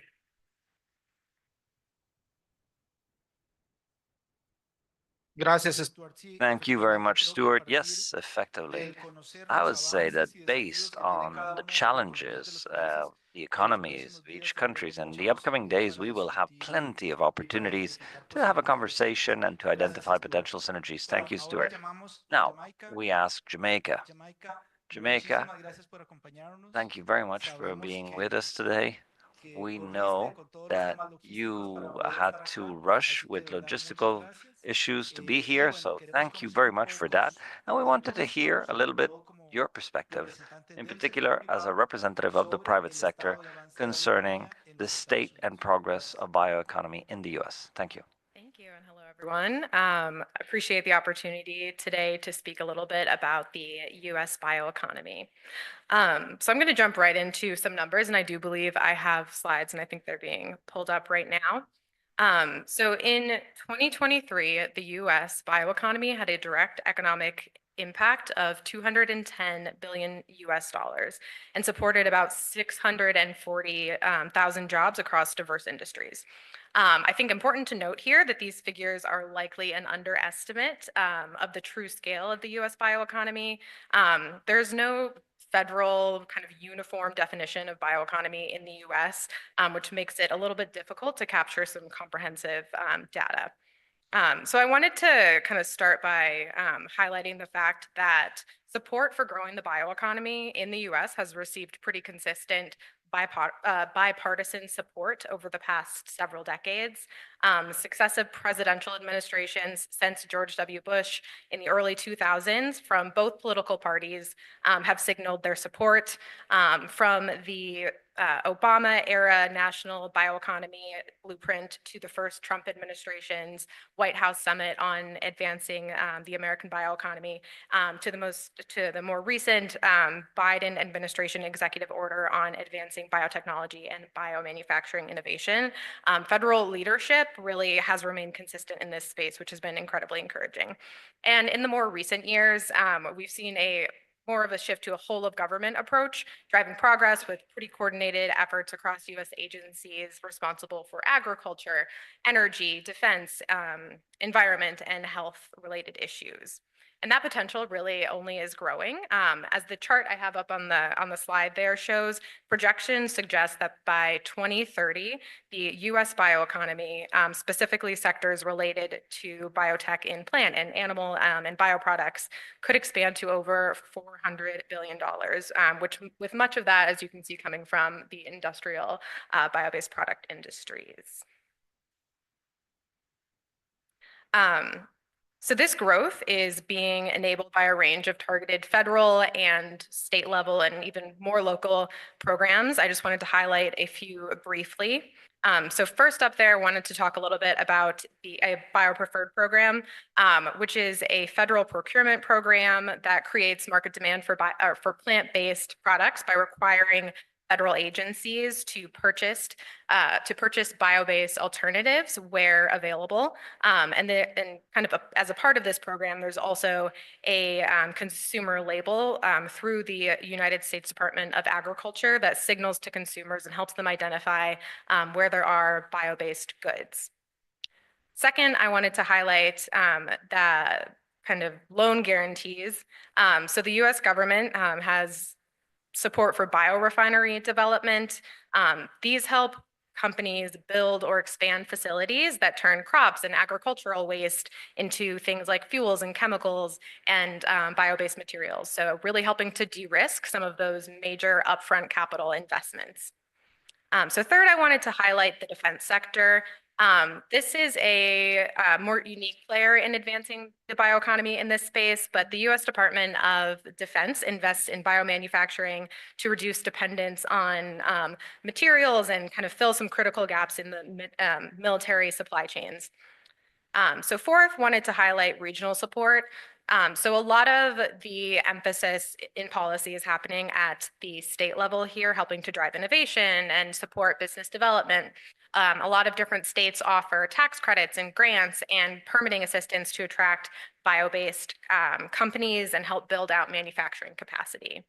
For example, in the Midwest, where there's a lot of corn, states like Iowa and Nebraska are capitalizing on that abundant crop production to support bio-based plastics and biofuels, while states that have pretty abundant forestry industries are focusing on forestry and other specialty crops, for example, like Georgia and North Carolina.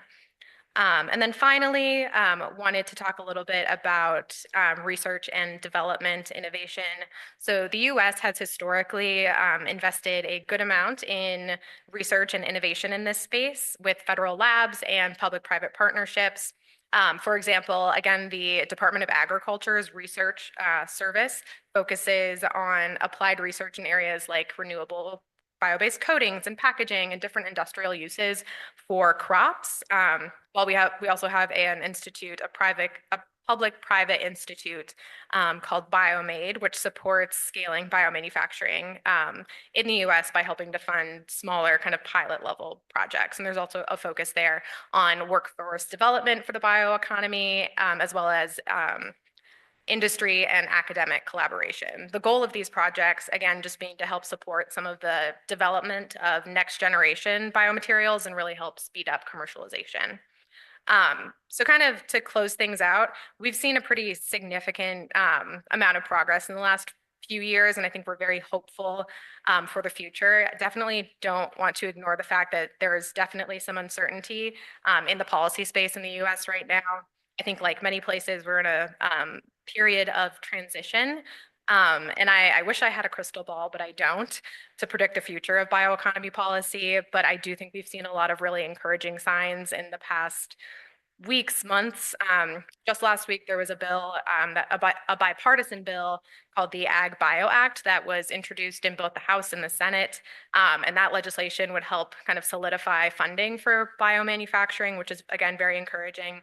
And we've also heard some pretty positive signals from political leaders. In a recent Senate confirmation hearing, a senior administration nominee in the White House emphasized in that hearing that the US bioeconomy is central for our future economic competitiveness as well as national security. So I think we'll see how things go, but I think we're very encouraged and again have seen incredibly positive signals in the last couple of weeks and really encourage different platforms like this to kind of share with the international community. So thank you very much.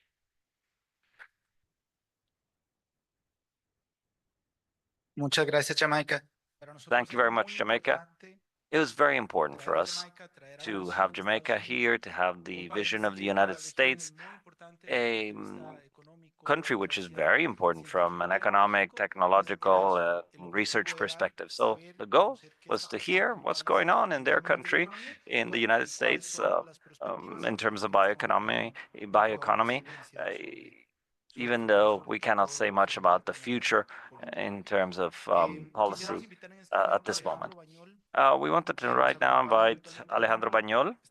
Alejandro, you're out there? Yes, good afternoon. Thank you, Alejandro. Thank you. With Alejandro, we did every effort to bring him here in person, but unfortunately, we were not able to. Colombia is another country that is betting heavily on bioeconomy as a development model, and we want Alejandro in 5 minutes, because I'm being scolded for time constraints. They say that I'm being too lax. So please, Alejandro, in 5 minutes, tell us about the state of bioeconomy and its prospective future in Colombia. Thank you, ladies and gentlemen. I wanted to thank AICA and the network to invite us, the Ministry of the Environment. Really, in Colombia, we've had several challenges. First of all, there's a challenge that of a national character to articulate various institutions, and particularly the public sector and the government related with the economy. And secondly, bringing the things to the territory, these new concepts or dynamics, bioeconomy, development, innovation, etc. So what's important to highlight here is that it's no easy task. It's important to mention this, but we have been able to articulate in the past 3.5 years to generate some important inputs in bioeconomy. The first is to have a plan of action. In Cali, Colombia, we linked 3% of the GDP to bioeconomy. So that was very important to develop the National Action Plan on Bioeconomy, and this was developed together with the Statistics Department in order to follow up on all of these processes, to really figure out which processes will be involved in the national accounts. Well, so it was important to assign this part of our GDP to this. Another is the transfer to processes that have led to bioeconomy, because bioeconomy, some people see it as simply a product, but it's also a number of associated issues.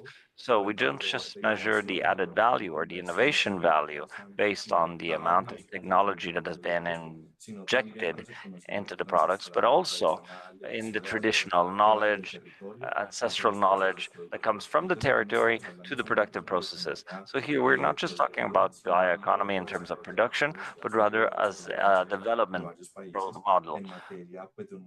It's really a transformational development model based on sustainability and based on biodiversity. And this is part of our strategy to move from more extraction types of development towards natural and sustainable resources.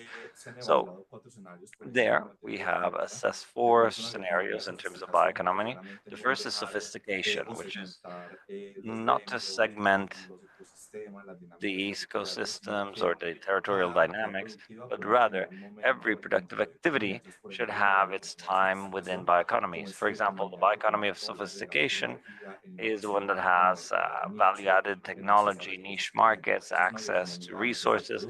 That is a product-focused bioeconomy and is focused on biotrade or biocommerce. Then we're talking also bioeconomy and from productive perspectives, where you have these sort of anchor companies, entrepreneurship, small entrepreneurs in the territories who really make the market attractive. This is important because this kind of bioeconomy, its role is also to generate links with the territory. The third is a bioeconomy that is social. And in collaboration with Brazil, with the Ministry of the Environment, we've looked at some success cases that they've had, and we worked with peers from their end because it's very important to work with communities, with the territory, but also in sustainable practices. And so this spans from things like crops, some best practices, and all the way through networking where we have been quantifying several models. And finally, we have sustainable bioeconomy because it's not just about talking just of sustainability. From the Ministry of Environment and Energy, we're focusing on several processes for quantification of the sustainability because bioeconomy, while it has been understood as the sustainable use of biodiversity, it's also important to figure out how to measure it. And all of this has been happening thanks to institutional coordination in Colombia, involving the Ministry of Trade, Ministry of Science. They've all supported us.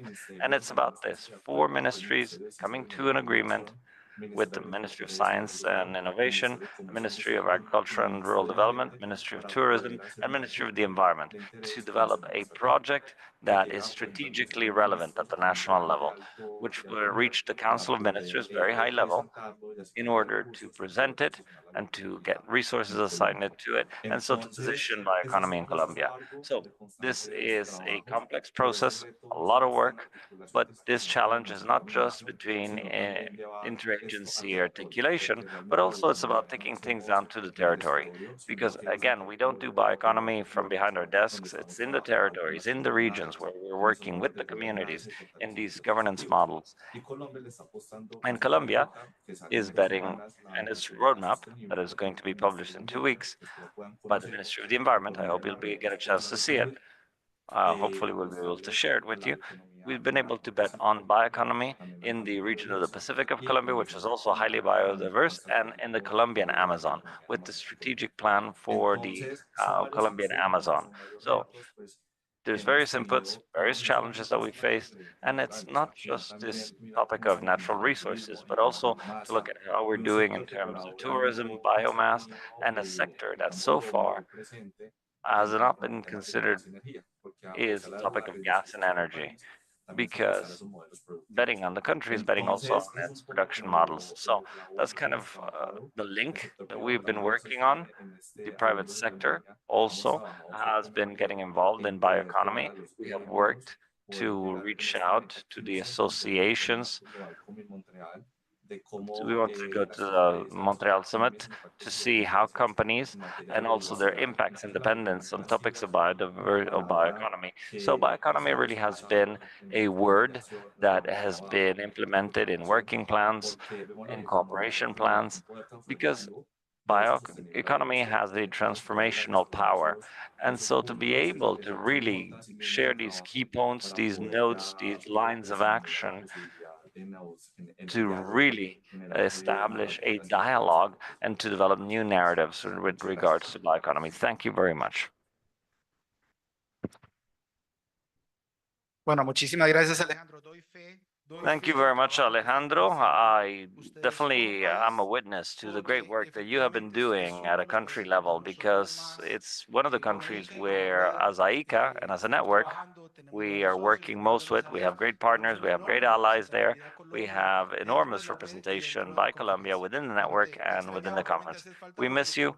We miss you really because you have been one of the stars of this activity. Now, I wanted to ask Glenda Ortega, the Deputy Secretary of the Natural Heritage of the Water and Transition Ministry of Ecuador, whom we're working with very closely on the topic of bioeconomy in the country. Glenda, please.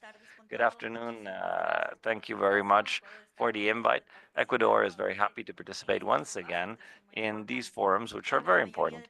I think that the countries we find here, we are part of the mega diverse group, and we know that those of us who work for biodiversity involve many resources, but we also face many challenges. And I think that the language, and I agree with all of our colleagues who presented earlier, that bioeconomy is not just a mere word. Bioeconomy involves different concepts that are similar, but also vastly different, depending on the unique features of each one of our countries. I just wanted to tell you that Ecuador has bet on bioeconomy as a model for development and for sustainable production, but not just to provide protection of our natural heritage, our natural wealth, but by leveraging our biodiversity sustainably, we can strengthen and move towards a production model that is sustainable development for our country that goes hand in hand with those who actually live in these areas, which are communities, indigenous people, which obviously the protection of their ecosystems are thanks to them. And to work hand in hand with them, generating this type of public policy has allowed us to truly build various policies that I will tell you in just a moment. Can you help me by showing my slides on screen? Okay, well, I'll show you the timeline here of bioeconomy in Ecuador. From the year 2011, that's when the Andean Biocommerce Project was born. This was a GEF project which was being implemented by CAF. And likewise, in 2016, we had our national bioeconomy strategy, where the concept of bioindustry was first appeared. Then in 2017, the Ministry of Water and Ecological Transition started focusing in bioentrepreneurship. And that's where in the year 2018, in my country, we have our constitution, our Magna Carta, in terms of we had the organic law on the environment. And this law defined the term bioeconomy and also the use of biodiversity. In 2019, we have a regulation for the organic law on the environment. And here there was a whole chapter specifically on biotrade. And also there's guidelines for any entrepreneurship projects. In 2020, the National Alliance for Bioeconomy was signed with 34 public and private institutions signed up to work on bioeconomy. Similarly, in 2021, several programs were launched nationwide to leverage our biodiversity. And 2021, likewise, we consolidated the conversations that we were holding with one of our main allies, which is AFD. They have been working closely with us in developing public policy, and the Bioeconomy Fund was born, and several initiatives are being developed therein. Along that path, the Ministry of Water and the Ministry of eco-friendly transition has spearheaded these spaces, first of all, by developing public policy, but at the government level, at the central government level, with different state portfolios, because it's not just the projects on the environment, but we have to work together with agriculture, with production, etc. Likewise, to work and articulate hand in hand so that public policy that has been generated from the central government can really be grounded at the local level, especially the subnational governments, because they have the direct jurisdiction on the territory, and therefore they must implement policies there, and we must strengthen their capacity at the governance level. Now, along the way, next slide, please. Along the way, building this public policy in our country, especially in bioeconomy, we highlight the launch of the White Book on Sustainable Bioeconomy for Ecuador. This White Book was developed within the framework of the Technical Assistance Fund for Bioeconomy, which was financed by the French Agency for Development and the Ministry of Water and Eco-Friendly Transition. This was unveiled in our country in April of last year, where it points out the status quo of our bioeconomy and it defines bioeconomy and its vision. Currently, we are building the national strategy for bioeconomy and its update. We are doing this together with another one of our important partners, IECA, where we have identified 5 paths forward. We're also updating the ministerial agreement that defines the guidelines for bioentrepreneurship programs to have more updated guidelines with an analysis from the White Book based on the update on the national bioeconomy strategy. We are also soon to launch the satellite account for bioeconomy, which will have access to accurate statistics and the national GDP. And also, we do capacity building programs for our staff, our human resources, and programs, projects at the level of the central government. We're also building working groups with stakeholders for bioeconomy, one in each region, so that we can have forums to exchange opinions among stakeholders who carry out bioeconomy activities. We are also creating awareness, because we already developed it, the national plan for the leveraging and the processing of biodiversity, which is a fundamental tool to develop biotrade or biocommerce. And finally, to summarize, I think that Ecuador, while we are a small country, we're pretty big in biodiversity, and we have proven our commitment towards conservation, towards restoration, and for a sustainable use of our biodiversity, framing and especially guaranteeing that this public policy that we are developing will be implemented, but in particular, to make sure that we will have the financing or the resources for its implementation, because it's a big effort. Just to build public policy is a big effort, but to implement them and to make sure that all stakeholders implement it is also a big challenge. Last year, we announced our second financing mechanism to convert debt, based nature conversions, which is for the Amazon corridor. One of the pillars of this exchange of debt for natural resources, there's one of the commitments, one of the pillars of this is fulfillment for the implementation of the national strategy for bioeconomy, which we are building, the implementation of the plan for youth, but it's important for this to go hand in hand with our other strategies, with our public policy, because it's not just simply different sectors or different actions. Right now, we are building the update for the National Forestry Strategy. It has a very long name, but I always summarize it as the National Forestry Strategy. We have a national strategy for biodiversity, and I think that most of the countries gathered here today, we are our own BISAPs. And I think that this grounds also the management of biodiversity. Our biodiversity strategy, our national bioeconomy strategy and the national forestry strategy go hand in hand with the update to the national strategy for climate change. We are working in the complementary nature of all of these strategies to fulfill these objectives, which tackle big challenges. Likewise, that support from the central government, thanks to the support of partners and important allies, such as international cooperation, This has all allowed us to work with the subnational governments, which has been very important because, as I mentioned earlier, they implement national policies at the territorial level through their own provincial and municipal rulings. That is the management by our subnational governments.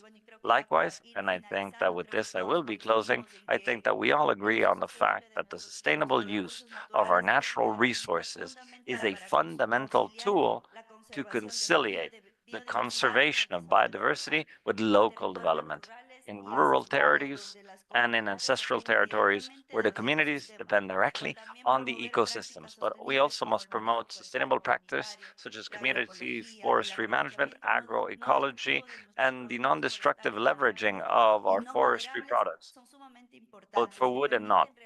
It's very important. This generates dignified livelihoods for people, resilient livelihoods that also protect our ecosystems. Thank you very much.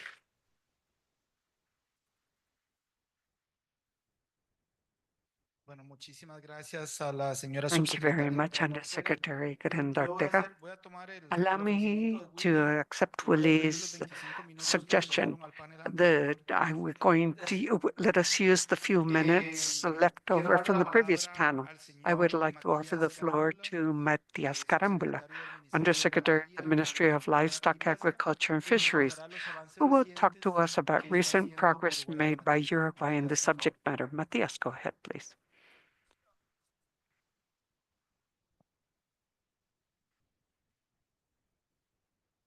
Hola. 2 minutos 40 marca acá, como en el... 2 minutes 40 is all I have, right? Well, good afternoon to all of you. First of all, I would like to thank ICA and the network for the invitation, for allowing the state of Uruguay to participate. And I would like to thank all those present for their contributions, what they have been sharing. And in particular case, it is very interesting to listen. I would like to make 3 clarifications first to a very brief presentation. The first is personal.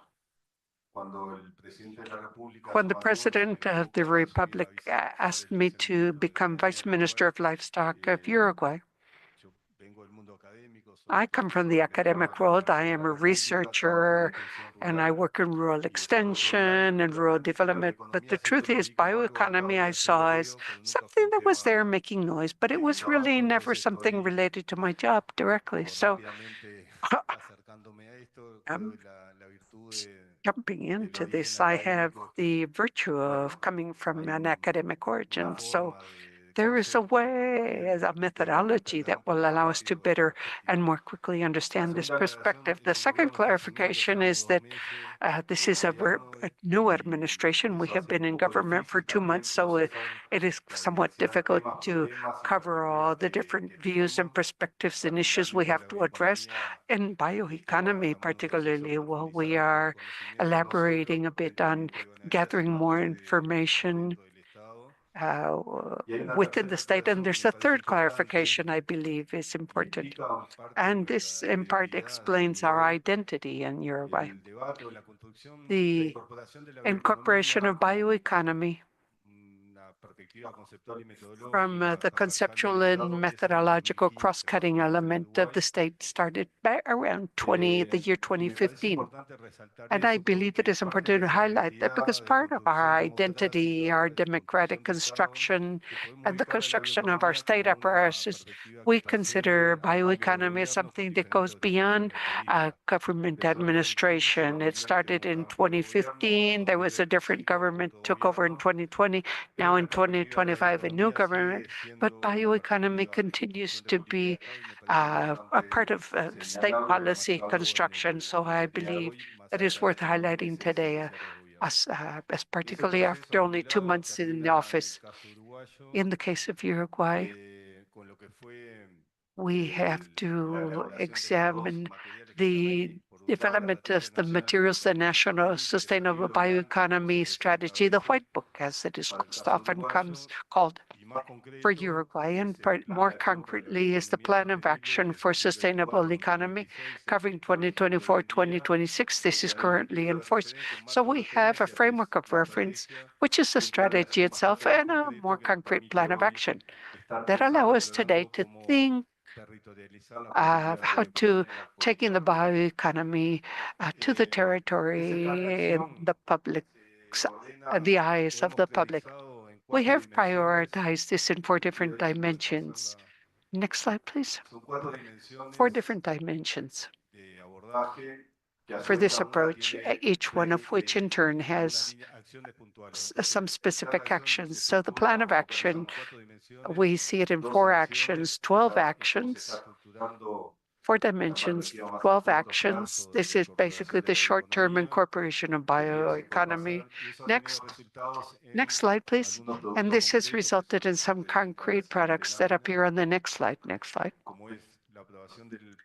The approval of the National Bioinputs Plan, the creation of 2 centers, particularly some innovation centers related to the wood change, the Innovagro Sectorial Fund, and here are some specific lines in all 4 dimensions, the 12 actions. Here are some concrete products that are already under execution in the context of a state policy with a bioeconomy at the center. Our challenge now, and particularly the Ministry of Agriculture and Livestock, is that we are at a phase which is to define the 5-year budget, the budgetary basis, but also programmatic and policy for a 5-year administration, as is the case in Uruguay. So based on all this background of the plan of action and the guidance for the plan of action, what we are trying to do is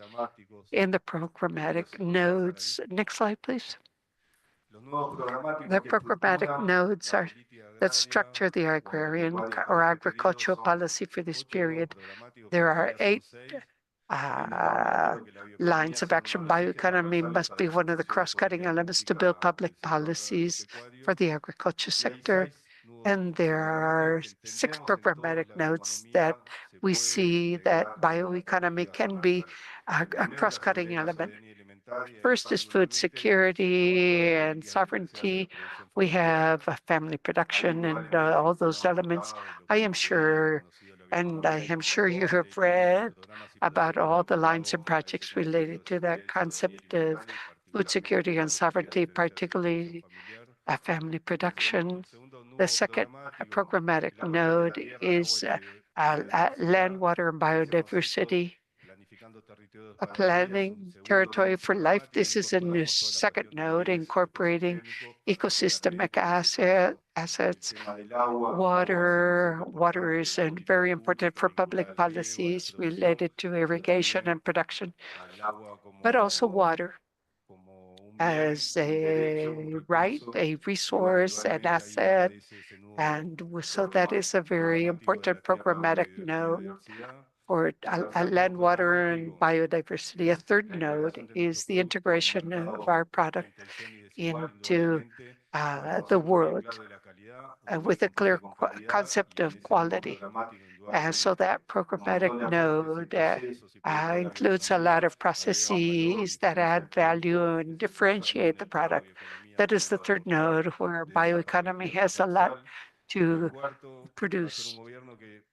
Fourth is a government that will be giving priority to the bovine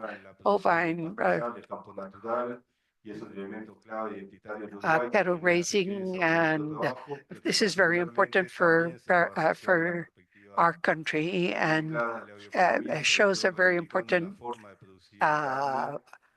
part of the bioeconomy based on the Pampa biome. A 5th programmatic node, no doubt, is recognizing science and technology and innovation as a central point of the government, articulating with different state institutions and agriculture policy sectors, basically prioritizing science, technology, and innovation policies. A sixth programmatic node, also linked to bioeconomy, is the matter of the a right of access to rural rights. There are a series of different government policies and different ministries of Uruguay are involved in this. No doubt, bioeconomy has a lot to contribute there to access to housing, electricity, transportation, and the diversity of programs and projects encourage the rural population be subject to rights. So in those six programmatic nodes, we are working on that 5-year policy for agriculture in Uruguay. We understand it is very relevant, and this could be connected to we can connect all of these six programmatic nodes to this policy. And now my last slide. So based on the background, the national plan, the plan of action, the different dimensions and the cases seen so far, now the challenge for the Ministry of Agriculture and Livestock is that through those programmatic nodes I just described, how can we integrate bioeconomy, how to finance it, how to take it to the territory, down to the territory, and in the end, this is an exercise we are undertaking to how to develop public policy with programmatic nodes and posing bioeconomy as a cross-cutting element. So that is the challenge we are addressing now. So our participation here is basically to share the Uruguayan case, but also to learn from the cases of other countries. Something very fruitful. We must thank ICA for the role it has played and the network too. This is a very important contribution to build public policies that we hope will be taken down to the ground, which so far has been somewhat of a difficulty. Seeing bioeconomy as a methodology, well, we see that this is a public policy because the times for bioeconomy are not necessarily the times for politics. So we have this very interesting node there.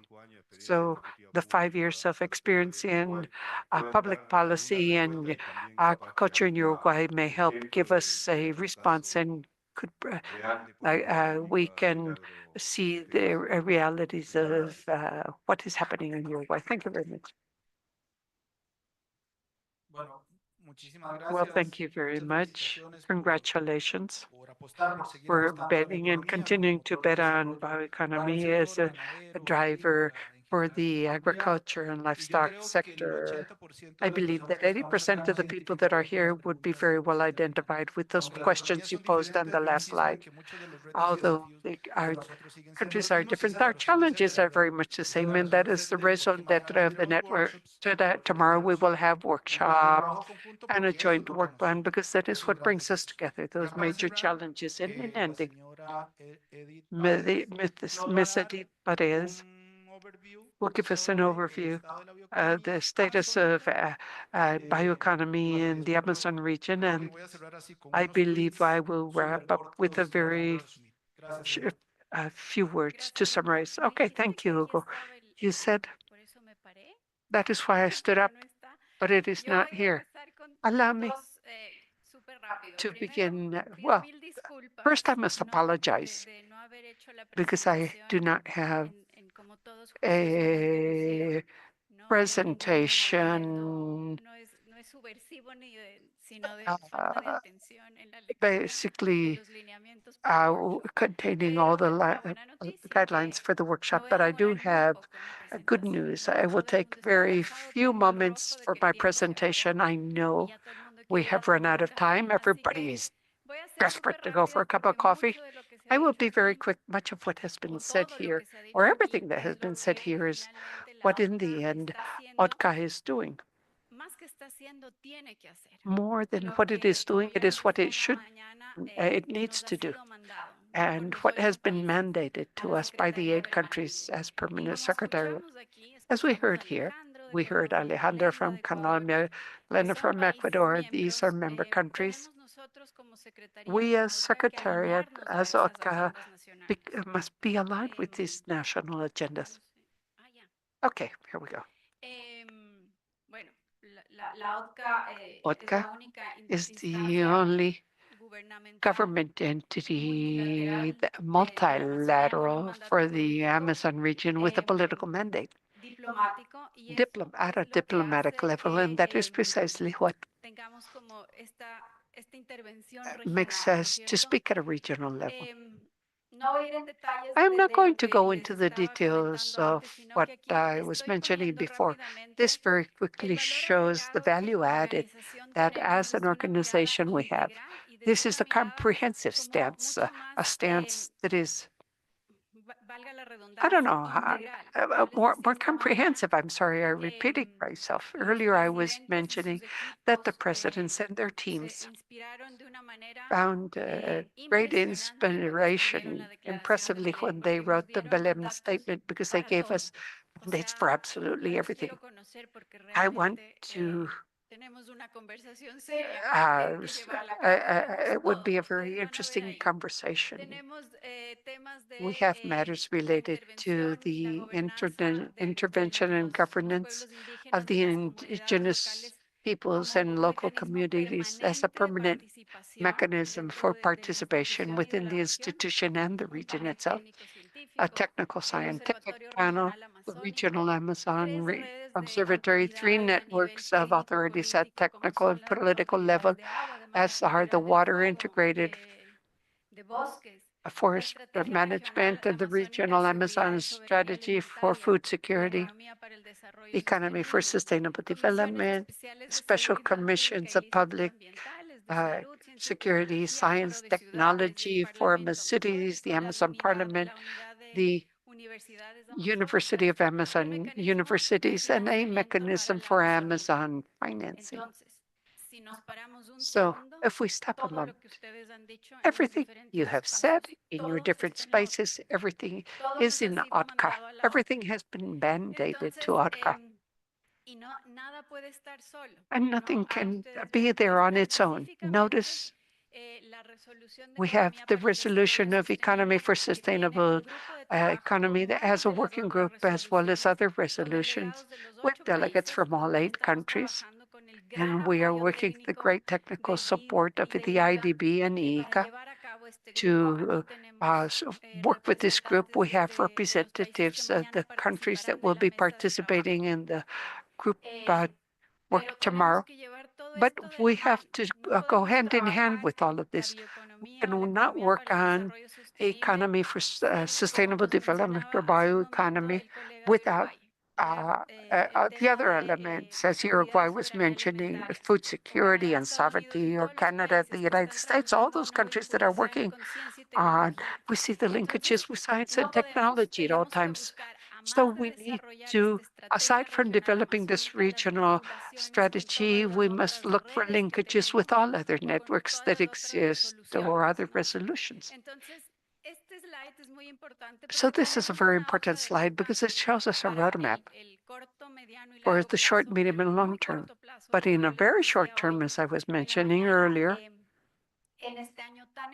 in such a strategic year, we have 2 major spaces, the Amazon Dialogues, which is the participation of civil society, and where decisions will be made and consensus and dialogues are built to come up with specific proposals to the meeting of Amazon presidents that will be in Bogota, Colombia in August.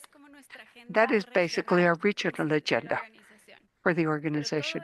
But all of this has to be ready as a region for COP30, which in the end is the global agenda, where we have so much to share, but yet so much more that needs to be done in an Amazon country. So the pressure we are feeling, nothing negligible to reach these 2 spaces, but we need to build. And while I listen to the different speakers, as director I wonder, can we only add value added to what the other countries are doing in their national agendas? Well, in the end, OTCA only has a territorial zoom over the countries. This is a region that historically has been somewhat ignored by all the countries. We have a study published last year by ECLAC that we undertook together with ECLAC, and none of the 8 countries do their economic indicators show positive terms for the country nor for the region. So this is a zoom into a region that loses sight of its biodiversity and environmental, territorial, cultural characteristics, and so on and so forth. But that we need to give this value added to what has been done. We just have to add to this. No country is so specific in the region, and that is the value added. And we're not talking about just any region. This is a region that has very unique characteristics, very important for each one of the countries and for the region, but as we well know, for the entire planet. There is a specific resolution. Allow me to very quickly go through this, to work on this. And with the technical assistance of the IDB I mentioned and the support of ICA, this is the resolution of economy for sustainable development has been divided into 3 working groups. One is the certification and evaluation of the Amazon products. We will go into that in greater detail tomorrow, and I won't tell you about that now so that you go to the workshop tomorrow. Secondly, incentives for recognition of services and environmental and ecosystem functions. So that this is an attractive territory, attractive for investments, so we can see all these political, legal enablers, institutional enablers for this governance. And lastly, all the matter that has to do with innovation in the Amazon region with the Amazon products, to also develop a catalog of products and incentives and how this has an impact on a better quality of life for people and for their livelihoods. It is important to continue to working together in coordination, highlighting. And this is important for all the work we do at OTCA. It is important to highlight also ancestral knowledge and the local and traditional indigenous peoples be part of that effort, part of these discussions. We have many challenges, obviously, that are not disconnected to what we have talked about here. This matter of having harmonized public policies. The challenge will be greater for one region. As usually, I showed you the network of water authorities for the integrated water resource management efforts. They have approved 2 weeks ago in Bolivia a series of protocols to measure the amount and quality of water in the Amazon basin. And those are things that we need to applaud. Important progress, yes, but that took 10 years to get there. But that is the path. We have to take the first step. So the harmonization of public policies at a regional scale, as well as the coordinated work that I believe Hugo was mentioning. I believe we urgently need to sit down and see who is doing what, and that we do not go beyond each other, because that is the risk. The line between wanting to help and that we quit or go beyond is very dangerous. And there are many gaps we need to fill in first. So that is where we should focus our efforts. Knowledge management, research, science, huge challenges in the region. There are still a lot, but we need to bring this to ground and put this into practice. and the coordinated and well-informed work. Sharing more than ever, we need to share resources of every type. Resources are scarce and needs continue to grow. So I will not take further time. I am at your service for any additional question you may have.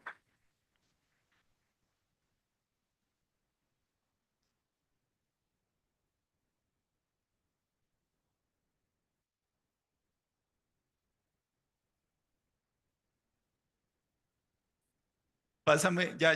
Please, yeah. Creí que por exceso de tiempo me I habían cortado thought el that micrófono. because I was so short on time that they had cut off my mic. Muchísimas gracias. Mañana But vamos anyway, a tener un thank you workshop específico very sobre much. este Tomorrow tema, we'll have sobre a el tema de la specific propiedad workshop amazónica. on the Ese será un gran bioeconomy of the espacio Amazon. para So discutir, that will para be the forum conversar, para to construir discuss juntos. this, to ask questions, to build together.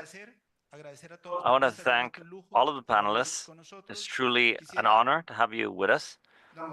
no quisiera decir que voy a resumir la I don't discusión, want to say that I'm going to pero summarize cinco o such seis tweets que me broad-ranging quedaron así, discussion, but 5 or digamos, como 6 súper sort of concept evidentes. tweets that were super evident to me. Las Américas vienen Number one, haciendo bioeconomía the mucho antes de Americas que se have llamara been doing bioeconomía. bioeconomy Nosotros since hace before mucho it was called estamos bioeconomy. aprovechando We y have been valorizando leveraging sosteniblemente and nuestros giving recursos biológicos value to our antes de que la biological palabra o resources el concepto, sustainable digamos, fuera long construido. before Hay this países, y concept lo had decía been built. Jamaica, hay There are países que countries, están as Jamaica haciendo una gran was cantidad de saying, cosas that are que no doing a tienen number of definición things nacionales. and don't have a Entonces, national eso, definition.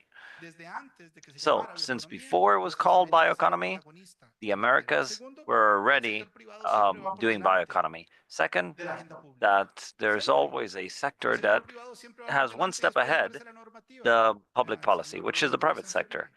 They start doing things, and Tercero, policy comes in. tenemos un Third, tremendo we potencial, have incredible pero para potential cambiar de modelo to productivo a un change modelo productivo from biobasado, basado en lo biológico, a requerimos productive incentivos. Y model todos to a ustedes lo bio-based dijeron, productive incentivos en model. But we investigación y need desarrollo, incentives, and en incentives in mercados, R&D, aceleración de in innovaciones, markets, in accelerating financiamiento y innovation, ojalá que esto sea a financing, través de and alianzas hopefully this will be público-privadas. through Es decir, que public-private esos partnerships. incentivos respondan a These las necesidades de incentives la have to industria. respond to the Ese es un needs of pecado que industry, cometemos nosotros en and Colombia. this is a sin that many of us have Esos committed. incentivos Those responden incentives a las often do necesidades de not la industria. respond to the needs of the industry. Ya me olvidé el número And I 4. forgot number 4 and number 5. Ustedes presentaban los Number mapas de 5, los you años y presented veíamos cómo la the bioeconomía maps of the ha years, sobrevivido and we a los saw how the cambios economy políticos en survived los países. political changes in Ustedes countries. llevan 8, 9, 10 años. 8, 9, 10 Han estado en years, 3 gobiernos. 3 governments. Es decir, la bioeconomía se Meaning reconoce bioeconomy como un is modelo de acknowledged desarrollo que as a inclusive viable model for sobrevive a development los that can vaivenes survive políticos de nuestros the países. Eso political me parece que es shifts in our importante countries. And I think señalarlo. that's very important to Y highlight. último, And finally, esto requiere, todos lo this dijeron, una requires, everyone fortísima said this, articulación, a articulación very strong institucional, articulación articulation between público-privada. Bueno, y de institutions, nuevo, ese es public-private parte del partnerships, objetivo de la etc. red. That's the Muchísimas whole gracias goal a behind todos, this de verdad, network. fue un Thank you lujo all very poder much. compartir con It was ustedes. truly an honor Y to se share les this panel with you.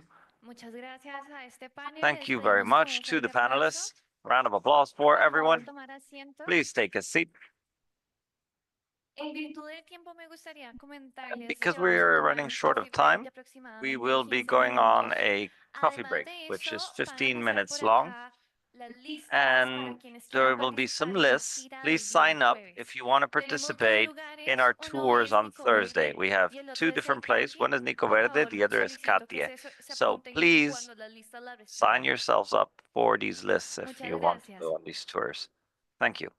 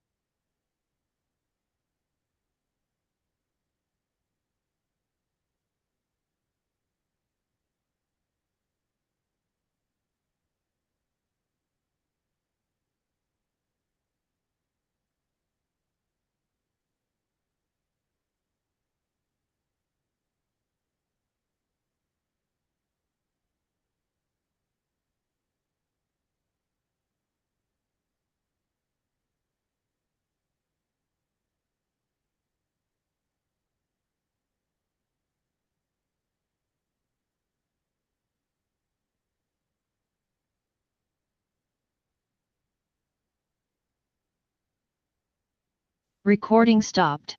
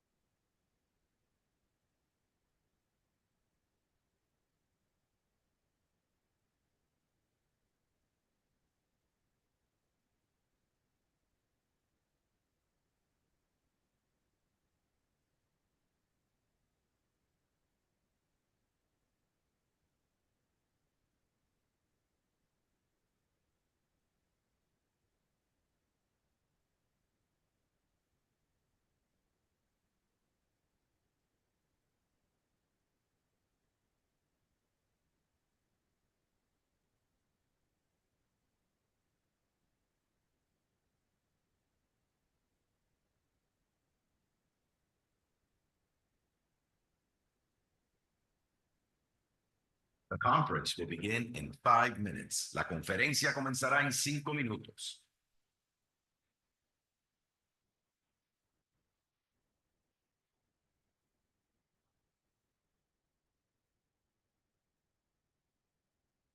The conference will begin in 5 minutes. La conferencia comenzará en 5 minutos.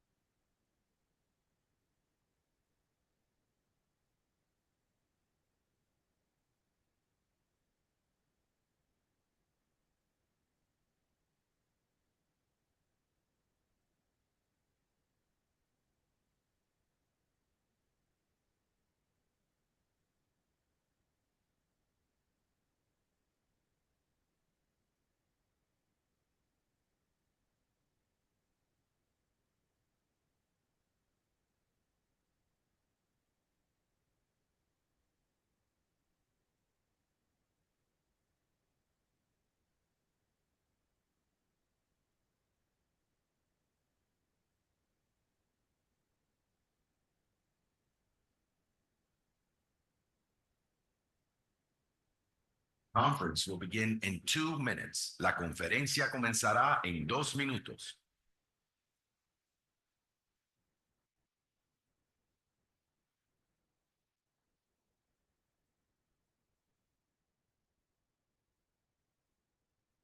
The conference will begin in 2 minutes. La conferencia comenzará en 2 minutos.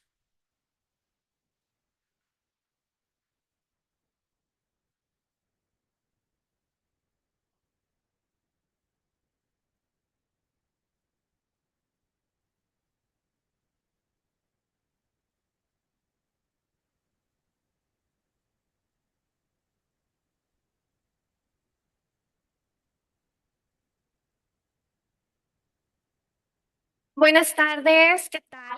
Good afternoon. How are you doing? We hope that you enjoyed the coffee break. Because of time constraints, we're going to begin right away. Recording in progress.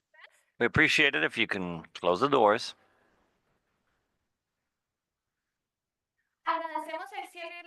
We would appreciate it if you could close the doors so we can begin the conference. Along these lines, we have a panel. It's for the incubation and acceleration of science, technology, and innovation between the academic realm and industry. This panel will be moderated by Guillermo Lo, from UNESCO, and we're also be joined by the following panelists. Ana Carballo from the University of Costa Rica, Sandra Cheryl from Senacid, Panama, Marco Tarolla from Enal, Peru, Maria Emilia from Chile, Alicia Koch from US Rain Council, Helen Mir Giraldo Unido. Go ahead, please.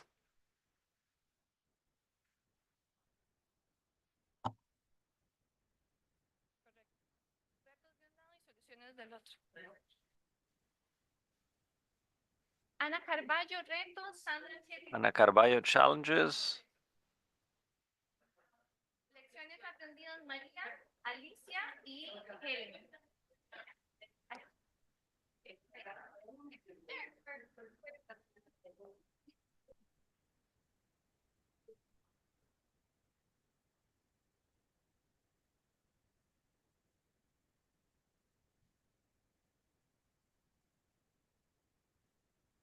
Tenemos un triple desafío. We have a threefold challenge. We have to do all of this in half an hour, develop a new methodology that we've been asked for, which I think it works and I think will work for everyone on this panel, and to fulfill these objectives. I'll explain what the methodology would be so that we're all on the same page and so that we understand what we're going to try to do. To my left, there are three representatives from different sectors who will be presenting some problems, mostly from the academic realm, right? Well, problems that they faced when beginning to develop public-private partnerships. The idea is for you to be very specific, give the problem, and, highlight the difficulty that was faced. And with these issues, in theory, on the right side of the panel, in theory, we would have the answers, or a few answers, or some ideas. So, we will grant the floor first to the ladies that are on the right, on my right of the panel, so that they can present solutions to the challenges and problems that the other side will be presenting. That's the dynamic, and we have 28 minutes and 35 seconds to do so. So, that being the case, maybe we can start over here, the tail end. Very well, good afternoon. I represent a public university in Costa Rica, and in 2025, we had carried out research precisely based on these challenges that we find in certain countries in Latin America. What's interesting is that the pain points are basically the same from country to country, even though the environments are different. A few of the things that we identified, one of them is bureaucracy, basically. How long it takes for a university to do some paperwork. There are some times where agreements to carry out work with a company can take 6 months or more for an agreement to be signed, and that delays processes a lot. What other things are important? Even though we, at the academic realm, understand the value of technology transfer, oftentimes there's a disconnect between research topics because of the funds that are used in order to participate, in order to have money placed into research, and the reality of what industry actually needs or the actual problems that the sector faces. So a few say there are no funds. I think that there are funds, but perhaps they are not well articulated between the needs of companies and what research can provide for it. Also, lack of staff, that is dedicated staff dedicated to innovation and entrepreneurship. We as academics often sit down at a negotiation table and we don't have much of a clue on intellectual property. We don't speak the same jargon as entrepreneurs, and we don't manage innovation really. So that conversation is often not fruitful because it's not structured well. Even when I try to explain my technology creation, I don't have the grounds to explain it to someone from outside the scientific realm. So obviously there's a communication problem. Among the research that we conducted, these are some of the most important aspects that were highlighted.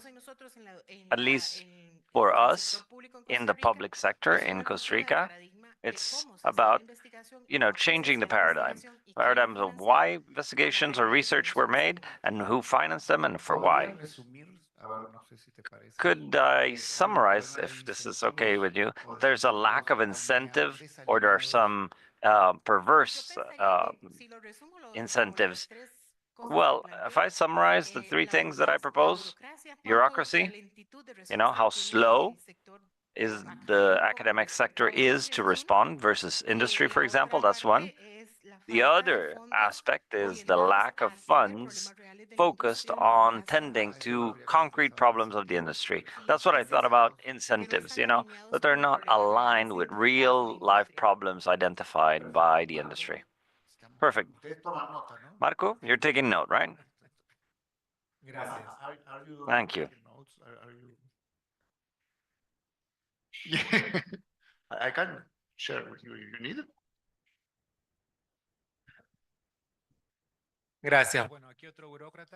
Thank you. I'm another bureaucrat. I work at the Ministry of the Environment of Peru, and I will give you the perspective of the public sector. We work at the financing division for the environment, and our role is to promote a few aspects that are related to bioeconomy, even though we don't call it bioeconomy, trade, business, for sustainability, for biodiversity. So, to give you a little bit of context, we have approximately 20 instruments of policy related to biodiversity, which could be considered related to biodiversity. We're talking about strategies, plans, policies, roadmaps on trade, biocommerce, sustainable production, forestry, low carbon emission, etc. However, there is no integrating policy. Each one of these policies is aligned to different sectors. Some are multi-sectorial, but not all. And there's a lack of an integrating policy, a sort of umbrella policy that can make, cut across the board through all of these policy and call it a bioeconomy policy. We hope and expect to build it by next year. This is reflected also in the authorities that are related to the topic. There are many public and private institutions, but there's a lack of promotion that is across the board related to all of these aspects. But there are many forums. The problem is that they are not articulated in most cases.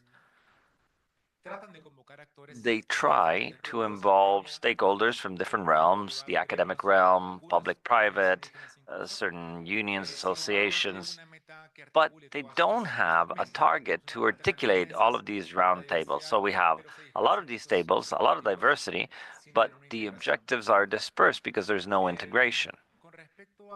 Now, with regards to resources, there's approximately a number of resources related to biodiversity. And it's not so much a problem of resources. We have identified that there's a high availability of resources for the potential use by a number of stakeholders on bioentrepreneurship, biocommerce, biotrade, that are not leveraged by potential users. On the one hand, they don't fulfill requirements. On the other hand, there's a lack of knowledge of potential stakeholders that can access to them. Or in Peru, there's a big black market which doesn't allow, with a lot of people related to forestry resources, to actually opt for these resources formally. So there's a number of things that have been repeated here a number of times with regards to policy, the stakeholders and the environments, not the lack of resources, but rather how these resources are structured, which does not allow stakeholders to access them. So these would be three important points that we can highlight. So one thing we can highlight is bureaucracy, non-aligned incentives. Marco, I apologize if I'm too synthetic, but my understanding is that there's a lack of institutional articulation. That's the problem, right? Yes. Yes, on the financial plan, on the plan of policies, not so much, but I think especially there's a lack of articulation between the public sector, or not only the public sector. The public sector, in my opinion, is who calls this, but There are areas for articulation where the private sector also participates, where in this case is the pioneer and who demands these solutions. But this lack of articulation means that oftentimes the appropriate solutions are not made available. I'm trying to do all of your job for you, so I'm sorry if I repeat the questions. Sandra. Well, thank you for the opportunity. As you know, I represent Panama. And what I want to share with all of you is that Panama decided to have its bioeconomy strategy this year. And it's a very important project within the Secretariat. I identified 8 problems, and I'll be very brief. Yeah. First challenge that we face, which is fundamental, is the lack of a general understanding of what is bioeconomy. No single sector had a clear idea of what it was, neither the public sector nor the private sector.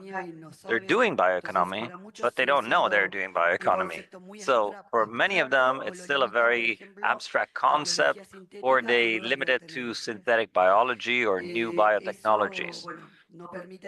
This doesn't allow having clear governance and or having clear leaders. Are we going to do it? Anyway, then there's a structural disconnect between science and the productive sector. Even though we have scientific capacity, oftentimes they make progress along lines that do not clearly respond to the needs of the productive sector. I think this we all said. Industries, on their hand, don't know the power of local science or don't trust in it and they don't want to invest in it. This gap translates into a low transfer of knowledge and they seek talent abroad. Fragmented financing, even though there are efforts to finance cooperative projects, resources have been dispersed and the rules do not allow co-creation, open innovation, shared innovation, lack of an infrastructure for applied research and scalability. If something interesting in bioeconomy appears, we don't have the necessary infrastructure to give it scalability. No bio in a refinery, no biomanufacturers, no bioindustries. Regulatory issues, intellectual properties. That problem is not solved. It's difficult to articulate the scientific realm and the private sector because of this gap. Educational challenges. There's an academic culture that still gives privilege over scientific applications, scientific research over application. And they focus on real problems of the productive sector. We also need to train scientists with entrepreneurial skills and have a vision of social impact. So territorial fragmentation and low level of connection with local communities. Bioeconomy is local, but most science occurs in the cities, in Panama City, downtown. So reaching out the territory is hard. And integrating traditional knowledge, Panama has ancestral knowledge on bioeconomy, the Brushala people and others. However, this knowledge is still not integrated fully into the efforts of innovation, which represents a lost opportunity both ethically and economically. So in summary, the big real challenge is Panama is not just technical, but institutional and cultural. We're trying to close these gaps and you will help me. Okay, let's see, to try to simplify the task at hand and to also support some of the things you mentioned, the people before you also mentioned. So I'll take 3 of the ones you mentioned because there were a lot of them. But there are 3 that are worth highlighting, I think, which is the lack of awareness. It seems that people don't have a lot of awareness of what bioeconomy is. Infrastructure as an infrastructural problem, if there's no adequate infrastructure to carry forth the initiatives, and intellectual property. I add these 3 problems to the lack of articulation, incentives, and bureaucracy. Now, we have a panel, a range of challenges. And so I allow you to freely raise your hand and pick one topic, one problem out of them, and give the answer that you wish to give. But each one to give at least one answer, right? And Sure. I guess I'm starting. Thank you, Maria. I think to start off, I'd like to address the second panelist's challenge of lack of integration in policy or not having an umbrella policy. You have multiple private and public sector entities, but they're not really working together. And coming from US Grains Council, we act as an aggregator in the United States. We represent farmers and ethanol producers, and we work for the expansion of the use of grains and biofuels, co-products around the world. And so one of the things that we do as an organization is we aggregate the private sector. So we represent our private sector members and we listen to their challenges, we present them with opportunities, we provide them with resources, and then we act as the representative to the government for the industry as a whole. And so we're able to take the entire industry's challenge and represent it as one entity to the government, which can then help to provide policy support. It helps the government to understand better what those challenges are and how they can provide regulatory certainty for the industry as a whole. And in terms of academia, one of the things that we're able to do is we're able to understand the challenges from the private sector and take those to academia to provide curated research that is able to then also help shape policy, but it also gives guidance to our members on practices that they can put into place in order to be more effective. It helps them to look toward how are they influencing their practices for the bioeconomy as a whole? How are they able to implement, and build in regenerative practices, resilience, look to markets in the future. And so we're able to leverage academia and the research that they provide, the support that they provide to not only guide our private sector partners, but also then inform on policy decisions that can result in incentives that further support private investment.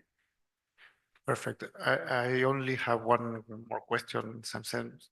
You can describe in a tweet who you are? Yes, yeah, absolutely. US Grains Council is a nonprofit organization based in the US, and our members are farmers and ethanol producers, agribusinesses. We work to promote the expansion and use of corn, sorghum, barley, and their co-products like dried distillers grains, which is a high protein animal feed, and ethanol around the world. Perfect. So you for this articulation, you can be in like a catalytic institution that try to bring this together. Perfect. Gracias. Thank you. Good afternoon, ladies and gentlemen. I represent the UN Organization for Industrial Development, and part of what we see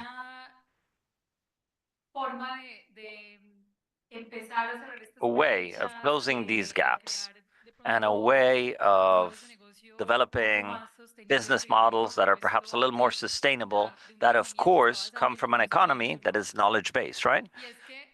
And part of sciences and technologies and innovation, which are of course essential to develop this new form of economy, they necessarily require, as a prerequisite, cooperative working models, which I believe must empower and inspire everyone who is a part of it, integrating science, yes, but also industry, but also local communities. We mentioned this in the disconnect that you can have between research and the needs of industry, right? And that goes hand in hand with a second point, which is the integration of public policy. Because you can't have, on the one hand, a policy in science and innovation, on the other hand, industrial policy, on the other hand, the environmental policy, and finally another policy for economic growth, because then you will always have clashing interests. And in science and technology, what happens oftentimes is that what matters the most is pure science, right? And the scientific interests, because at the end of the day, the incentive for investment in science and technology programs is that But if we align it with public policy and we say that we need applied research, we need cooperative research, we need participative research, then that, of course, will be an additional incentive for researchers to build these communities of applied research, research that can also be scaled up. And we talked about scalability, right? That it goes through the infrastructure systems and, of course, those financing systems. But there's another variable, which is the creation of public wealth, public goods for the facilitation of these transformations and these business models. And this goes through having regulations, it goes through having technical standards. We discuss what is bioeconomy? Well, that's about building shared frameworks and to harmonize them and developing metrics that can allow us to measure and compare each other, how much we're providing to the GDP. But right now, it's very hard to measure bioeconomy because at the end of the day, it cuts across the board through many multiple sectors, and our statistic models do not have that kind of itemization. So it's very important to create the enabling conditions, and we have worked very hard in strengthening the authorities that create the regulation, that also develop or grant permits for leveraging, for example, forestry resources, no, that are non-wood forestry goods, and also the development of this whole development of technical standards, for example, the definition of what is circular economy. We need to also build these taxonomies and these metrics.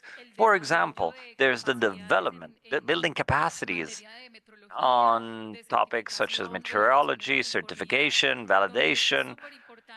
This is all very important because we need to be able to prove that our products based on bioeconomy fulfill these environmental claims that we are claiming, that we're selling to the world. And that needs capacity building within the countries as well to show that they're safe. Because, yeah, bioeconomy is beautiful, but on its own, it's not enough. These are simple products that have to have traceability on the market, that are part of world trade, and who have to fulfill the same standards as any product. So we need to step away from this romantic vision of these chains that are biological or bio-based to actually understanding that this is part of the economy, and that, of course, has to be integrated with the world trade apparatus, and it has to be sustainable, not just from a sustainability perspective, but also from an economic perspective. And that's where I believe that it's very important that the science and technology has to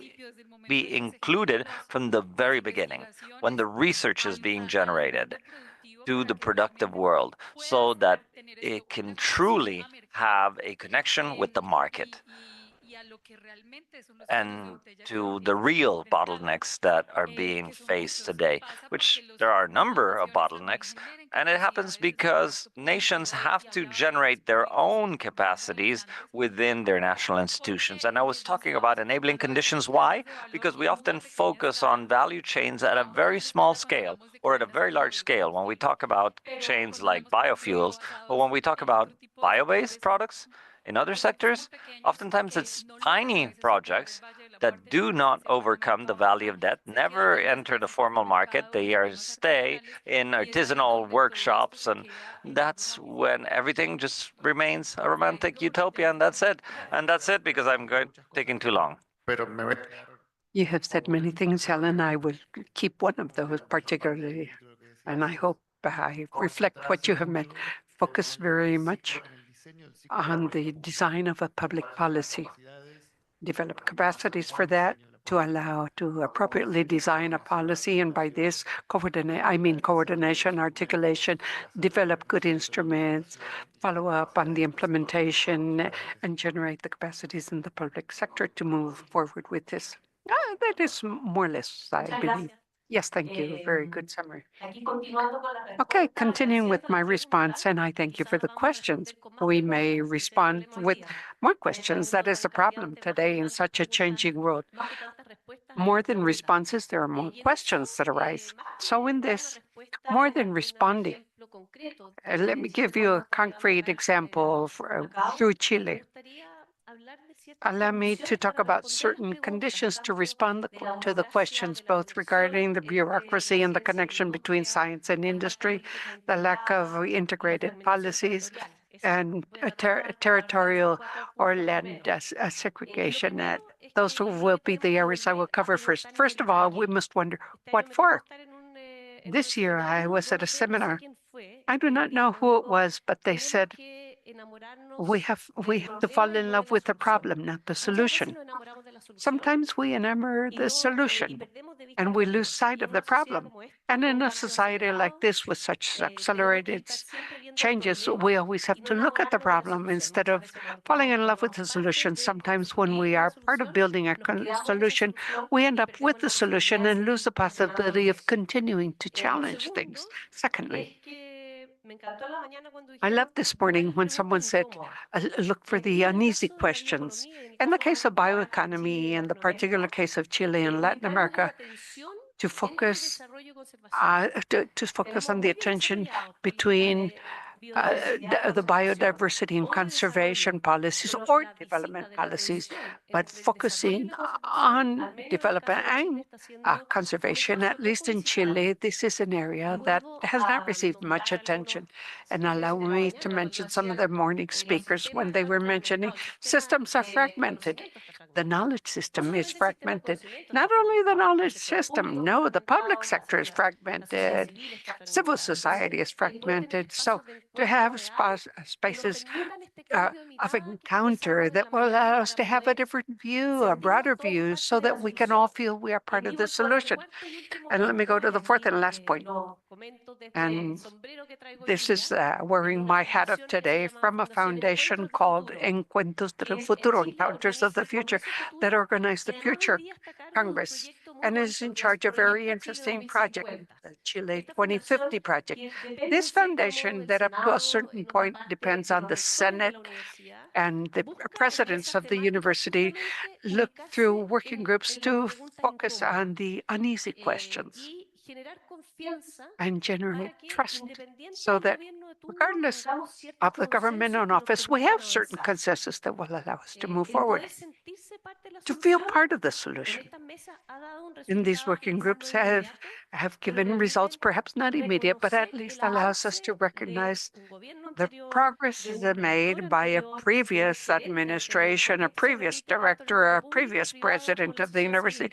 And this is true in the public and private world. I have seen this at universities, in the public sector, and now in the foundation. What we are trying to do is to build bridges so that this progress is not pinpointed to a name, because it really does not depend on the president of the university or the vice minister or the director of the research center. No, because those people leave, but the problems remain. And we have to consider this when we examine the different roles. So to put the territories at the center and make them part of all of this is fundamental. So this concept, in the sense that public policies can go down to territories, is precisely we have to do the opposite. We must raise the profile of the territories, and we should avoid filling up with democracy.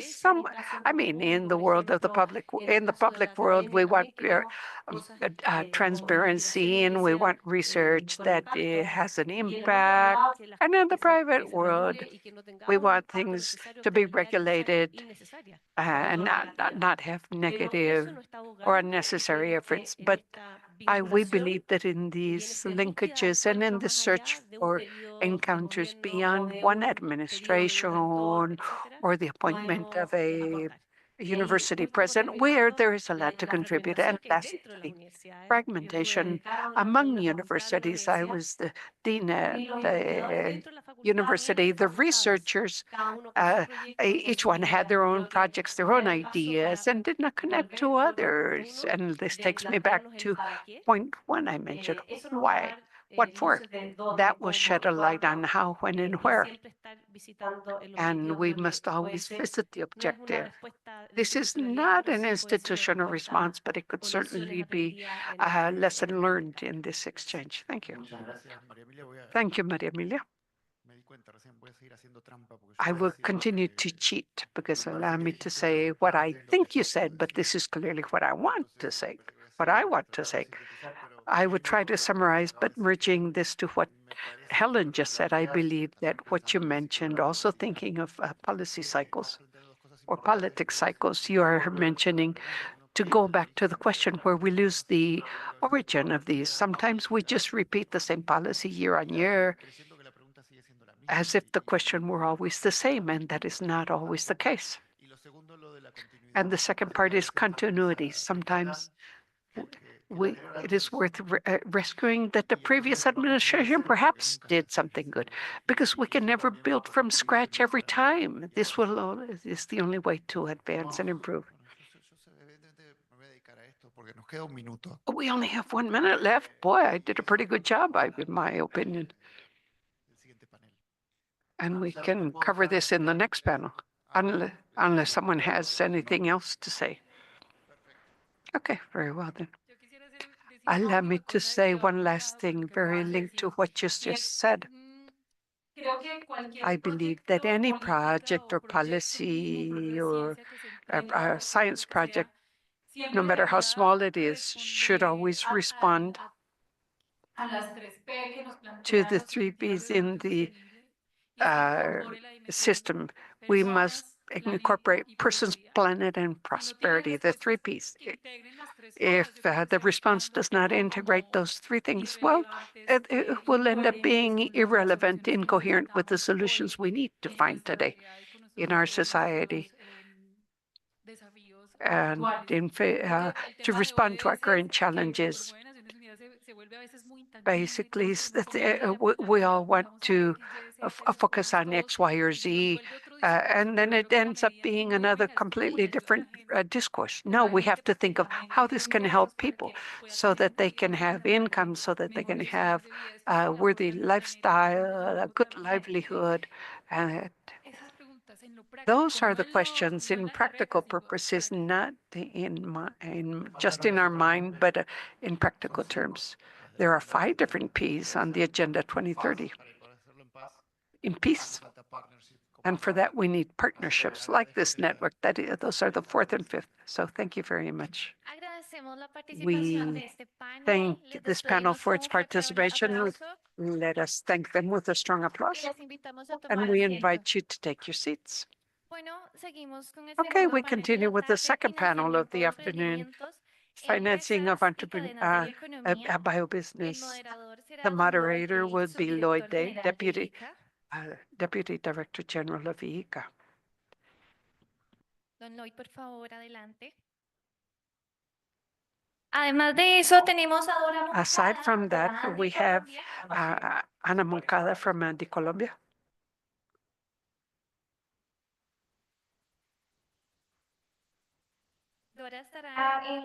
Dora will be in the challenges side, so I would like to invite her to sit on the left side of this panel. We also have Álvaro Peralta from Cerebiomex.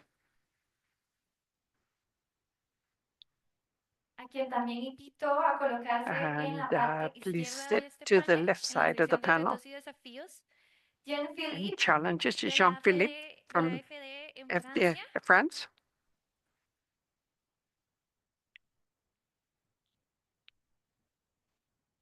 En la sección izquierda, por favor. To the left, excuse me.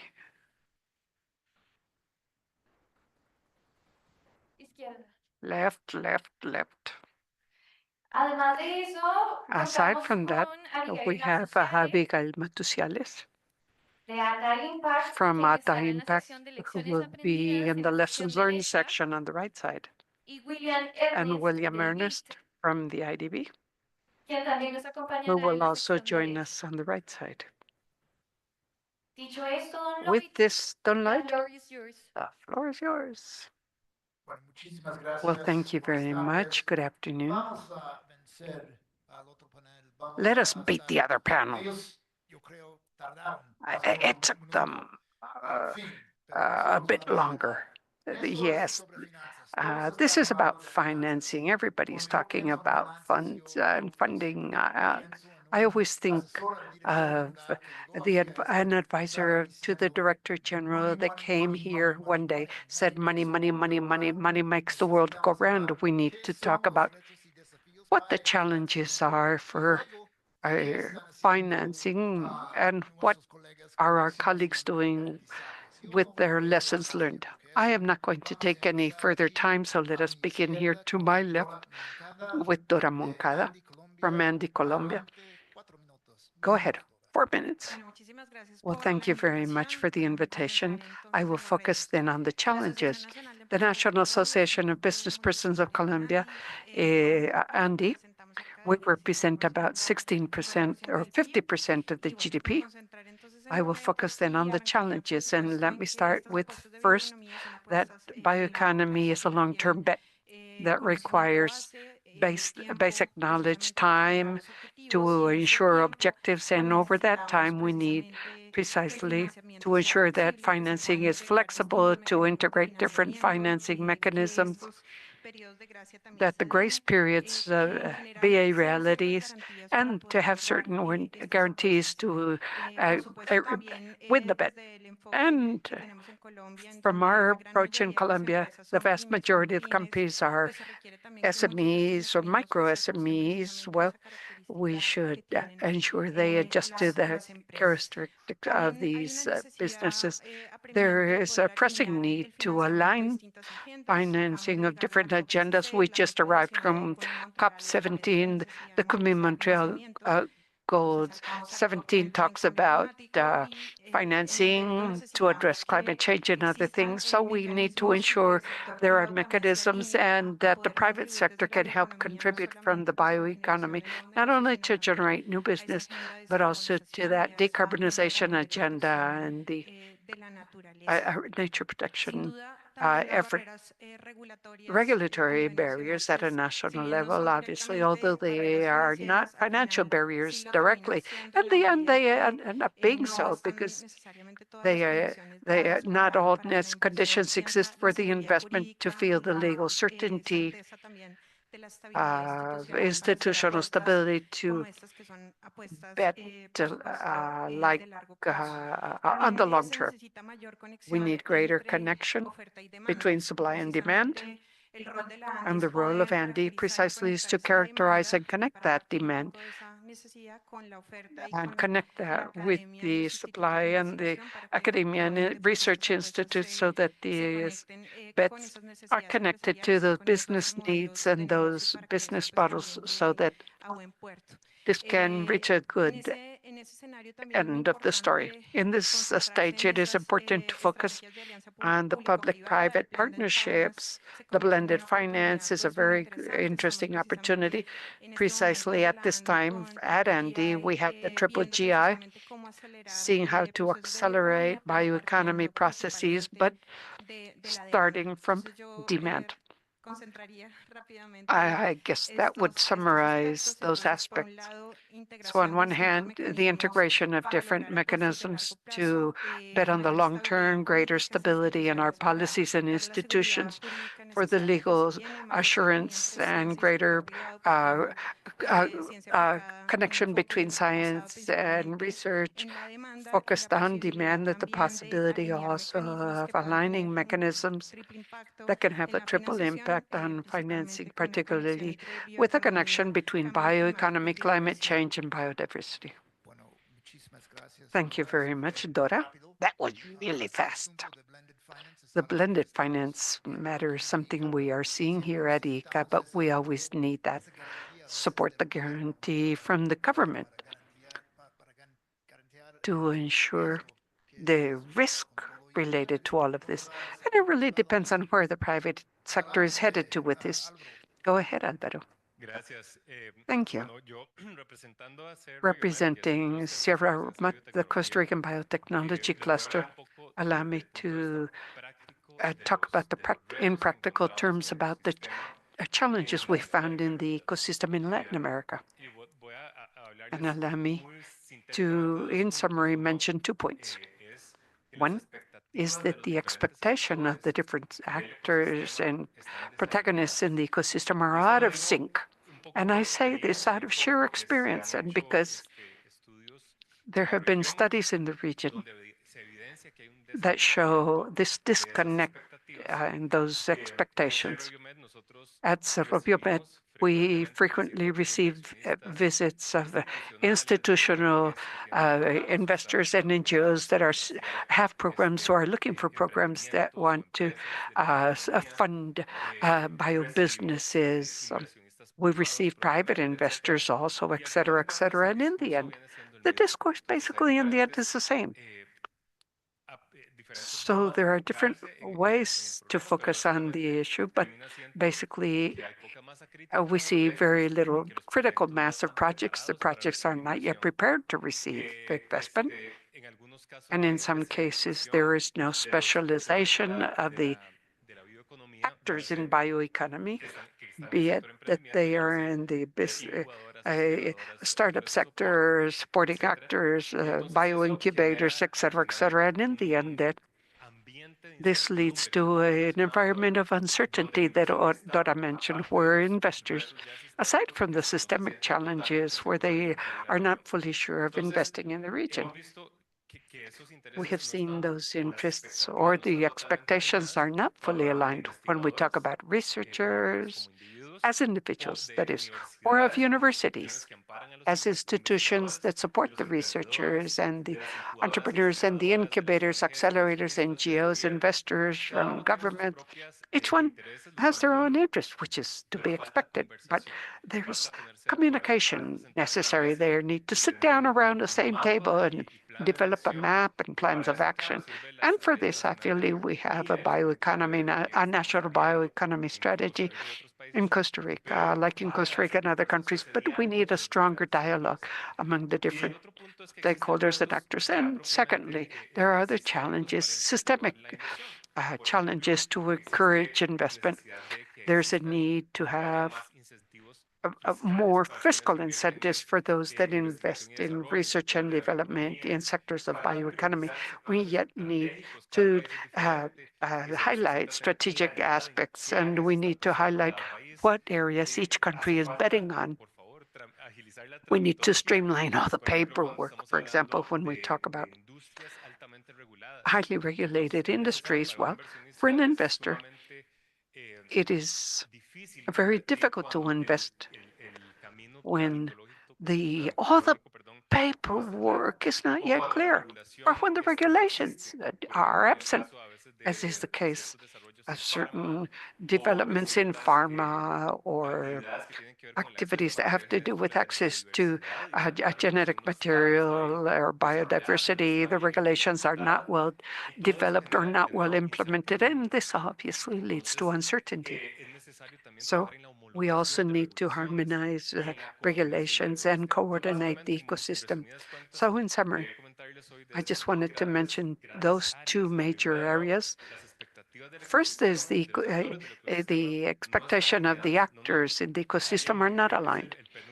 I believe UNDP talks about taxonomy. Taxonomy is important to speak the same language, and oftentimes we are talking very different languages among stakeholders, which are the ones that will generate those economic impacts and the enabling conditions or incentives to invest in bioeconomy. Those need to be developed. In summary, well, thank you very much, Alvaro. To align expectations, dialogue, incentives, and clear rules. Okay. Very well. Now, lessons learned. Monsieur Jean-Philippe, go ahead. Well, thank you. I am from this French development agency, but I am based here in Costa Rica.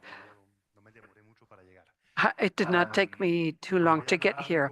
I will speak briefly about our experience here at AFDD, and particularly considering two comments that have been made, particularly when they talk about projects that are not well prepared and when they talk about incentives.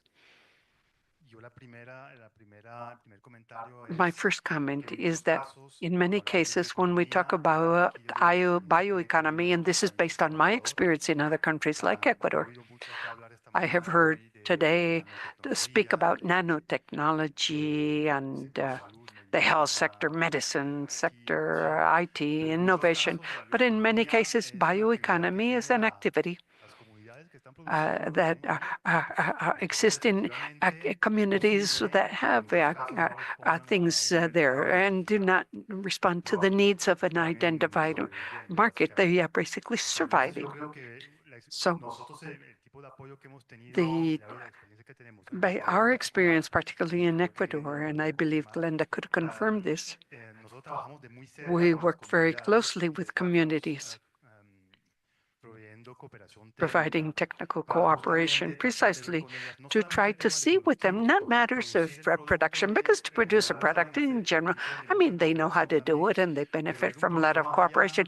But the important thing here is go beyond just production, to try to add value to a product, to see what else can be done with a certain fruit, for example, up to what point could they go to add value, increase income, find more attractive markets instead of just a local store and I mean, instead of just lowering prices by the middle of the day. So we have had very positive experiences like producers of a palm tree called morete, where they not only produce the fruit, but this is turned into pulp. And that pulp, this example I have in mind, they were able to sell to a Peruvian multinational that manufactures juices and energy beverages. That is one as many examples, but the technical cooperation part is very important and precisely allows to support and prepare projects so that they are ever more attractive. That is an initiative that does not require public incentives, but public incentives, yes, are essential, I must add. And obviously, technical financial cooperation is mandatory because I do not know who mentioned this morning that in many communities, in the best of cases, basically handle Excel. But to develop a work plan, they have no idea of how to do it. That is, they do not have the training to develop one. And this calls for significant support that could be supported by international cooperation like FED and the IDB that has such important projects in the Amazon region. And I will end with this. Thank you. Argel Napustiale. Napusiale. Napusiale. High impact. Go ahead.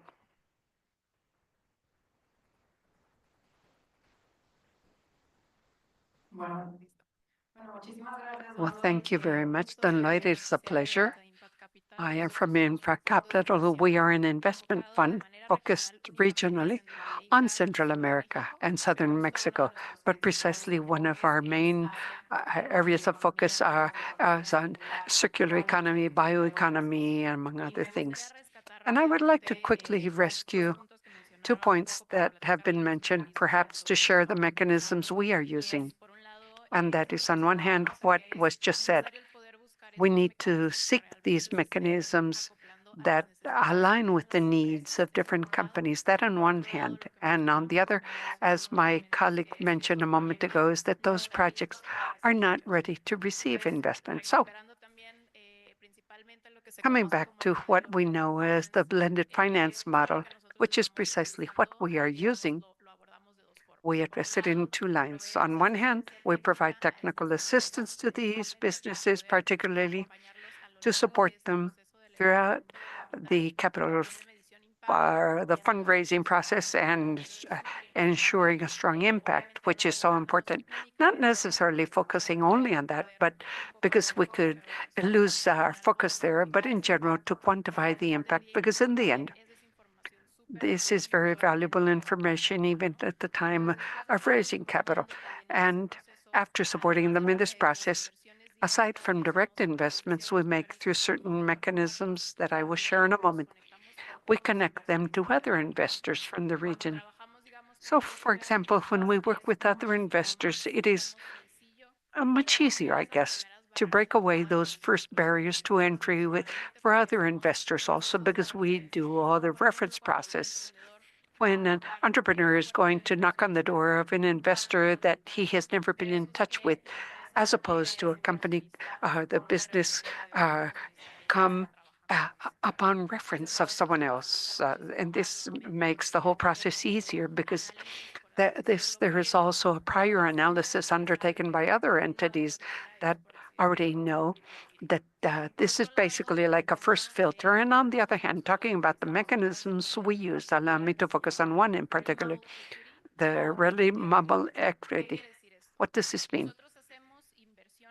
We do equity investment, basically we have an investment ticket, and so in exchange for that, we get a certain percentage.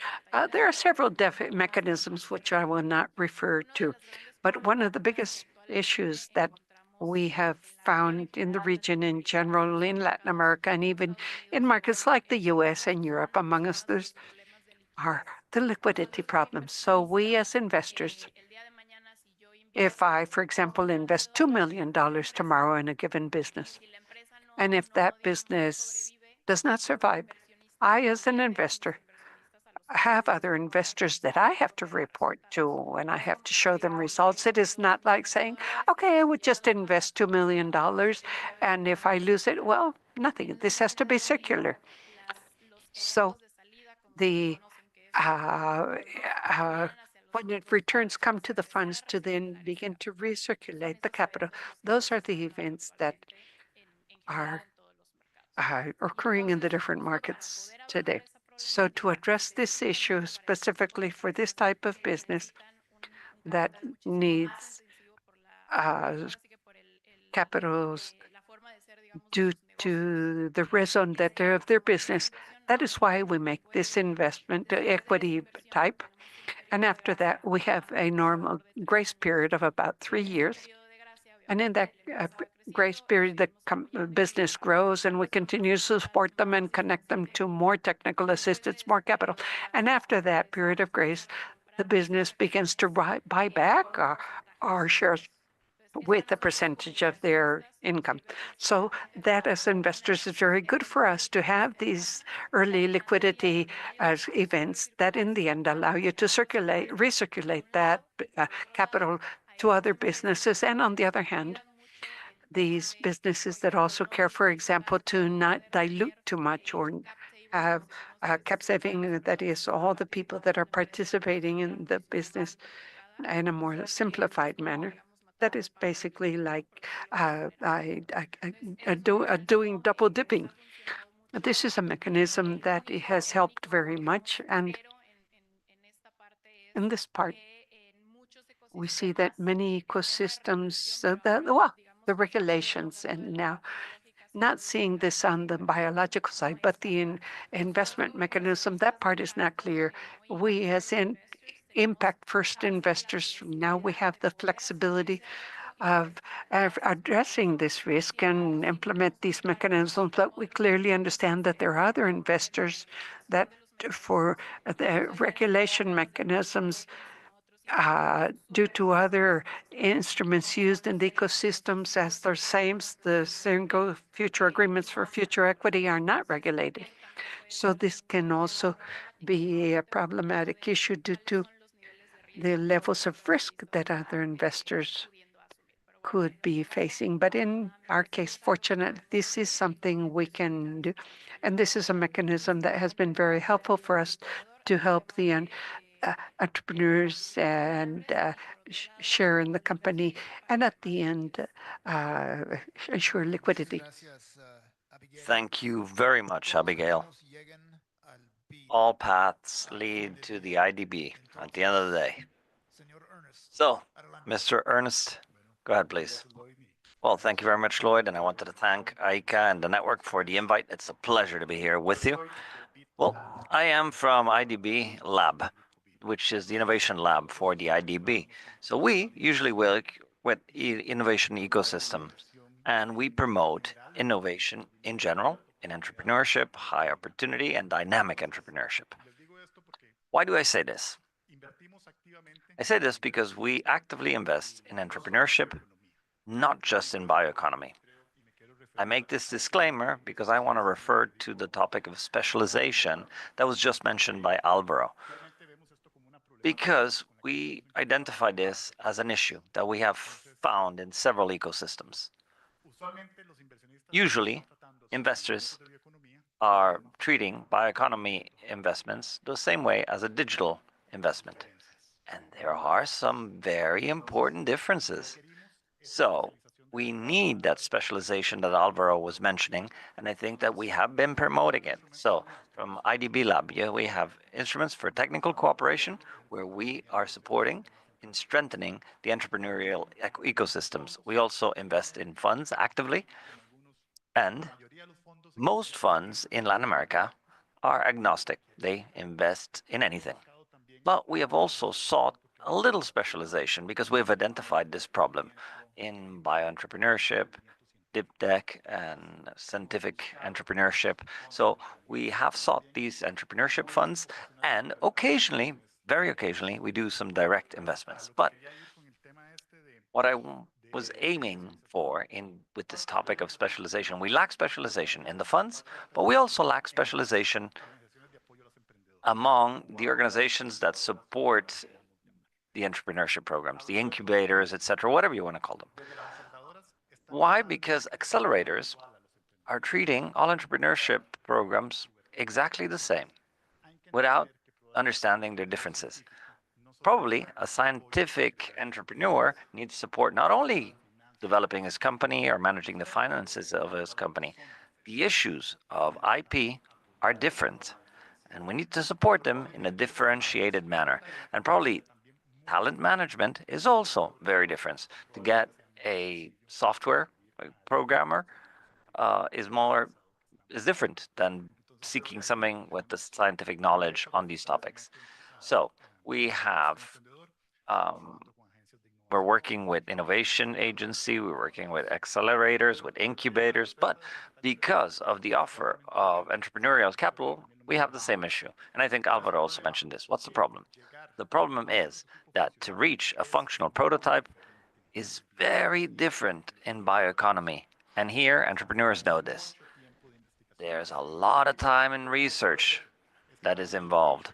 But it's not just that, it's that the ticket for investment is different. So from that investment ticket, which also represents higher risk and probably a longer time frame for return on investment, we need to seek specialization. We have identified a few funds that have a specialized thesis, which is a more patient capital and more sophisticated as well. But also what we've noticed is that there are other funds with company builder models where they support the entrepreneur more closely and they maybe have technical scientific knowledge, and probably in among their management team they have people who have been entrepreneurs in this field and know what it means to be an entrepreneur in this field. So that's what we're doing at the IDB Lab.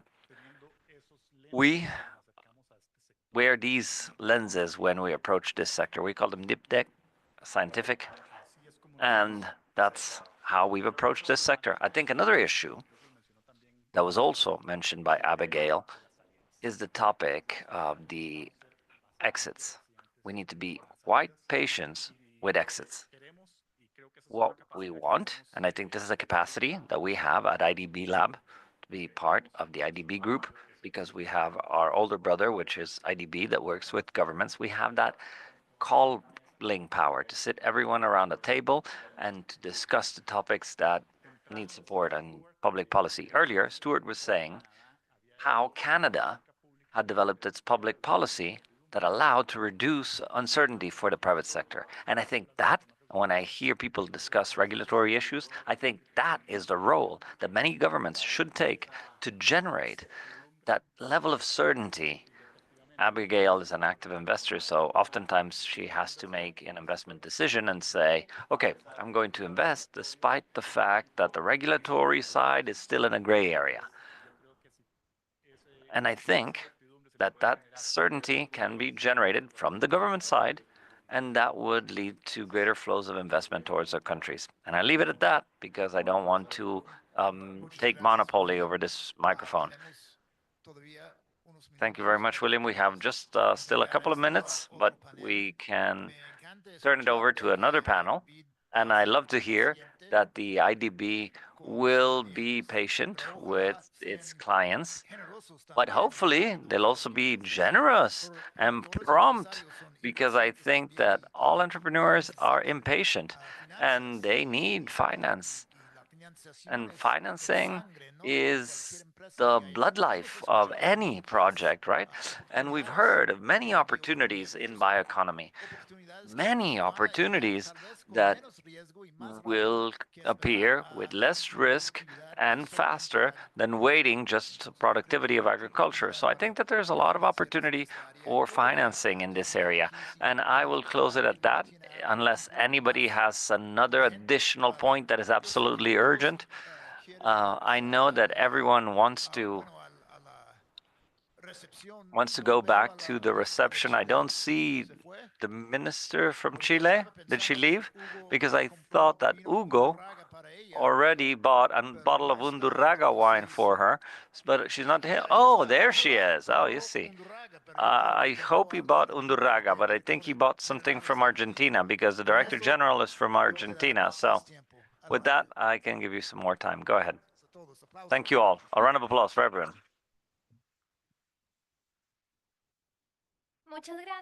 Thank you very much to the panel. We invite you to return to your seat. That being the case, we're at the tail end of our day. We have panel number 3, grounding bioeconomy at the local level, from the national to the territorial level. Along these lines, moderation will be up to Hugo Chavarria from AICA. Oh, and in addition, oh, sorry, you're switching up the agenda on me. This will be up to Tatiana Cholte from the IDB. And amongst the panelists, we have Miriam Sanchez from the Biotech Corporation. Miriam, please step up. Sit on the left of the panel, please. We have Ben from G20 South Africa. Also on the left-hand side, please.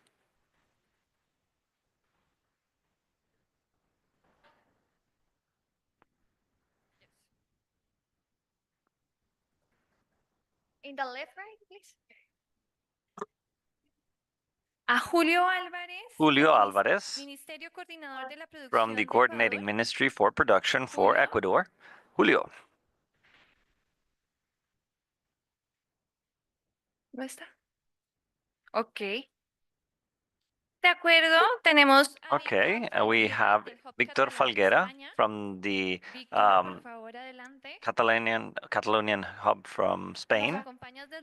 Please join us on the left-hand side, and Mónica Trujillo from SAIN. Mónica, please take a seat on the right side as well.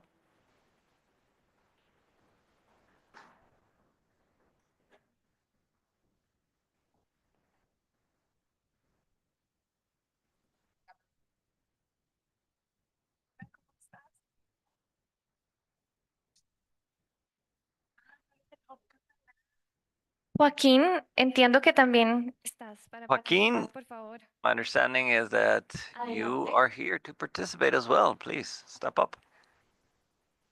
Muchas gracias. Thank you very much, Tatiana. Go ahead, please.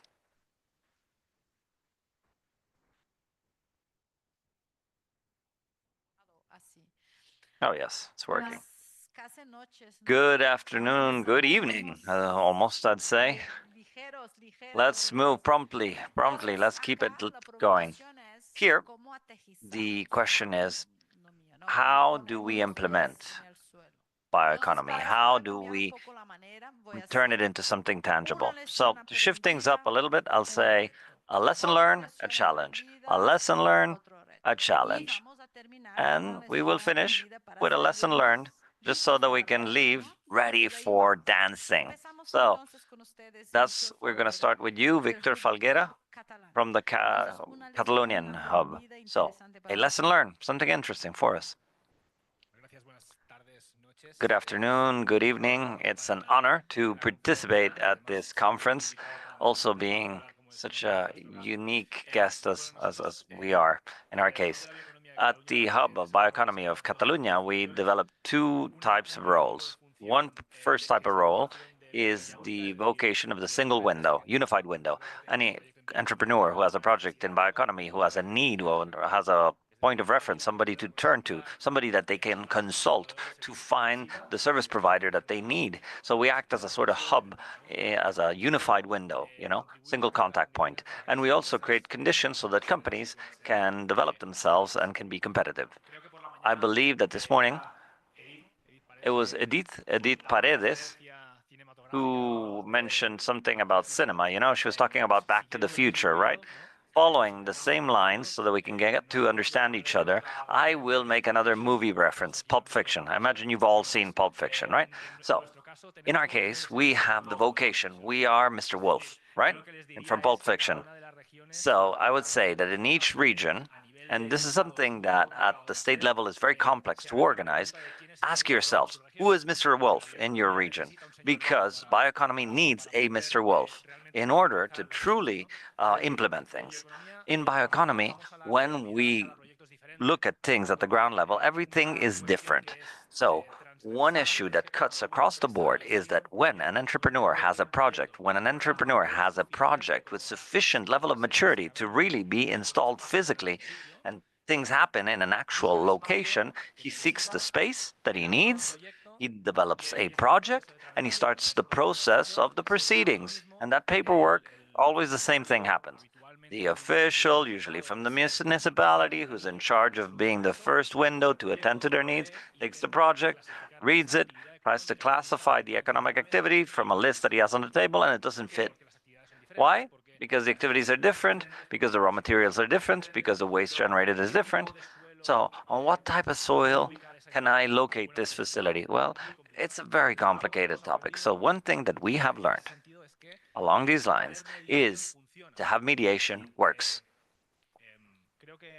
I believe, I can't remember in what session this was, but Roberto Bizan, I think, was saying this. He was talking about the locations, where things happen. When you start analyzing where things happen, you understand the challenges of how to plan the location are different in each case, because certain activities are uniquely more suited to one type of soil or one type of soil use or one type of location. We've noticed that because we're an organization that depends on the Department of Agriculture, the best thing that we've done in the past few months has been to hire the services of a specialized architect in planning. One thing that within our own department was poorly understood initially, but it's one of the best things that we've done in the past few months. Why? Because we've hired someone who understands perfectly the language of the staff that works for the administration and who has the role of authorizing the projects that can be done and cannot, both the construction of facilities, plants, and also the activities itself, and also understands the language of the projects in bioeconomy. So this mediation role is extremely important. That was a gap that nobody was covering, and that has an enormous return on investment in terms of needs. And this is very practical because we talk about like an insect farm that are fed and to then do flour for animal feed and fertilizers. This is on industrial soil, or is it on non-urbanizable soil outside of the urban area? Not all projects are the same. So obviously in Catalonia, we have 7 industrial facilities of this kind in 6 different territorial units within Catalonia. The one who has done most has done 2 in 5 years. It's very difficult to develop this learning unless we are capable of acting as mediators and making it automatic or systematized. So that's the first lesson learned. Thank you very much. It's very interesting, this unified window, because each project is unique, and to have mediation works. And the example of the architect, I can see how it would be very important. And then on the side of challenges, we've heard many challenges. We've heard institutional issues, infrastructure issues, knowledge transfer issues. Some other challenges that Miriam Sanchez that you could mention? Well, good afternoon. I'm pleased to be here in this conference and to be in Costa Rica. Pura vida, pure life.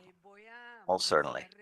I will mention challenges from the perspective of biodiversity policies, understanding that biodiversity is at the foundation of bioeconomy. And to implement bioeconomy, we need to discuss biodiversity. And I want to mention a couple of challenges that we've identified in Colombia. I will be speaking of Colombia's case specifically. I believe that it's a transition to a new paradigm. Bioeconomy is definitely a transition to new paradigms. And one of the biggest challenges is equitable access to the benefits of biodiversity for small communities, for local communities, which in the platform would be called contributions of nature to people and contributions of people to nature. We find that the well-being of the local communities is not explicit. We don't see it as explicitly expressed in biodiversity policies. It's not a strategic focus of biodiversity policies, at least in my country. On the other hand, we have identified the big challenge is establishing a connection between the policies and the plans and the budgets, the decision-making process. Generally speaking, we are really good at developing policies in terms of drafting them, writing the text, but then there's no connection with decision making nor with the budgets.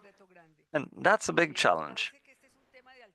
We think that this is a very complex issue because as we've seen here throughout all of the presentations, it encompasses an enormous number of different fields. I have developed a few graphs that I wanted to show you here. At the top, we have a conceptual framework, the context, the global context, the national context, and at the center, the local context. And so, three main topics are presented. On one hand, the loss of biodiversity. On the other hand, poverty. These are general frameworks. And on the other hand, the lack of coordination among policies. We find not only policies of different topics, each separated, some contradicting each other, but also policies at every level of government. For example, national, local, regional, and there's no coordination amongst these policies. And in the graph below, I kind of zoom in to the local level, and again, I'm focusing on biodiversity, biodiversity policies, and the well-being of local communities.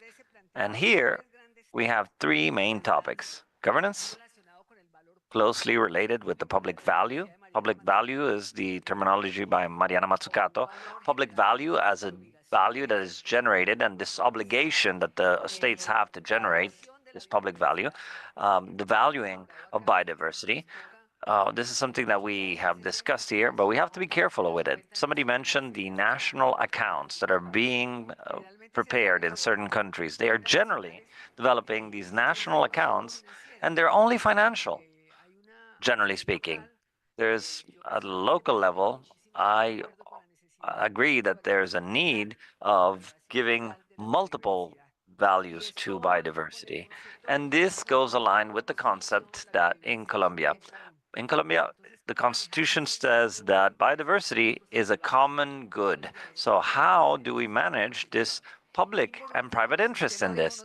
And finally, the knowledge systems down below, which involve scientific knowledge, but also ancestral knowledge.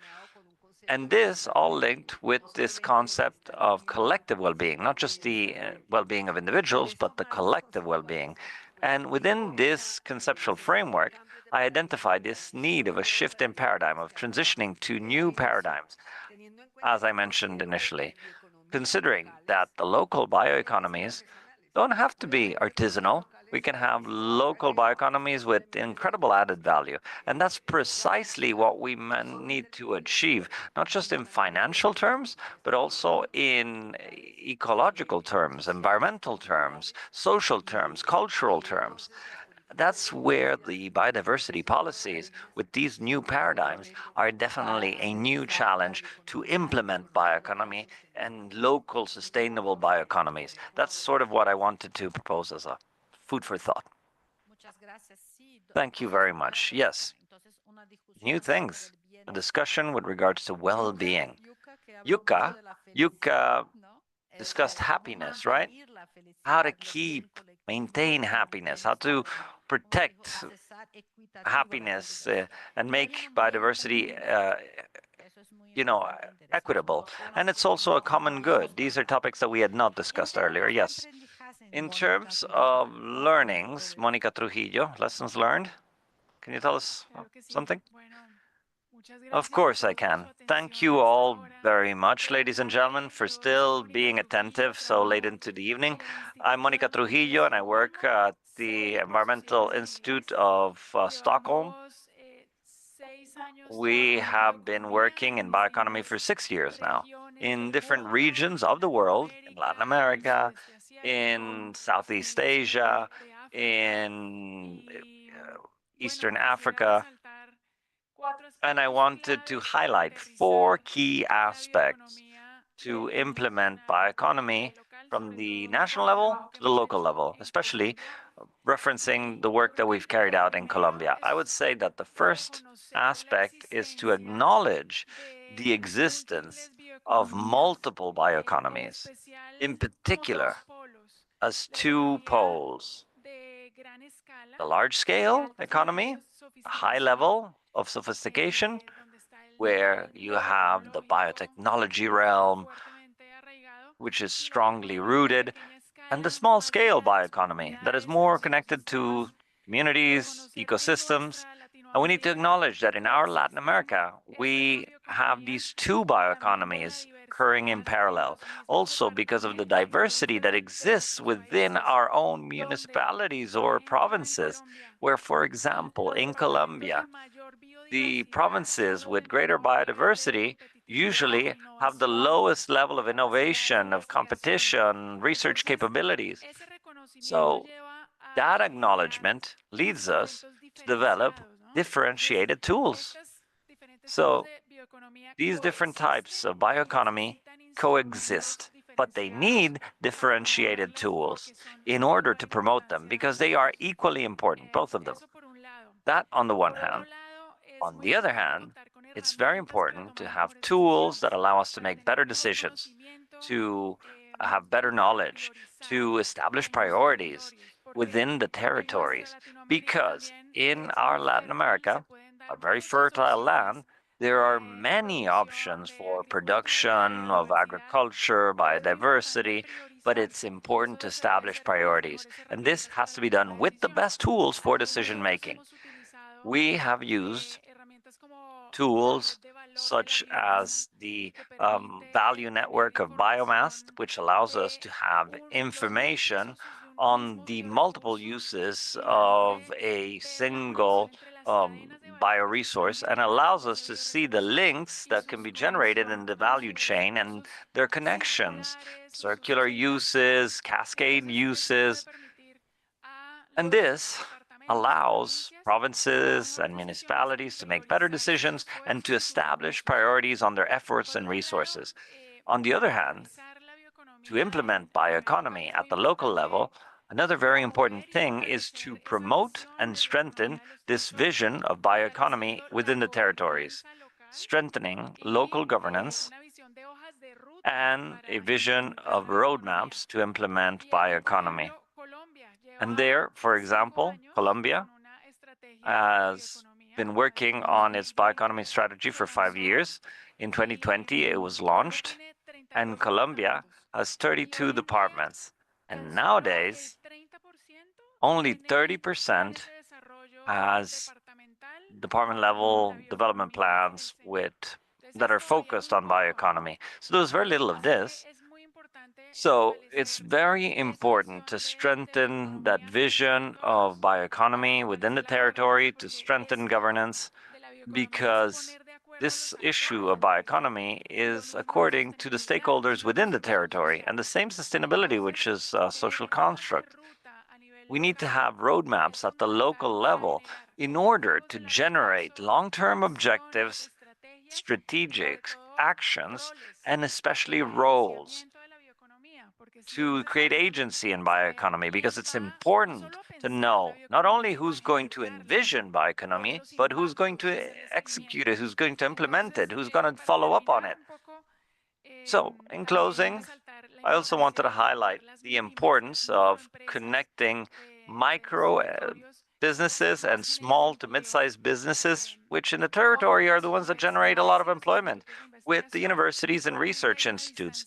Right now, there's an enormous distance. Small entrepreneurial developments work on their own, and universities and research centers are far away from linking with them. And it's very important to move these stakeholders together so that technological development and sustainable business models can be brought to them and other innovations that are required in the entrepreneurial sector. So thank you very much. Thank you very much. Yes, this is interest, multiple economies. You talk often about this unified single window because that is the appropriate mediation. Ben, your turn. Thank you. I have 273 short points that I will. No, I started with 4. I now have 9. So I will try and be brief. A first one is an appropriate strategic document that will achieve the political goals. The example I will give is South Africa's bioeconomy strategy puts a lot of emphasis on science and technology innovation, and yet what we're trying to achieve are jobs and livelihoods.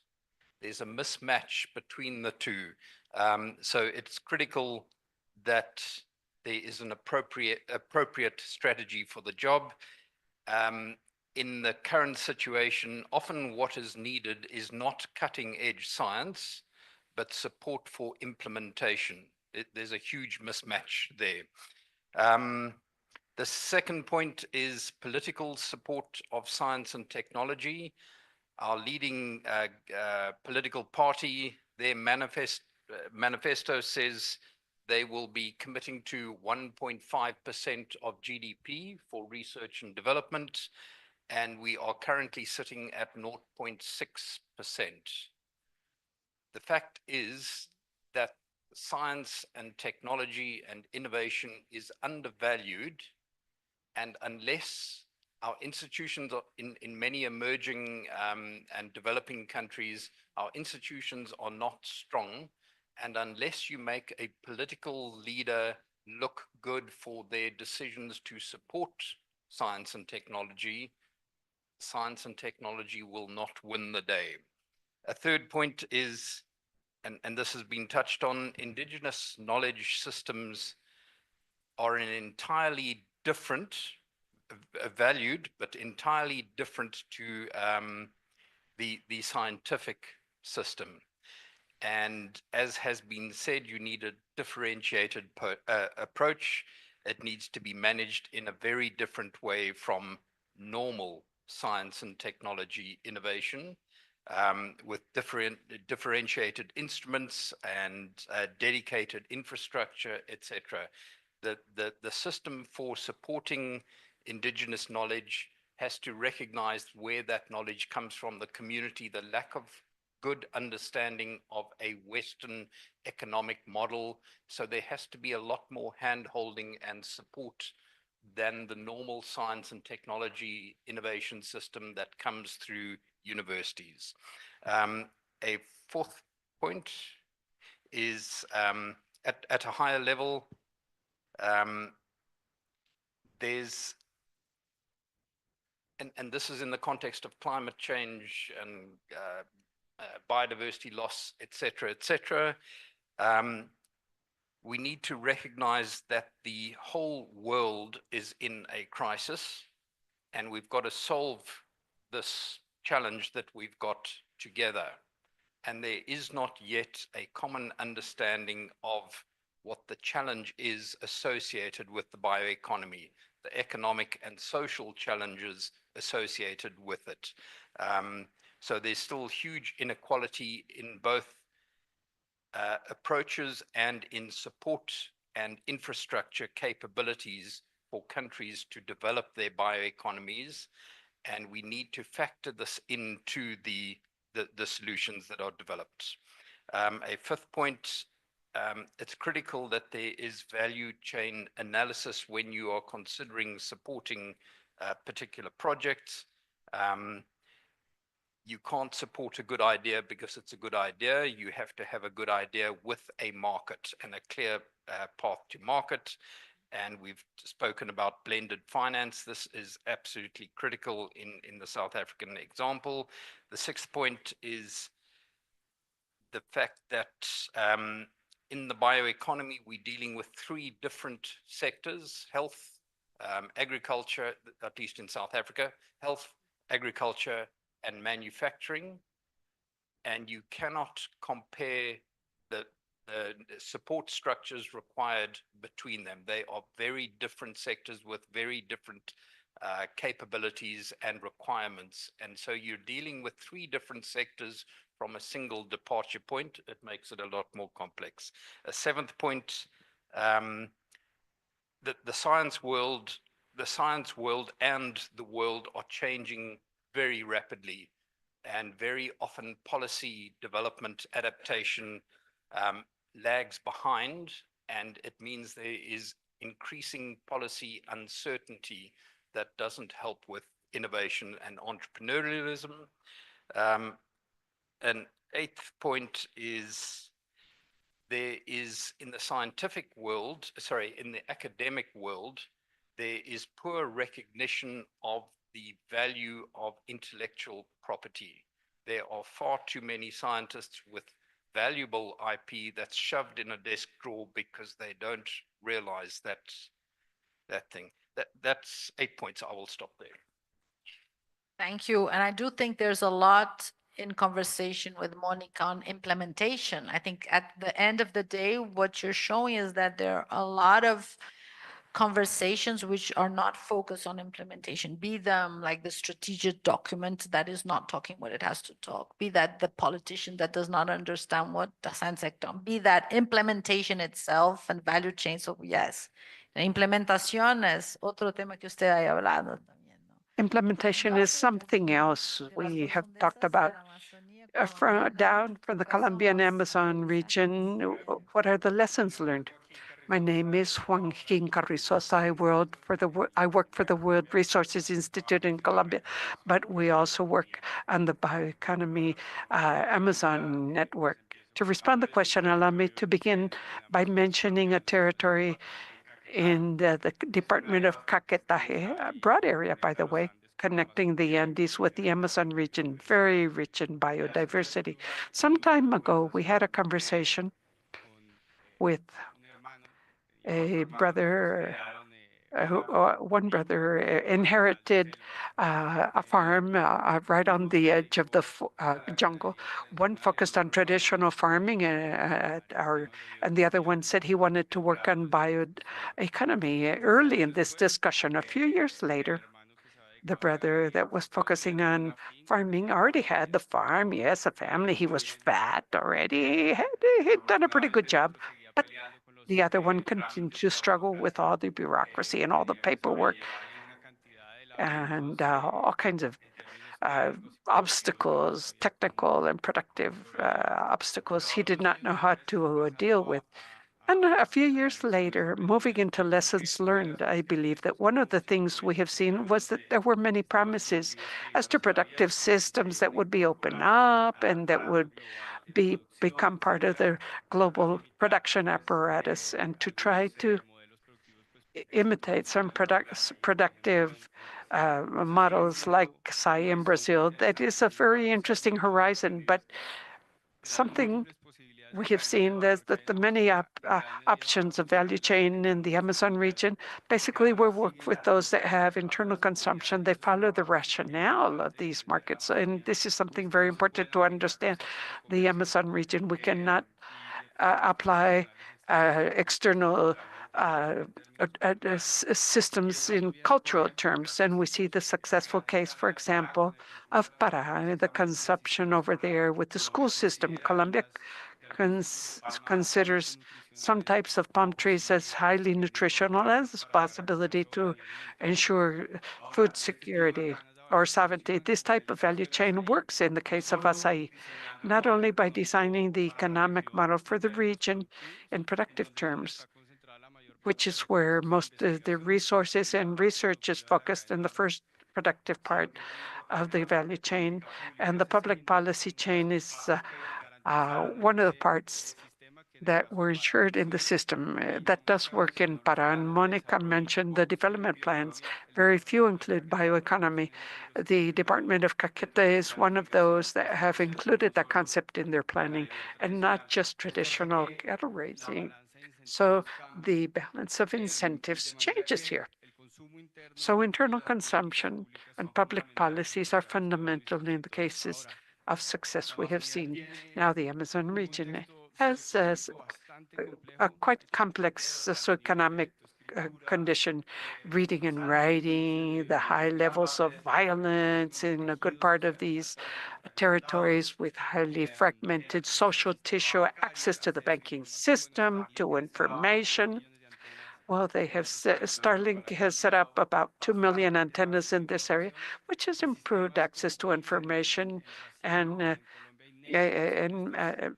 we see ways of moving funds have made life a bit easier for micro enterprises. But the bottlenecks, however, continue to be huge due to the fact that these are marginalized territories. But we have also seen that precisely as to success is concerned, those types of solutions, and this was just mentioned, can be overcome if there's private investment and public investment in an integrated manner. This morning, I believe Dr. Roberto mentioned this when he said we need to have a comprehensive approach to the territories. We fully agree. We have seen, for example, correcting and imitating many of the problems the jurisdictional matter for the carbon markets, where policies, technology, politics, technology, and the social cultural dimension, and etc., are much closer. They are much more successful than if we only focus on certain fragmented points of the value chain. And lastly, in the case of the Amazon region, we cannot deny there's a big difference between discussion and discourse, but to involve the indigenous populations in general. Between saying and doing, for us, it is a big challenge to understand that timing in the Amazon region are completely different because the project cycles or the investment processes their timing does not coincide with the vision of time management of the indigenous peoples. There are concepts that do not even exist, sustainability, savings, and all of that. And we have a lot of research to do. But we need to think about it, not only what we are posing as an economic model, also. In the end, we could end up just talking about money and the revenue and measure the indicators with multidimensional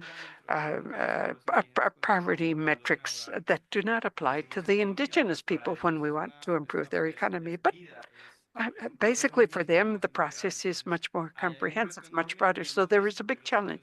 And we have seen that the timing includes strengthening governance and they consider the cultural uniqueness and time and space end up being much more successful than projects that come with a whole pre-elaborated timing well-being. Victor, 30 seconds for you.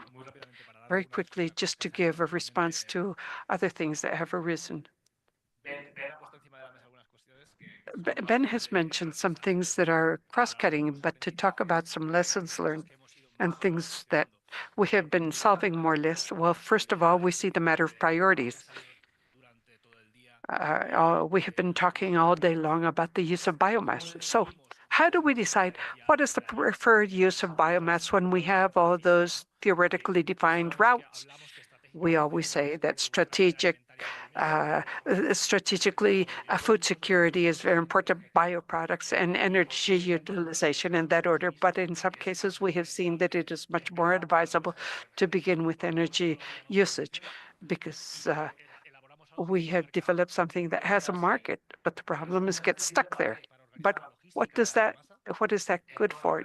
to organize the logistics of biomass and go from all the different sectors where the primary sector could have a stake there. And the value added then can come back to the primary sector, the providers of raw material. So this is strategically not a priority, but if we start with that, the rest of the process is much easier to and later invest in processes and technologies that are a bit riskier. That on one hand, and as to coherence of policies that have been repeated once and again, locally, time is time. And in the end, you need to take advantage of what is available, what you have on hand. So we are participating in a European project, helping different areas.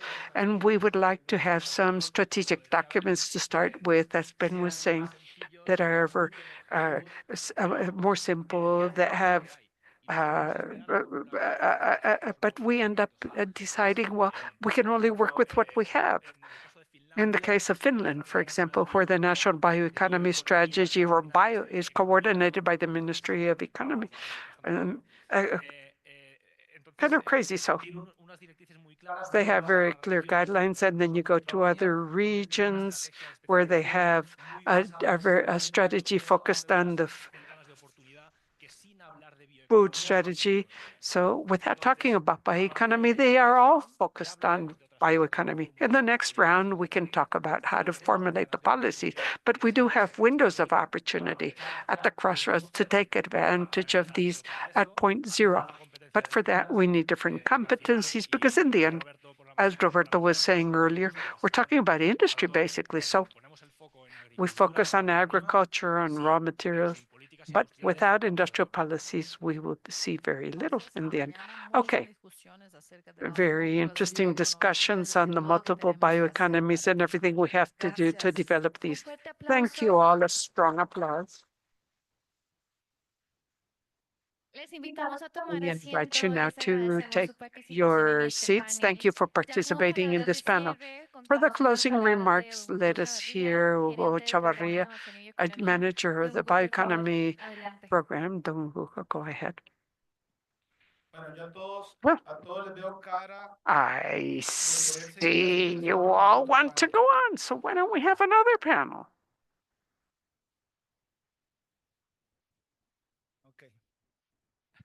¿De qué te ríes, Roberto? Roberto, what are you laughing about? Come on. Okay. I would really like to greatly thank you. This is 6:30 p.m. Many of you had a long flight, you're jet lagged, so I would like to thank you all very much for being here. I hope it was because of the discussion and not because of the wine, but thank you for hanging in here. Tomorrow, we have a whole day full of workshops. All these matters we have been discussing today, we will be examining in greater detail. Each of the groups, the network have created thematic discussions. So please come to discuss, to agree, to seek synergies, collaboration. That is the day for tomorrow, and that all we will use as input for the work plan we will be building on day 3. On day 4, for those of you that have not yet registered, we will have 2 field trips. Field trip number 1 is to a company called Nico Verde. They produce pineapple there. That has a pineapple a biorefinery plant, and you will see bioeconomy in action there with a pineapple residue. And to a reserve, we are basically, we are working with another organization with hanging bridges and trekking. And option number 2 is to Katia. They are very strong in the area of tropical agriculture.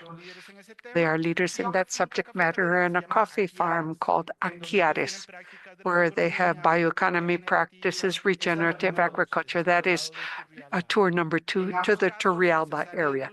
We will be leaving from the hotel at 6:30 a.m., wee hours in the morning, both tours. We will leave the registration list with the attendees there because we have to specify by the end of today how many will be going to each of the places. So thank you all We will see you tomorrow. Enjoy the cocktail. We will be taken to the Ica restaurant where we have